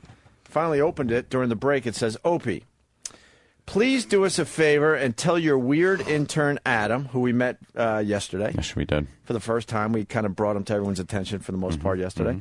Not to pull up a chair uncomfortably close to the glass outside the studio and then sit there and stare at us while we're doing our show. It creeps us out. Thanks, Ron and Fez. Holy shit. Does anyone have anything on this? Is he getting us in Dutch with our favorite show? If I may use those words. I thought in Dutch was good. I don't know what that means. No, it's bad, right? No. Getting you in Dutch. In Dutch is good. No, it's bad. I'm telling you, he's in Dutch. I bet it, Jimmy. What? In When Dutch you is say good. I'm in Dutch with somebody, doesn't it mean you're bad with them? I can't even acknowledge that a grown man would think it means good. It's good. I'm Thank telling you you. right now. It in Dutch means means bad. Good. No, it doesn't. No. Google it. You're going to be in Dutch. It means Please. It's bad. It means trouble. Dan's I don't already think it working on does. it. I know you don't. You'll be in Dutch. Yeah. Anthony's going to Google He's your in Dutch Dutch. with you. It means bad. You're the epitome of foolishness. You'll be I'm in gonna tell you Dutch with the something. I think it's audience good. as they call you a blithering idiot. You're a horse's ass personified. You're the I feel personification like I'm in of Dutch with the stupidity. show. You guys blew my great Google joke. What was the Google joke? I didn't hear it. Well, fucking Oh. Vinny goes to Anthony, Google it. And I said, no, Anthony wants to Google your daughters. Oh, jeez. Come on. hurtful. It is hurtful. Well, we have a rule never to do the same joke twice, but I just couldn't help myself. I was proud of that line. It's a rule. Anyway, here's Adam. Adam, you're creeping out Ron and Fez. What happened yesterday? Well, the bleachers were moved in here, and the chairs were also out there as well to make room for the bleachers. And I was waiting because the bin was in here, and I was just sitting there watching their show. From uncomfortably close to the glass, apparently. Did they point this out during their show? They didn't point it out. Mr. Bennington kind of stared at me, but you know You are an odd fellow.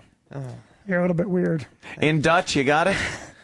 What is it? Well, this wacky source Merriam-Webster has in Dutch means, quote, in disfavor or in trouble. Okay, it's bad. Fuck. How do you think it meant good? What do you mean it's good? I don't know. Yeah, as opposed to good? Yeah. What's double Dutch? All right, Adam. Yes. So you're noticing he's a little weird, right, Vinny? He is definitely a little odd.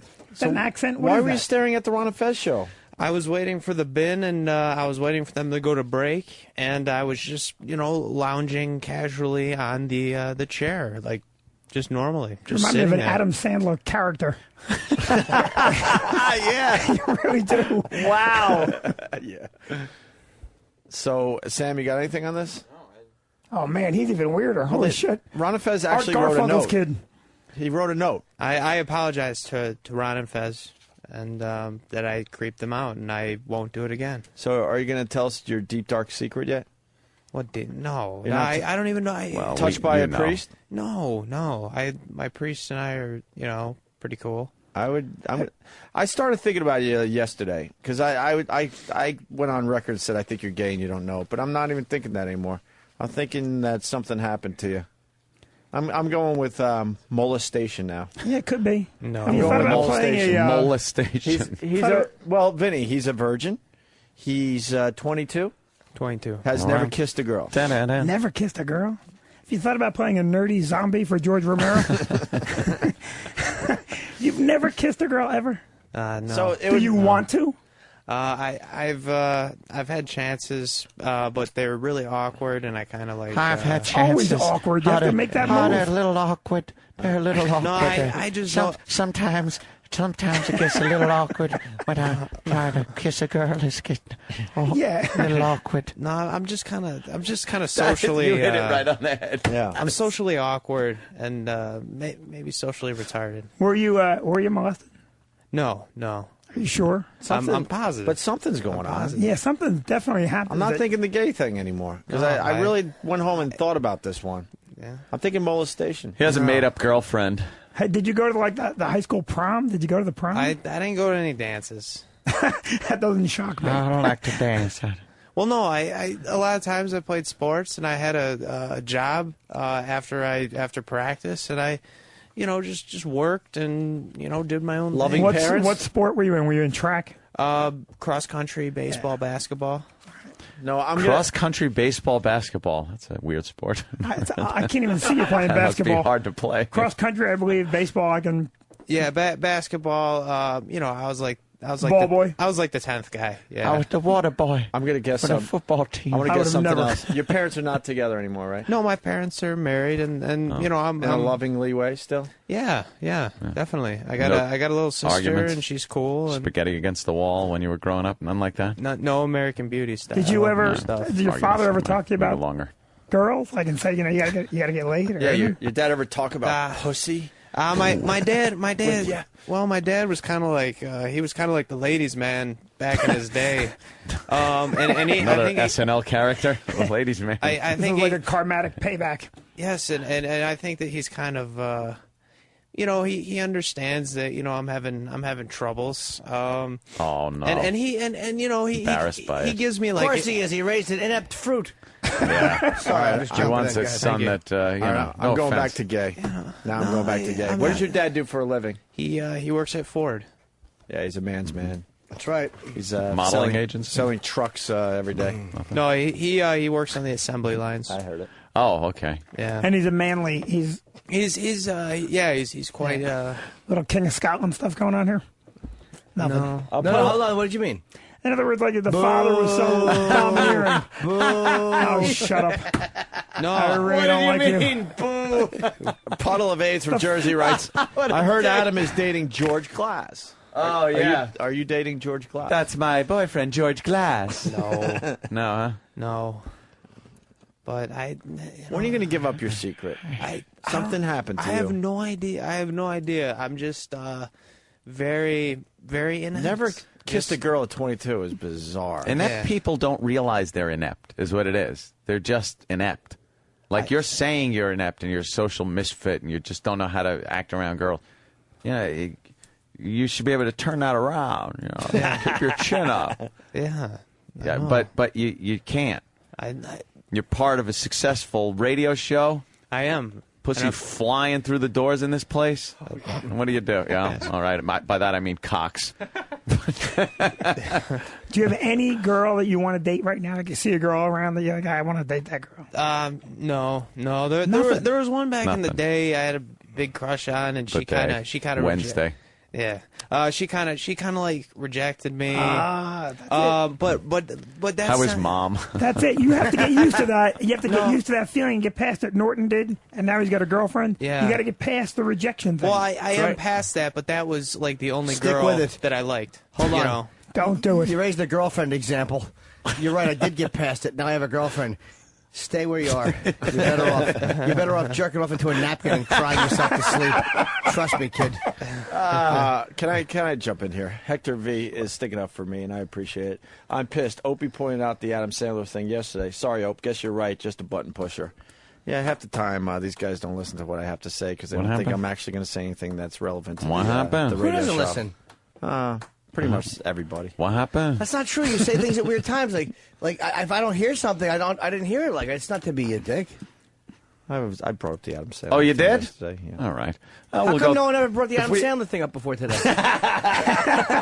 I don't That was a fucking Three's Company joke.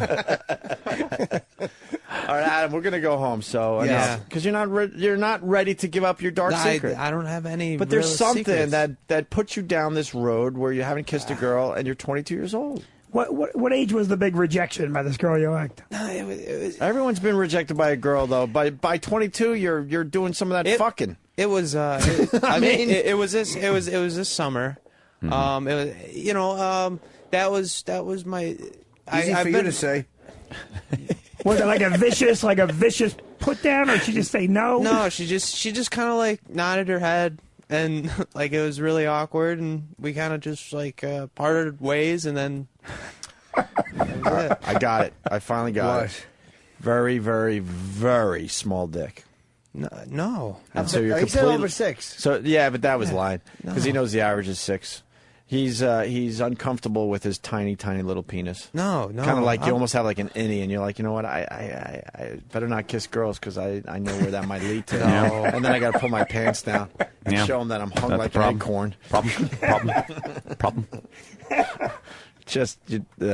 Is that the problem? Sure. Small penis. No, I have Let's go around the room. I'm going to say small penis. Anthony, what do you think his issue is that he's gay. 20? Gay. Gay? Definitely. I think he's just a shy fag with a small dick. Vinny? First base, second base, third base. Over home. domineering father. Just an over dominant guy. Probably father's like ladies' man. Probably played sports. Successful. People respect him. The Great You just can't live up Santini to or it, something. Yeah. Or maybe an over dominating mother who didn't like the fact that the father was a ladies' man and so castrated this. Ah. No. Yeah, that could be it. Yeah. No. Did the rancher make you perform fellatio? No, Did he sodomize you? I don't know. I'm just I'm kind of like my own worst enemy, and I'm like I said before, I'm uncomfortable in my own skin, and I need to try to work on Fucking that. sound like Adam Sandler. Oh my God, that's funny. I didn't even notice that. Fuck you. All right. And Dan, you want to jump in? You got a mic in front of you. What do you think his issue is? I just think he doesn't know how to act like a human being. Like he Way to bring it home, Than. He doesn't know how to be a person. Yeah, he'll go for any reaction. Like any attention is good attention. No matter what it is. Were you a weirdo in school, like in elementary school? Were you the weirdo kid that everyone made fun of? No. Why? Were you student council president? No, What were you? I was a safety. I crossed children through. Maybe the pedophile. And Yeah. I was Safety I was patrol. fired for Pat him on the ass going across the street. He held up the stop sign and he was fired for coming in his pants. Hey, little boy, come here. Your penis is my size. No, and I was in high school. I was really under the radar, and So you middle school. And Weirdo. You've kissed infants. Are you on drugs? Was I? Prescription right no, now. I don't take any drugs. Don't drink. Don't smoke. Therapy?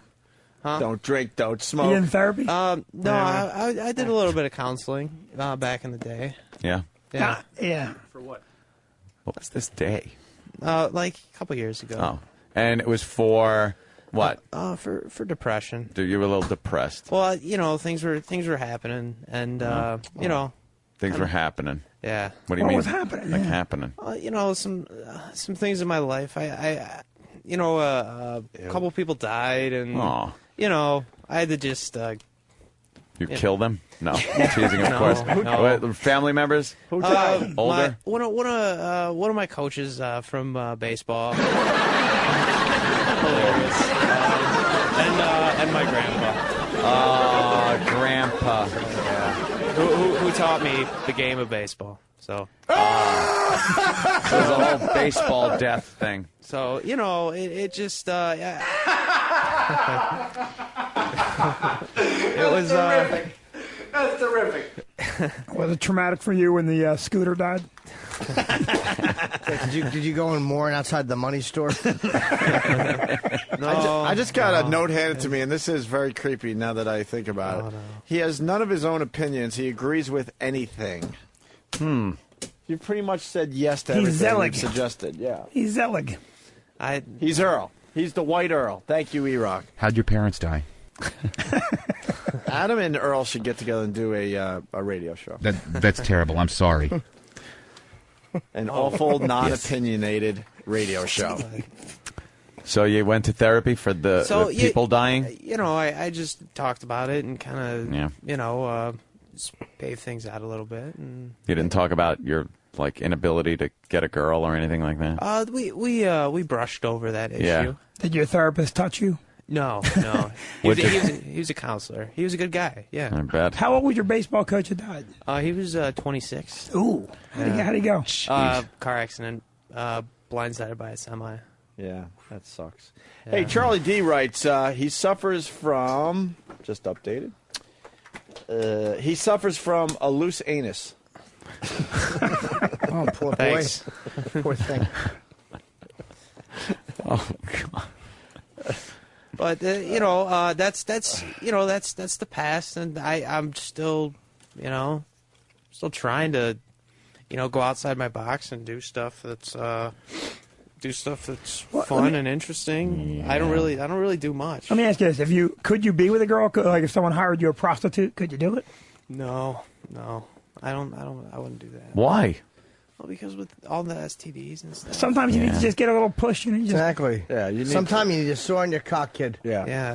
Well, I understand that. What about a hand job with a rubber? Well, one of my friends who is a girl, she bought me a one of those mouths that one of those fuck mouths. Yeah. Mm-hmm. And that I used it a couple times. Why don't you say, instead of giving me the fuck mouth, how about I fuck your mouth? Yeah, but I think that's the message a girl's sending. Yeah. A girl doesn't give you a fuck mouth if she doesn't want to. It's like you're starving, and a chicken brings you a rubber chicken. Or no, there could be that he wanted to fuck her, and she goes, here, just do this. Deal with this. Here, take this. It'll listen to you afterwards. Just talk to it. Coke Logic wants in. Yes, Coke Logic. Hey, Ant. Hey, Jimmy. Hi, buddy. Did you guys notice that this guy sounds like Adam Sandler? Ah, Fucking shit. it does, man. Wow, you know something? I didn't even notice this whole time. And his name's Adam. Yes. Yeah. Amazing. All right, Adam. Oh, I gotta go. I went to a counselor. Oh, very depressed for a while. You fuck mouths.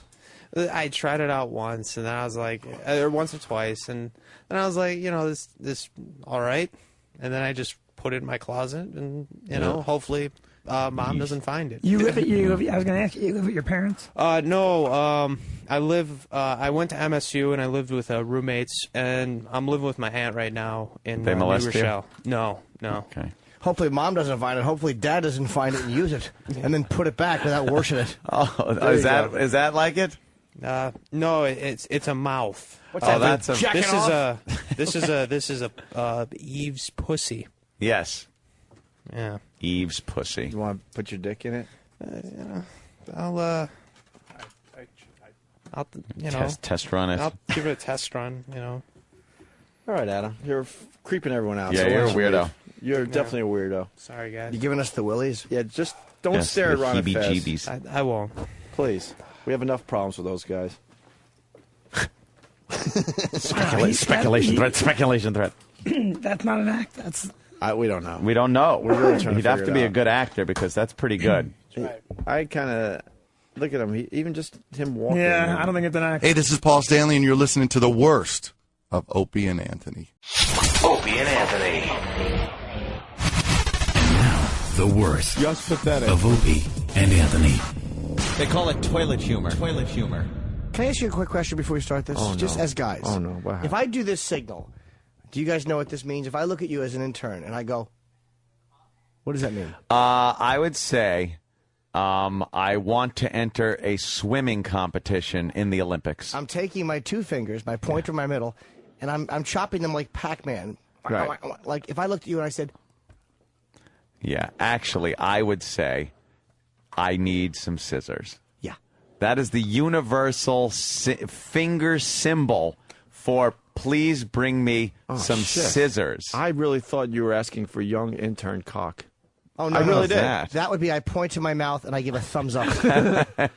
Thank you. But it wasn't me that asked for him. did I was this. How did you imitating not Jimmy. know what this meant? Will you get on the mic? You didn't know what this meant.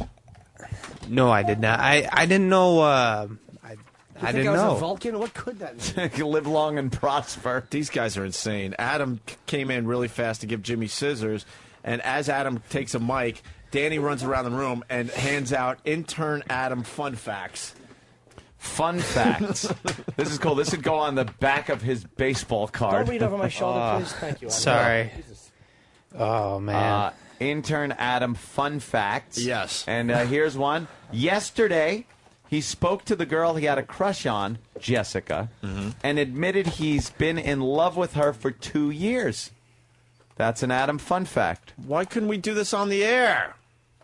Adam, you don't know how to do radio, man. Why wouldn't you talk to her on the air? Girl and profess your love. When did you talk to her?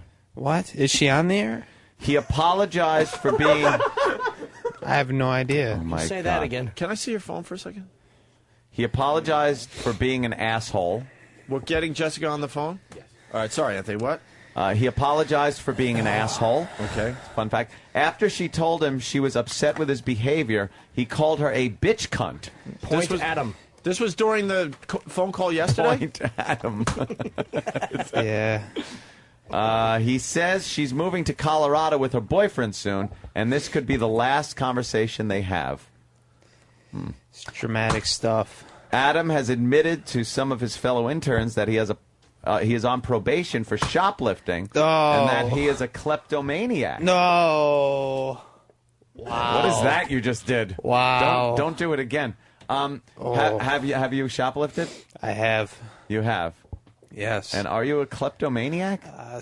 Sort of. Did you take the cherries out of the refrigerator? No, absolutely not. All right, just what still a mystery. what I did, I went to Target, and I pocketed some You should have hand. bought one for your head. That's right. The target was boredom. Bullseye. Man, oh yes. man. So you went to Target. And what happened? And I I shoplifted a box of Teddy Grahams, hand sanitizer, and Vaseline. and got busted. All right, okay. Why those products? I can understand the Teddy Grahams. You were probably hungry. I was. The hand sanitizer is an iffy thing, but if you were if you just wanted to clean your hands, perhaps that I can understand. Yeah. Vaseline. There's only one reason to have a shoplifted Vaseline, and that is because you wanted to go and masturbate. No, and use the worst lubricant possible for Did masturbating. you want to eat the Teddy Grahams and then jerk off to how tasty they were? And then clean up? Hand sanitizer? Clean up, yeah. Why Vaseline? No, I just needed some. For what? For what? Well, because there's that region in between the penis Holy shit. and the leg where I rub it on so I don't irritate any skin. Are you out of your fucking mind? You put Vaseline between your nutsack and your thigh? Yes. For what? Were you shaking playing baseball? Dude, that would fucking occupy my mind the entire day. I'd walk around like I got fucked in the ass. Yeah, squishy You'd squish. have to be like, how do you not... How is that not the most uncomfortable feeling to walk around with? It's like you shit your diaper or something. No, it's fine. No, it's not.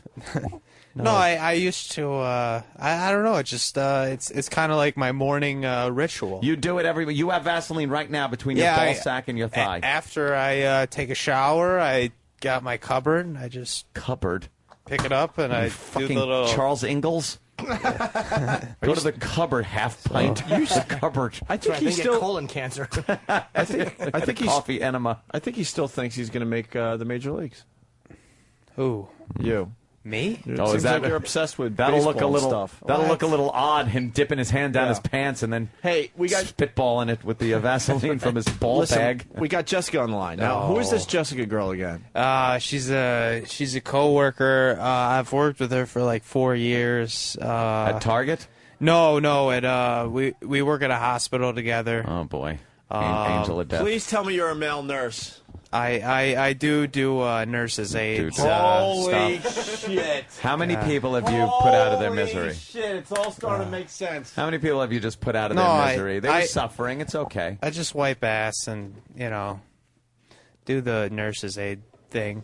Oh my God, he's a male. You're a candy striper. I'm not, and I do secretarial work on the side for another department in the hospital, and I also transport patients in another department. So I do basically a lot of different things. And Jessica, I've worked with for quite some time. Please, to the best of your ability, describe Jessica. Well, she's short, kind of like about 5'1". 5'1". Brown hair, green eyes, very, very good looking. I would give her a 10. And you've been working with her for a long time, and you've had a major crush on her. But you're basically in love with her, right? For the last 2 years? Yeah. And yesterday you actually told her on the phone. Yeah, because well, here's the deal, is that when I was in New York, we've been talking on and off, and I left a series of voicemail messages, on a week-by-week basis. Just, hey, what's up? I'd love to what's hear up? those. Call me back. Fuck. I hope you're doing well. And she never called back. But then all of a sudden, when I was on the air yesterday, my phone rang instantly, and it was her. So you're saying that she might have been attracted to the fact that you were getting some airtime? I have no idea, but it was just kind of weird. Do you think it's possible? Did you ask her, I'm your density? No, I didn't do a George McFly I'm your thing. density. Why did you call her a bitch cunt yesterday? Yeah, that doesn't seem like a... Well, I got there. I don't get angry too much, but I was getting a little. I was getting a little angry because she said I was being mean, and I was like, and I said, what am I being mean about? And she didn't really know what to say. And so I'm like, listen. Way to counteract that, by the way. Yeah, no kidding. Way to diffuse the situation. Yeah, she wouldn't explain how I was being mean, and I said, you know what? You're acting like a bitch cunt. I like that. But then I profusely apologized after that because I don't like to. But it's too late at that point. Multiple choice. Why don't we say hi to Jessica? Jessica. Yeah. Hi. Hi, you're on the Opie and Anthony show. Do you know anything about us? I don't, but I have That's a okay. list of things that I'm supposed to say. A list of things you're supposed What to do you say? No. Yeah. I'm supposed to say, hey, Opie. What's up, brother, man? Mother Hucker. And Ron and Fez noon till 3. What are Jesse? Don't. What are you doing? Ryan gave me a list. Who? Ryan. Who's that? No, it's one of my buddies who's like a super fan, and he probably fed her some lines to say. But okay. she's stop. Just stop. And Adam. You consider yourself a 10? No. Adam does. I heard that. She will be next year. How old a gal are you? I'm 22. 22. How much do you weigh? About 100. Cool. 100. Okay, you're 5'1". 5'1" 3/4. Yeah, you could probably lose 3 pounds. So you're a petite girl. I am. That's good. So, what do you know about this Adam guy? I know a lot about him. Yeah. How about you elaborate on that a little bit? She doesn't elaborate at all. She's a one word. She just says one word, and it fucking pisses the shit out of me. Adam, I think you were buying the Teddy Grahams to try out your Cheez-It thing. What's this Cheez-It thing, Jess? No. Are you going to tell him, Adam? You know what, Jesse? I don't give a shit. I don't Okay, care tell what him. you say. Wow, he is really violent toward you. I don't care. He's got. Tell him, Adam. What's the Cheez-It thing? Yeah, what is the Cheez-It thing? Does it involve your asshole? No, I just like to, put Cheez-Its on my erection and use them as a catapult and catch them in my mouth. All right, listen, dude. Wait. You're so full of shit. I know, of course you are. Jessica. Yeah. Jessica, has he told you this? He told me this. Oh, he's kidding. He's trying to be shocking. No. Listen, what do you know about him that you've experienced? Well, I know he can do some stripper dances. You've seen them? I have.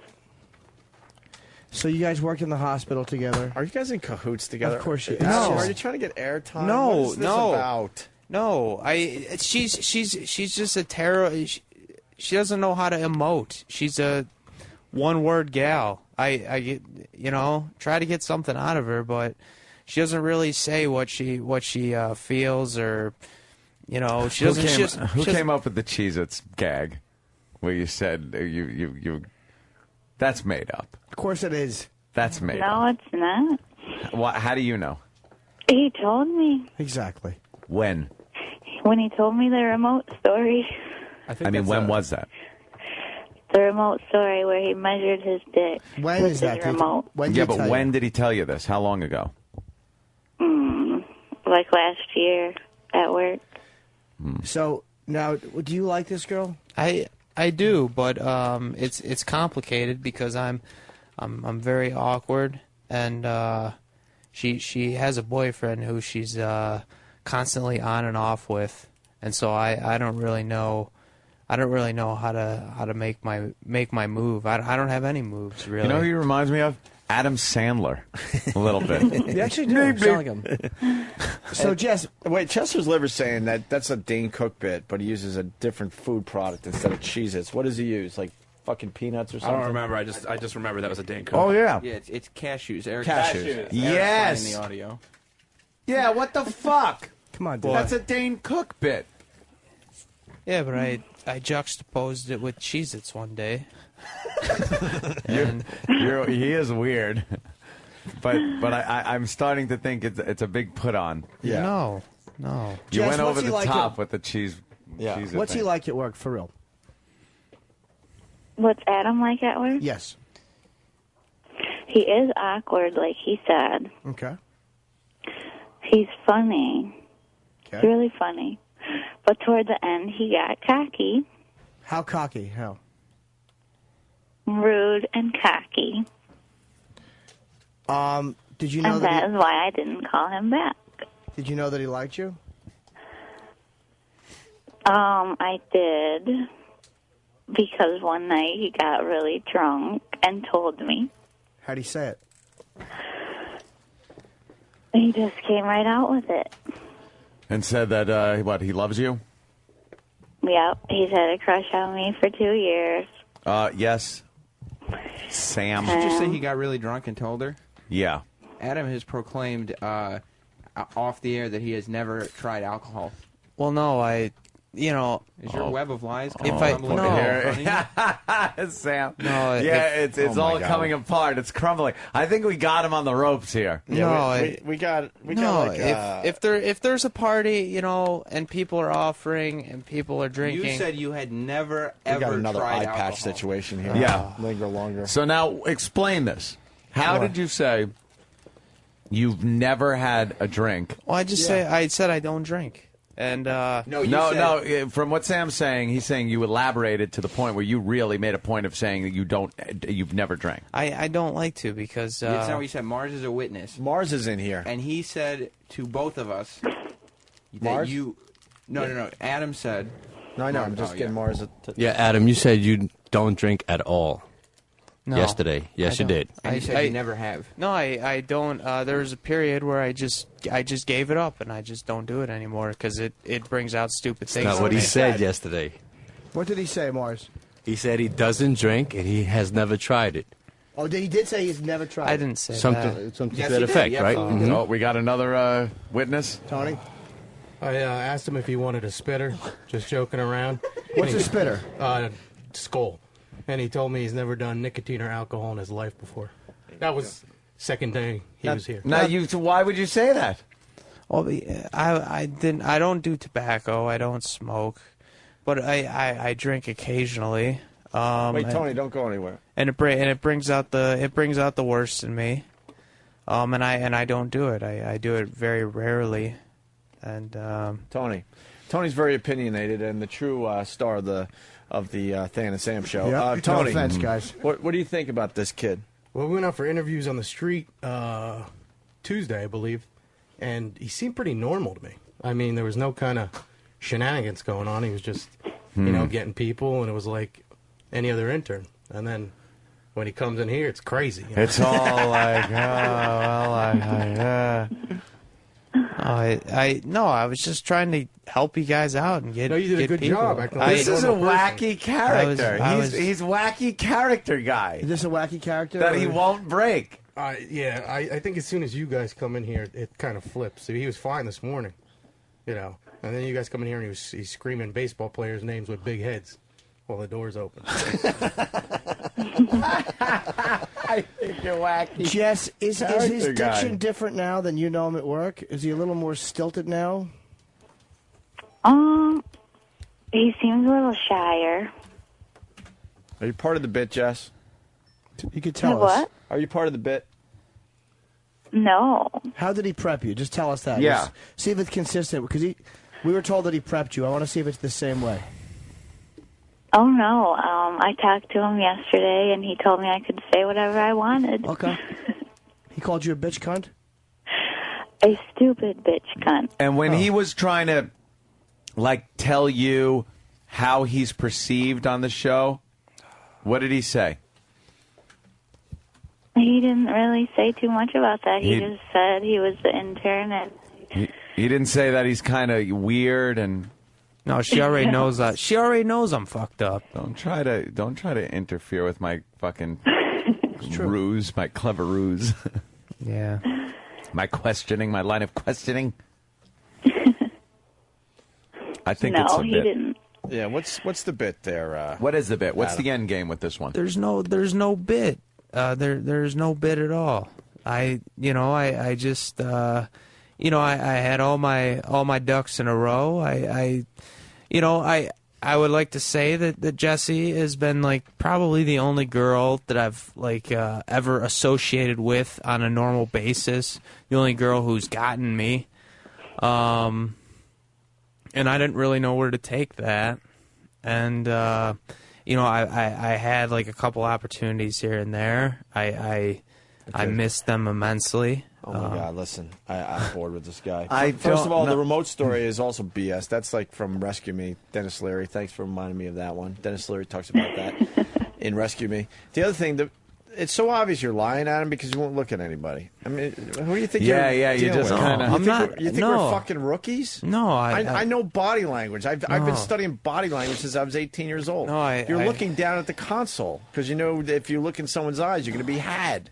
No, So tell us what's going on. There's Do nothing. you want airtime? If you want No. airtime, we can figure something out. There's no airtime. It's just no, there is airtime. There is, but There's I no just, airtime. There is. I think what's happened is there's a bit of truth that's just been, let's say, exaggerated. Right. I think this is a magnification, and that's where the character part of it comes in. I don't think that he's completely unawkward or shy. I think that's probably a part of who he is. But I think it's exaggerated here to be interesting. No, I think this is some kind of fucking Groundlings performance we're seeing here. This is No. like he's doing a performance piece. See, look Anthony in the eye and tell him it's not true. No, it's not true. He's a liar. Yeah. Yeah. Well, if Jess, are you in on this? No, I don't think he's lying. You've worked together, and he's been like this, exactly like this. He's never normal. He's always a fucking weirdo. Come on, Jess. He's sometimes normal. He can have a conversation if he needs to. Yeah. What? But he is awkward at times. You can't hear what she's saying? Yeah, because we have that microphone is blocked, so you can't hear what she's saying, coach her. Oh, man.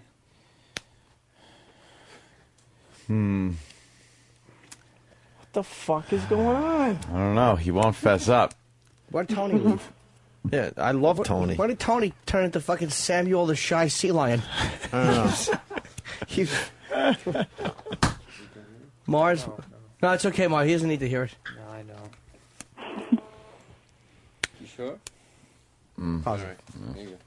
We blocked it on purpose. We'll tell him what she's saying. This is something doesn't smell right here. And we know that. Something is not right. Yeah. What's going on? I don't know what's going. I just what was she saying? How do you feel about him, Jess? He's a nice kid. I like him as a friend. Are you attracted to him? I don't know. I never thought about it. Sometimes when he's not cocky and mean. And mean, cocky and mean. Cocky and mean and calling me nasty names. What are you talking about?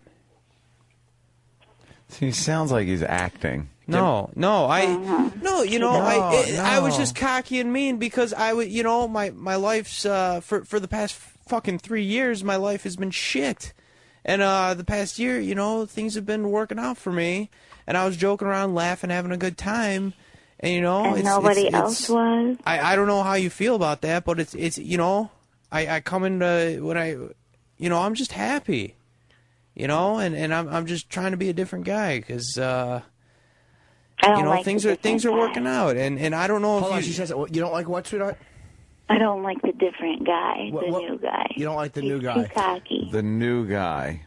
Well, you know what? I don't know what your deal is. You're going to Colorado. I'm probably never gonna fucking talk to you again. You know. All right, wait. Another lie. Don't you guys work together still? No, she's taking a month off to go to Colorado. Jess, are you working today? Actually, I have a day off today. Ah. And when are you working again? Tomorrow. And Adam, when are you working again? Sometime in like early March. What? I'm taking a week off. I got to tie up some loose ends in Michigan, and so I'm gonna pick up a couple days. What's that, to put lie on the hole? No. A week off. It's February 7th. Yeah, what? In early March. So when? So you're going to see her again? No, I'm not going to go see her. You She's suck at trying to get something going. No, she's going to she's going to take a leave of absence to Colorado. You said you're never going to see her again. No, because she's probably going to move there. And you know but what? She's working tomorrow. Yeah, and you're not taking off until fucking March. It's February 7th. Yeah. Oh, by the way, yeah, thank you, Danny. Let's play this clip real fast. I get this erection. I look over, there's a can of cashews on my left, your right. I open it up, I take a cashew, put it on the tip of my hog. I bent it back, shot it into my mouth. First try. See, that would be your Cheez-It bit. Yeah. Your life is based on, like, bits from other comedians. You know, I try. You know, you had me there, but you know, I'd like to close this chapter on my life because Can you close it as mud bones? Yeah. You know, I don't know. I don't know, Jessica. You know, she's really just not I just don't like her as a person.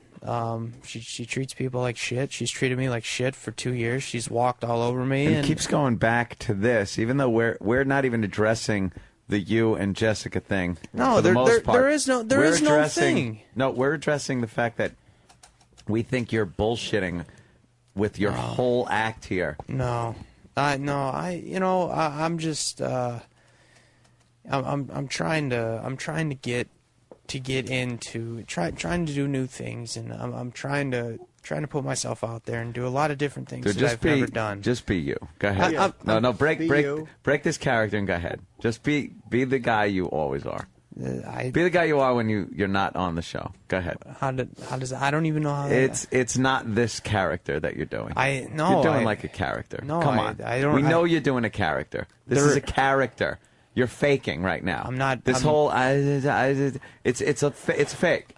You can talk normal. You can act normal. You're not a weird guy. You just do this so you can get airtime and do like a bit and pull one over on everybody. And it worked. You had us for a little while, but now just be you. Go ahead. Snap right out of it. Go ahead.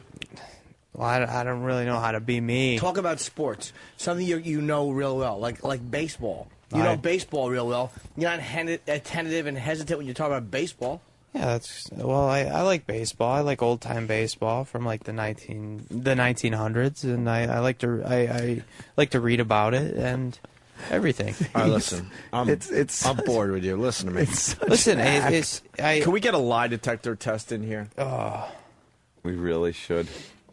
It's kind of a hack bit. It's been done a lot, but can we get a lie detector test? Jess, what's he lying about? Done? What? What's he lying about? Do you have a MySpace? I got I don't. Facebook. Not you.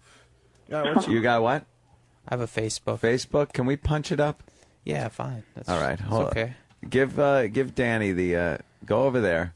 Give Danny the Addy, and so everybody doesn't jump on it and freeze it up. Because I want to see what's on there. Maybe there's a clue. He creeps me out.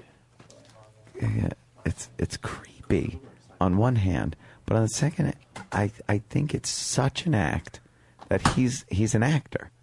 I think he's an actor comedian, and he's doing this character that is based on things that he saw, like the Dane and Rescue Me and stuff. And he's probably a regular guy. A regular guy. He's nuts. No, I don't think he is. Yeah, he's fucking nuts. You don't think this is a bit? I think he's fucking nuts. I think it's a bit. Multiple personalities. No. Okay, is that it? What do we got? It's the computer's frozen. Son of a bitch, frozen computer shit. Why don't we, should we take a break?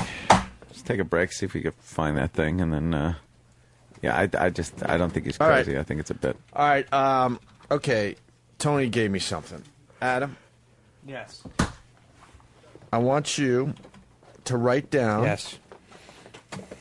where you were when you told Jess you loved her. Where I was when I told Jess that I loved her. Yeah, write it down right now.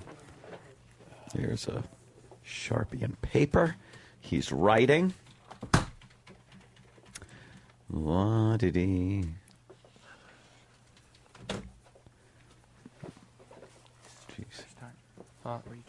It's a location, for fuck's sake. Should take 2 seconds. He He's just writing crossed out his fucking- first answer. Why, Sam? Because he was writing where he was when he called her yesterday. Oh, my God. Oh, wow. All right, you're supposed to write down where you were when you told Jess you loved her. And also where Jess was, part 2 of the question. Shouldn't take this long, should it? Okay, I'm just about complete.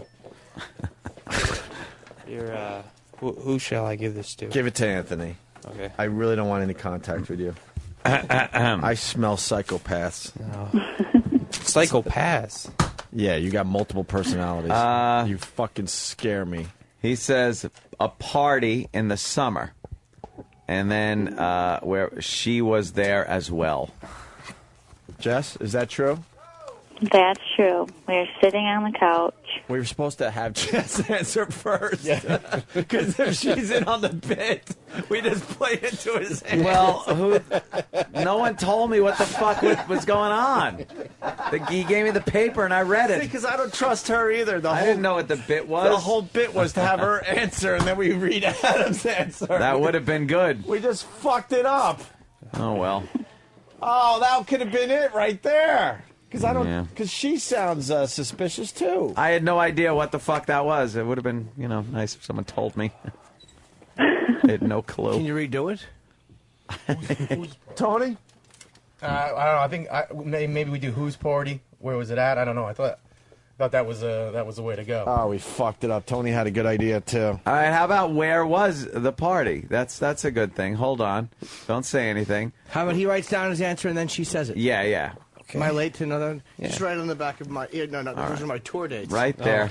Right where this party was. There we go. Yeah, you're right, Mikey from Philly. He repeated the question. That's a mental stall tactic to come up with a lie. Very good, Mikey. Very good. All right, I have the location of the party, which I will not reveal. By the way, Anthony, is that what you just did? I was pissing. It's hilarious. Anthony Nakumia writes, "Ha ha, way to go, Columbo." No one told me what we were doing. It's like, let Anthony read it because I don't want any contact with him, so I read it. Good. Yeah, good point. Right. I led you down that road a little bit. I didn't know where we were going there. All right, Jess, what party? A coworker, Matt. It says Matt's house. It's probably they hang out at his house all the time, a party. That's why the Well, after the party was revealed, she could easily remember that a party that she possibly was at with this fucking clown. All right, we're going to get a lie detector. I guess Danny's saying it'll take a couple of days, but we could certainly get one. Yeah. All right. Why are you worried about a lie detector? No, I'm not worried about a lie detector. Test. It's just that my personal life has been destroyed. How? What part? What do you mean? What? Well, you guys say I'm gay, I'm asexual. I don't say know. you were gay. We're asking. I'm not gay. That was an an opinion, which is very different. I just try to. I just tried. I don't really know. I don't know what's going on. Yeah. I'll make it I have perfectly no clear. idea. I don't know if you're gay. I don't know if you're asexual. I don't know what the fuck you The are. bottom line is you're saying you've never kissed a girl at age 22. No. So being gay was an option. Of course, guys are going to think that or ask it. I'm an asexual. You said, no, all right, well, asexual, maybe you don't like to fuck at all. You said no. I don't know. I just. I got a question. Why are we letting the interns wreck a wonderful radio show? I don't know. Between Hip Hop Ron and this clown. Hip Hop Ron. I'm sorry. He stunk on ice. Yeah. Oh, did he? All right, we're going to get a lie detector test for you. All right. What do you want to admit right now, man? I mean, stop. What do I want to admit? Something is up here. I Are you on just- drugs? No, I Prescription pills? Are you seeing like a psychiatrist, a psychologist? I'm on prescription. I'm on I take Zoloft. Maybe that would be the mood thing. The other day he said no. I'm on Zoloft. I've been kind of my first couple years in college. All right, things kind of hit. You the know, fan. we asked you the other day if you were on any kind of medication. You said no. You said aspirin sometimes or something. Yeah. That's another lie. Now it's Zoloft? And I'm reading your face. When you squish your face like that, that's usually another sign that you're lying. When you do this thing. Well, I always... When you squish your eyebrows together. Are you a compulsive liar? I'm not a compulsive liar. I try to be very truthful. Well, you lied about the Zoloft. Why'd you lie about the medication? And the drinking. Well, because I was very nervous yesterday. Because you guys were grilling me quite hard. Yeah. Yeah. So I So you're just happy to have Zoloft laying around when you're nervous, and because we grilled you, you decide to pop a Zoloft. Oh, I just I went to a counselor for a couple years, and he helped get things straightened out, and everything's good. When was right the last now. time you've been to a counselor or a doctor of psychiatry or psychology? December.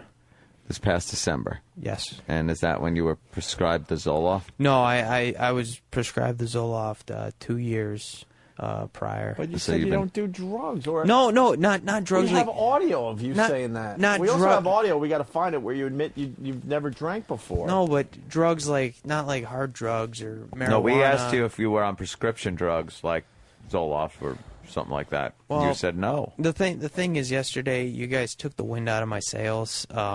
You got pretty Zoloft bad. on you right now? It's in my nightstand. As he drops something nervously. What'd you drop? Pen. Why don't you grab it if you need it? Steve, why? Just say it. It has nothing to do with that. Do you actually interview these guys? Oh yeah, totally. This never surfaced. Believe me, this is all shocking. Shocking. Someone is suggesting that you dress up like your mom and sit in a rocking chair. What are you writing down? Remember Gunshot Guy from Philly? Yeah, he's right there. So. That's what I was going to write down. Exactly. That's what you raced in with? Jesus. Race. Hardly raced it. He came in. How much more can The we talk Dodgers have moved to Los Angeles. How much more can we talk about his gunshot? Did he get shot again? I'll go find out. Please do. All right, thanks. Come back. Fucking place is And falling that's how apart. you throw a monkey wrench into a show. Hey, I'll have you know he asked. And why are you saying take the wind out of my sails? That's like lying shit. No, Thank you, Bill K. you guys were grilling me pretty hard yesterday, and I didn't know how to react to it. And yeah. Why were you stealing from Target? Well, because I don't know. I just felt like doing it. I wasn't really thinking. Are we safe with this guy around here? You're a I'm klepto, out of this obviously. bit. This guy is gonna fucking do something stupid. No, I'm quite normal. You're a klepto. I just don't know how to fit in with this crew currently. I'll say. During the walkover, by the way. You know, I said hi to you as I was entering the building, right? No. And you just were just staring off into the distance. I walked right by you. I figured, all right, the guy had it tough the last couple of days. I'll just acknowledge that he exists. I say hi, and he's just sitting there like this. Be kind of cordial. No, I nodded my head. No, you didn't. Oh, you did? What, Danny? Well, when I was coming into the building, Adam was just kind of hanging right by the entryway. So I just pulled the old, working hard, hardly working. And he didn't know how to react to that, so he decided the best way would be to shove me. And we all just kind of stood around and said, "What was that? Like, why did you do that?" Shoved you? Yeah, we were all just kind of shocked, like we didn't understand why that happened the way it did, and he still doesn't have a proper response for that. And then he laughed like it was the funniest thing in the world. You have a little violent streak in you, don't No. you? Is that why you're on well, Zoloft? Zoloft is to calm you down like that. Have you had like violence in your past, or there's never been any violence? No, I got angry one time, and I slapped my steering wheel like 12 times and broke my hand. And then there was another time where I just took my glasses and I threw them against the wall. Sam's back. But that's about it.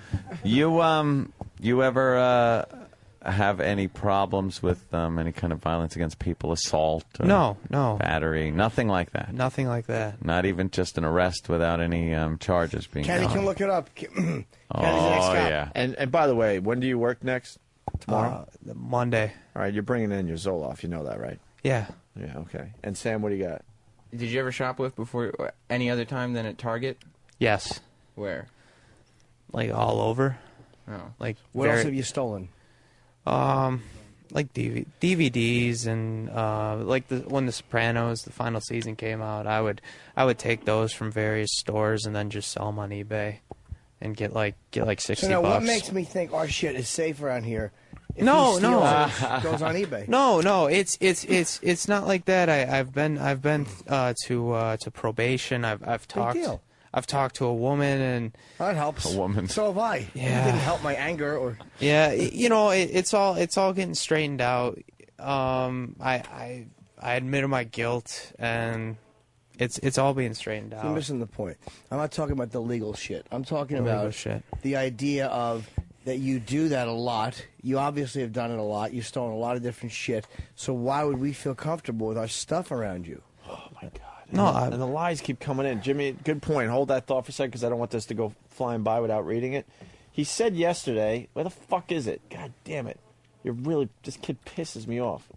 He said yesterday that he only saw a high school counselor. A high school counselor? Yeah, we got audio of it. What? You said that our listeners, they listen to every we fucking asked if word you of had this been show. to a psychiatrist or been to therapy, and you said no. You saw a high school counselor. I said a counselor. I just said a counselor. Where's not, the audio from yesterday? Yeah, should now we have it. need the audio from yesterday. It was a counselor, and it was relating to an event that happened when I was in high school. Right, the death of your coach at Yes. a very young age from a car accident. Yes, and I didn't say a high school counselor. I said I went to just a normal counselor, and to talk about that incident. Mm-hmm. Mm-hmm. So I'm not. Well, you're not. You're going to be part of the Blockbuster trade. That's right. You for Lily. You and Hip Hop Ron. For Lily. And Ron Bennington. And Dave's balls. I have a text here from someone who will go nameless.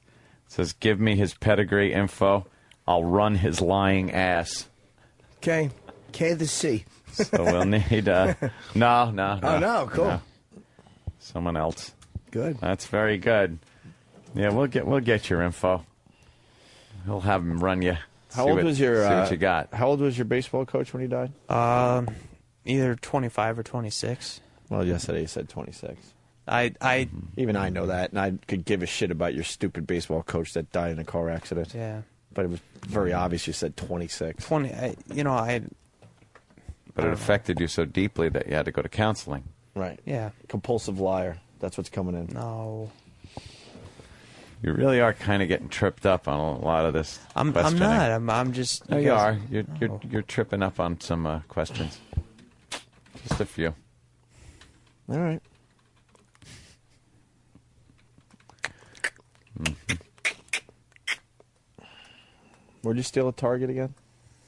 Well, Teddy Grahams, hand sanitizer, some Vaseline. So what else have you stolen besides that and the Sopranos DVDs?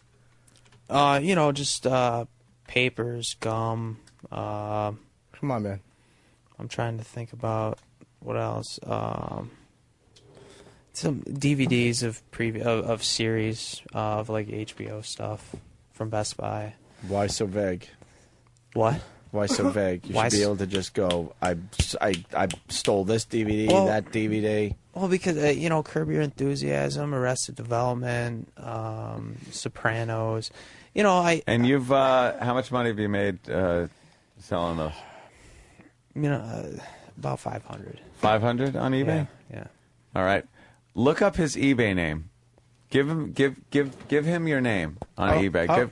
We found audio from yesterday, Butcher. Yesterday. And we'll see if he's sold anything. Yeah, this is Adam from yesterday. Are you on drugs? Prescription right no, now. I don't take any drugs. Don't drink. Don't smoke. Therapy? Huh? Don't drink. Don't smoke. You in therapy? No, I did a little bit of counseling back in the day. Yeah. Yeah. Yeah. Not December, back in the day. Like a couple years ago. Oh, a couple years. And it was for what?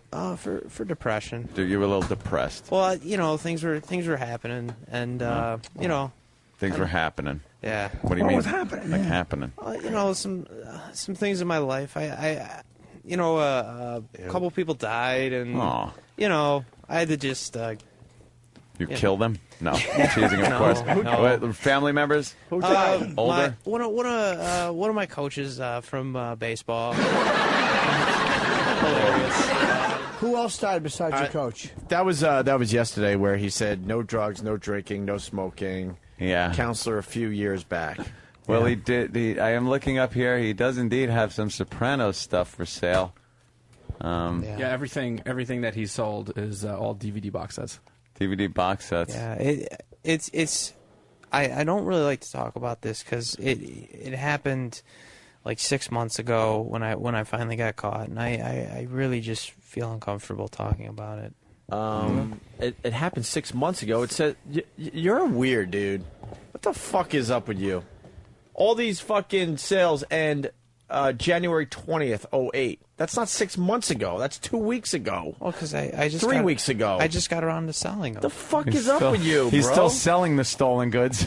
So when you got caught, you went through all your thing. You talked to the woman, but you still sold the stolen stuff. Why not? All right, so the problem is not solved then. That's my point. No. You are the same guy. That's why I said, why would our shit be safe around you? And you said, because I talked to a woman, but 3 weeks ago you're selling stolen merchandise on eBay. Yeah. How much are you selling those maraschino cherries for? I see up there. What?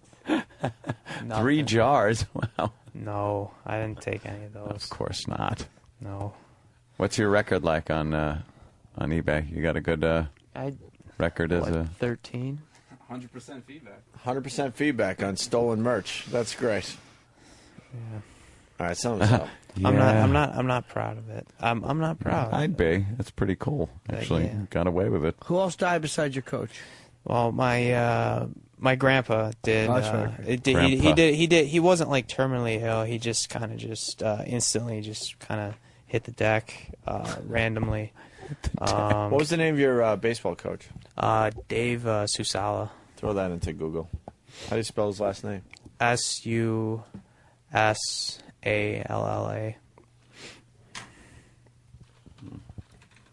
All right. Gold star on eBay, huh? Not bad. Yeah. I think Adam doesn't know who he really is. You said Dave, right? What was that first name? Dave or David, however you want to put it. I bet you that comes up accurate. Sure. I think he's just Mm.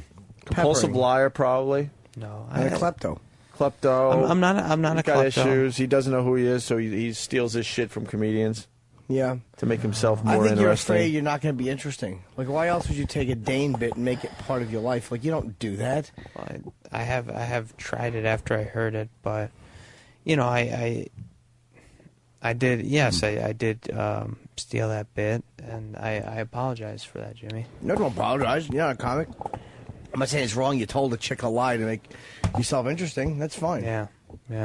We've all done that. Panning out, Danny. Yeah. The Dave Susala thing looks to be legit. Yeah. Okay. Yeah, so I'm starting to get a feel for this kid. I think he's got some major issues. Major, not little issues. He doesn't know who he is. He's a weirdo. A weirdo. He's a weirdo. You're diagnosing him as weirdo? Yeah, he's a weirdo. Who's creeping me the fuck out.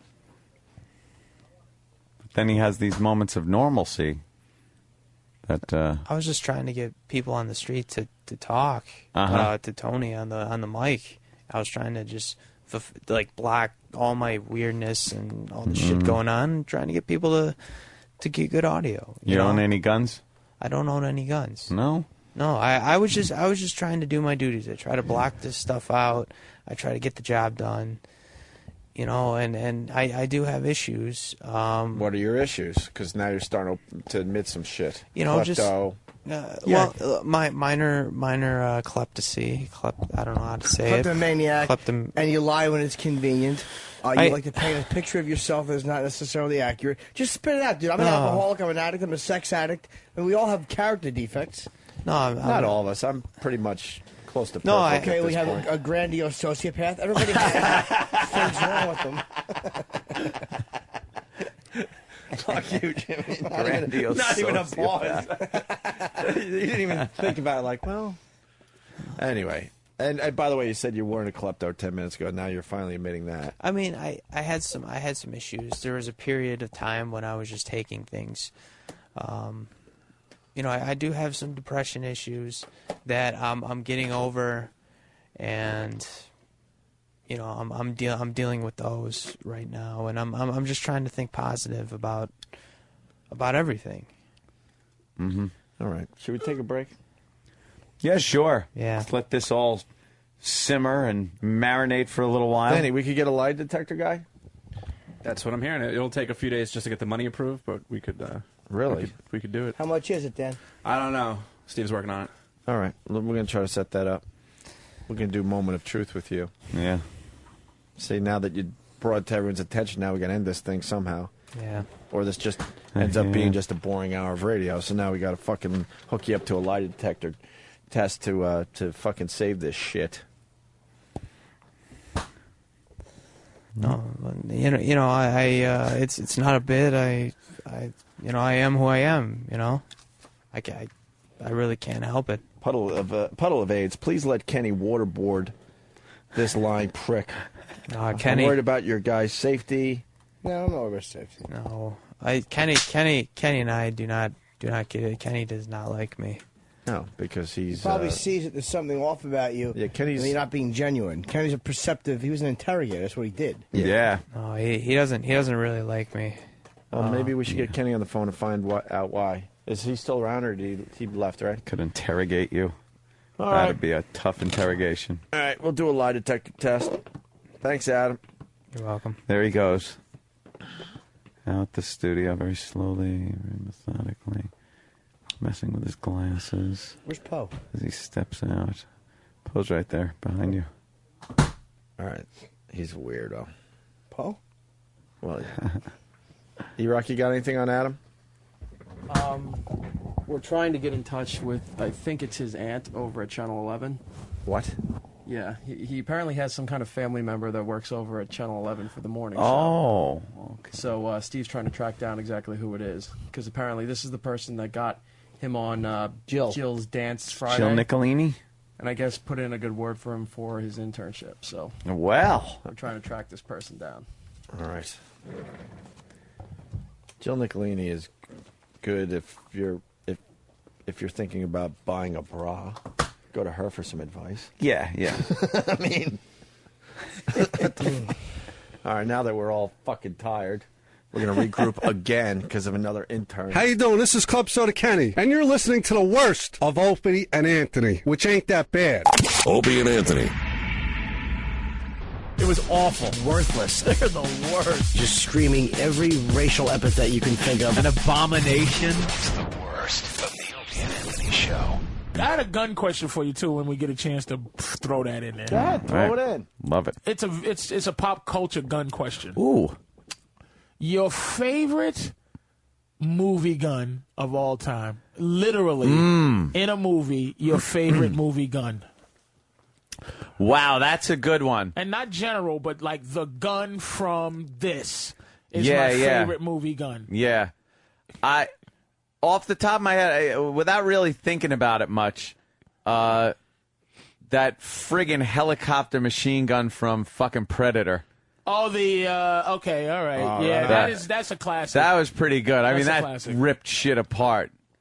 That was pretty I wouldn't good. argue with that. Yeah, I was just curious. Good movie gun. Because you're a gun guy. Yeah, that's a good mine's movie is, gun. Desert Eagle. Desert Eagle's always good. Desert Eagle. Oh, there's a great clip on YouTube of a little skinny girl shooting a Desert Eagle, and the kick puts the thing square across the bridge of a nose and a forehead. Bam! Oh, wow. Did it knock her out? You can no, she stood up, but they kind of really quick. I guess the people with the camera were a little concerned, but man, you get hit in the face with that motherfucker. They're heavy guns too. There's no fucking reason to have that gun aside from the fact that You have a Desert you Eagle? want it. I will be getting one. Really? Yeah, once you're planning on getting one? Yeah, have to do a few things. What? Some paperwork's got to get in order. You can have And one, then though, right? Yeah. That's pretty much a. Oh, they got this I got showing a now. small dick. There's the girl that gun. gets Yeah, bopped? here she is. It's on break. Look at this. What's the search on break for the people out there? Probably Desert Eagle and. Okay. She's ready to shoot it. Yeah. She's really thin. Oh, my God. Right in the middle of the forehead. Yeah, it just cracks her.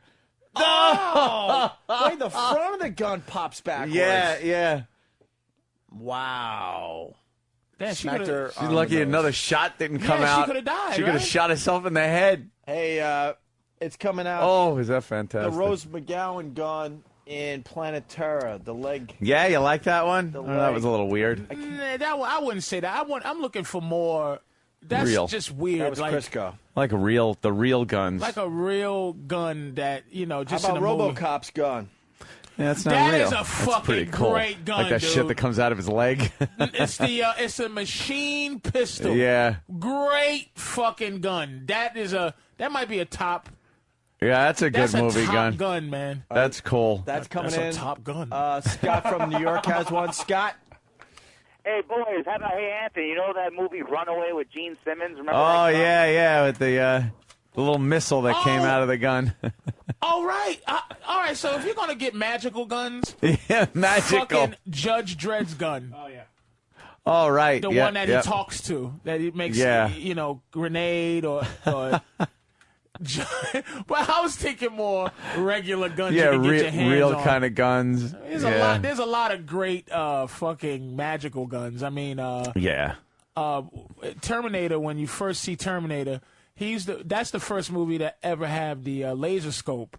Yeah, yeah. And the laser scope made the gun look better than it really was. Oh, right, yeah. Wait, when you put No that thing right on her Country head. For old man, I know I'm Oh. jerking that movie off, but he had a fucking sawed-off 12-gauge pump shotgun with a silencer on it.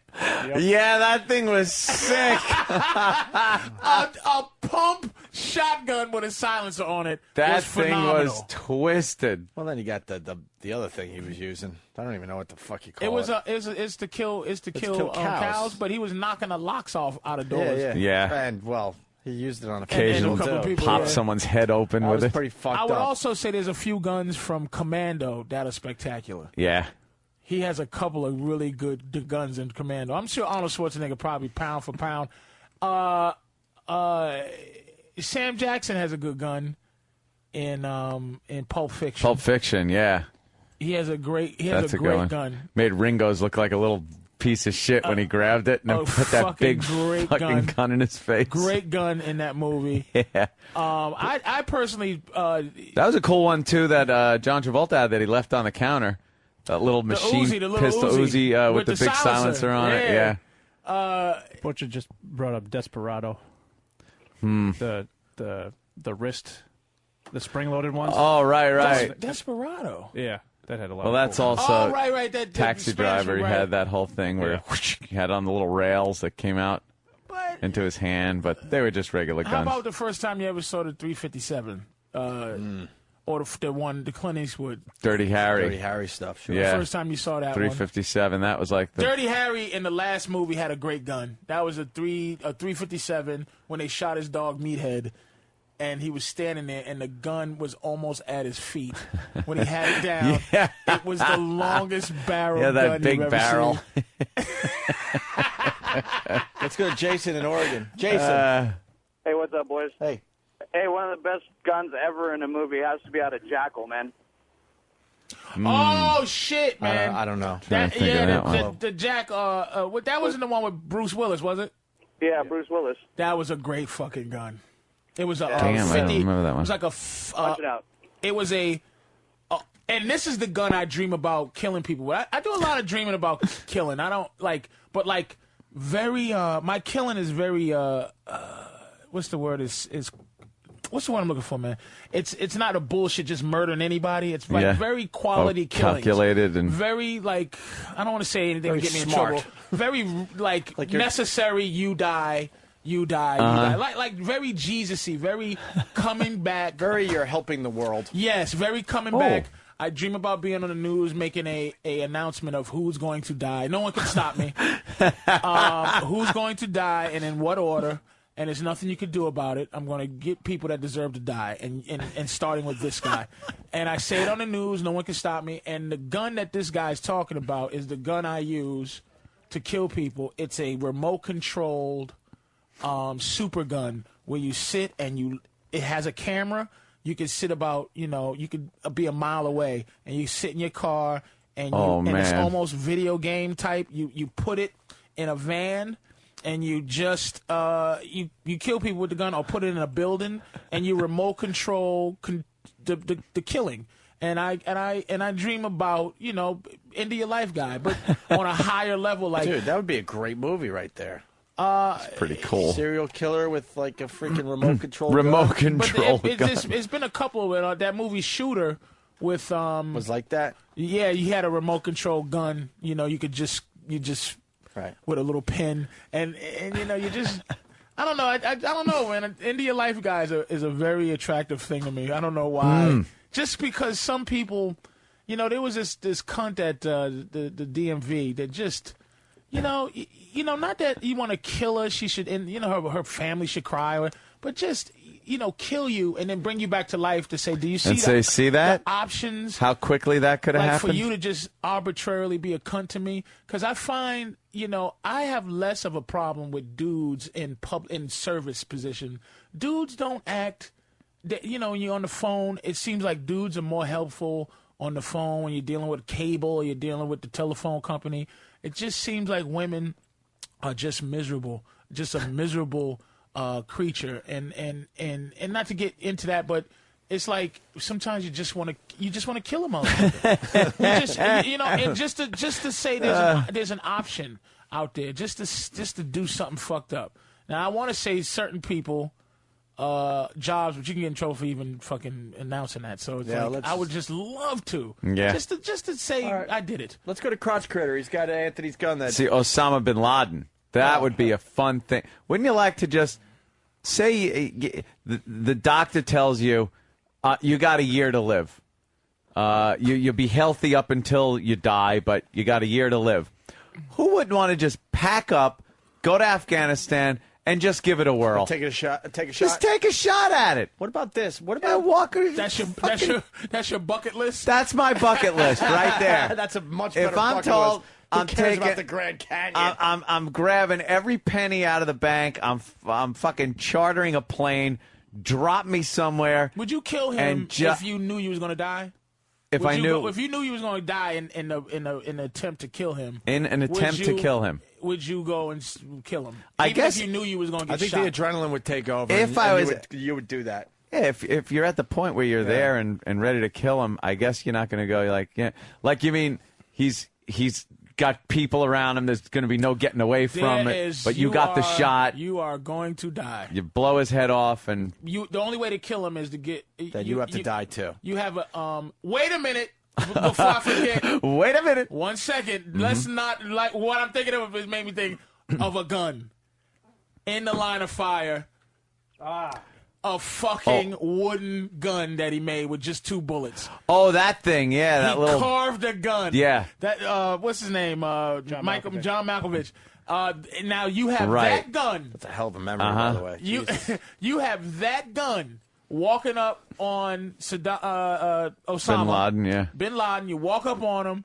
You got 2 bullets. You got to get this close to him, bust him in the head, and after you're done, you go, "Welp, I'm out of, no more bullets." And you're waiting to get fucking. Here it is. You're waiting to get not only shot, but probably really fucked up by the Arabs. See, here it is. Ass fucking. That's what I mean. Now, if you were just going to die in a blaze of friggin' gunfire, that's one thing. If you off Osama bin Laden, then you got to fucking wait while they saw your fucking head off. There you no! go. How you going to do that? No! Ain't happening. Ain't happening.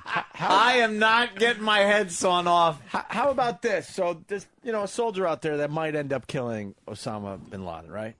When he comes back to America, does he ever get a traffic ticket again? If they know who it is, no. Yeah, if they ever know. How far can he go? I don't think they would tell anybody. When he comes back to America. Well, I'm just saying, this is all dumb talk. He would have to market it. I'd be like, dude, don't would pay. you ever pay for another meal? Don't pay taxes. Don't pay for anything. You know what? That's the same token as saying the guys that dropped the bomb on Hiroshima. I don't think his life would change for 2 seconds.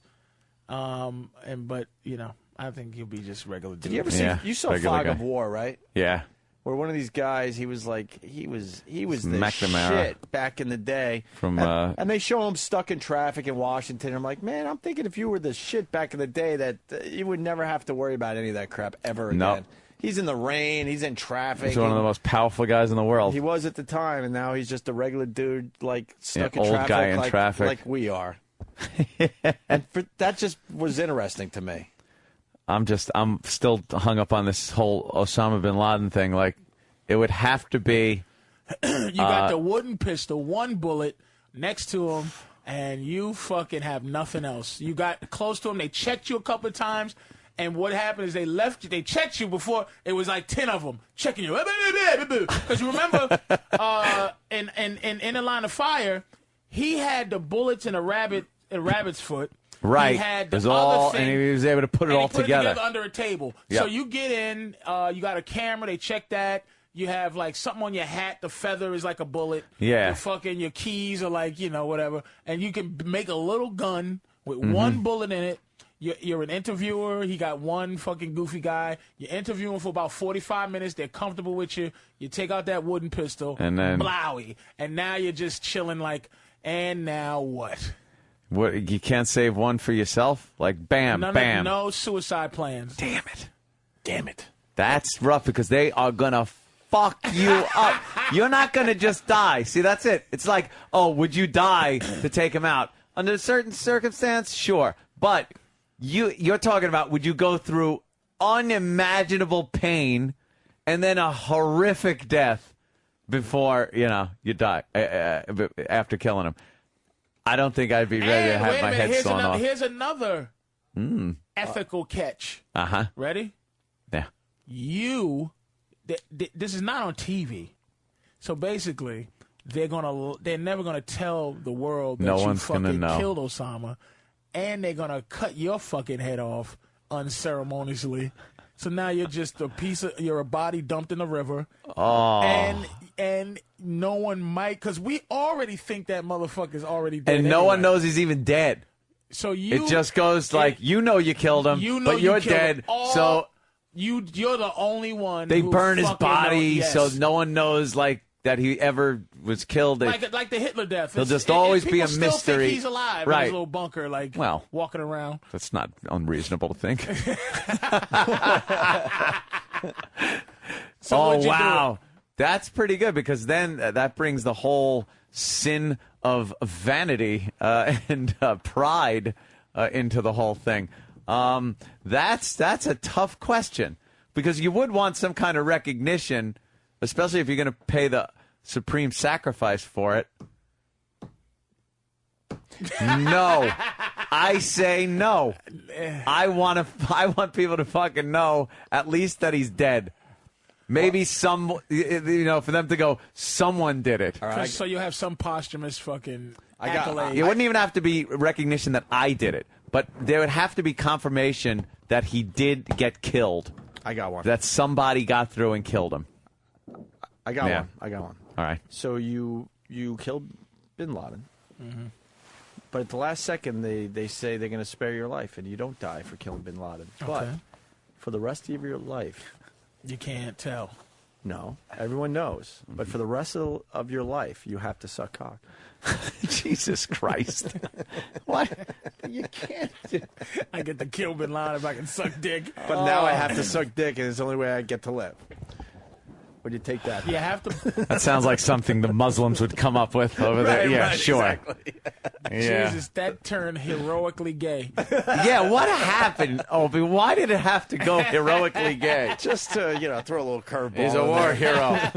He's a war hero, but... Fucking guy right there, you see him? He's a cocksucker. Yeah, dude, he killed fucking bin Laden. He has to now do that, so just give him a pass.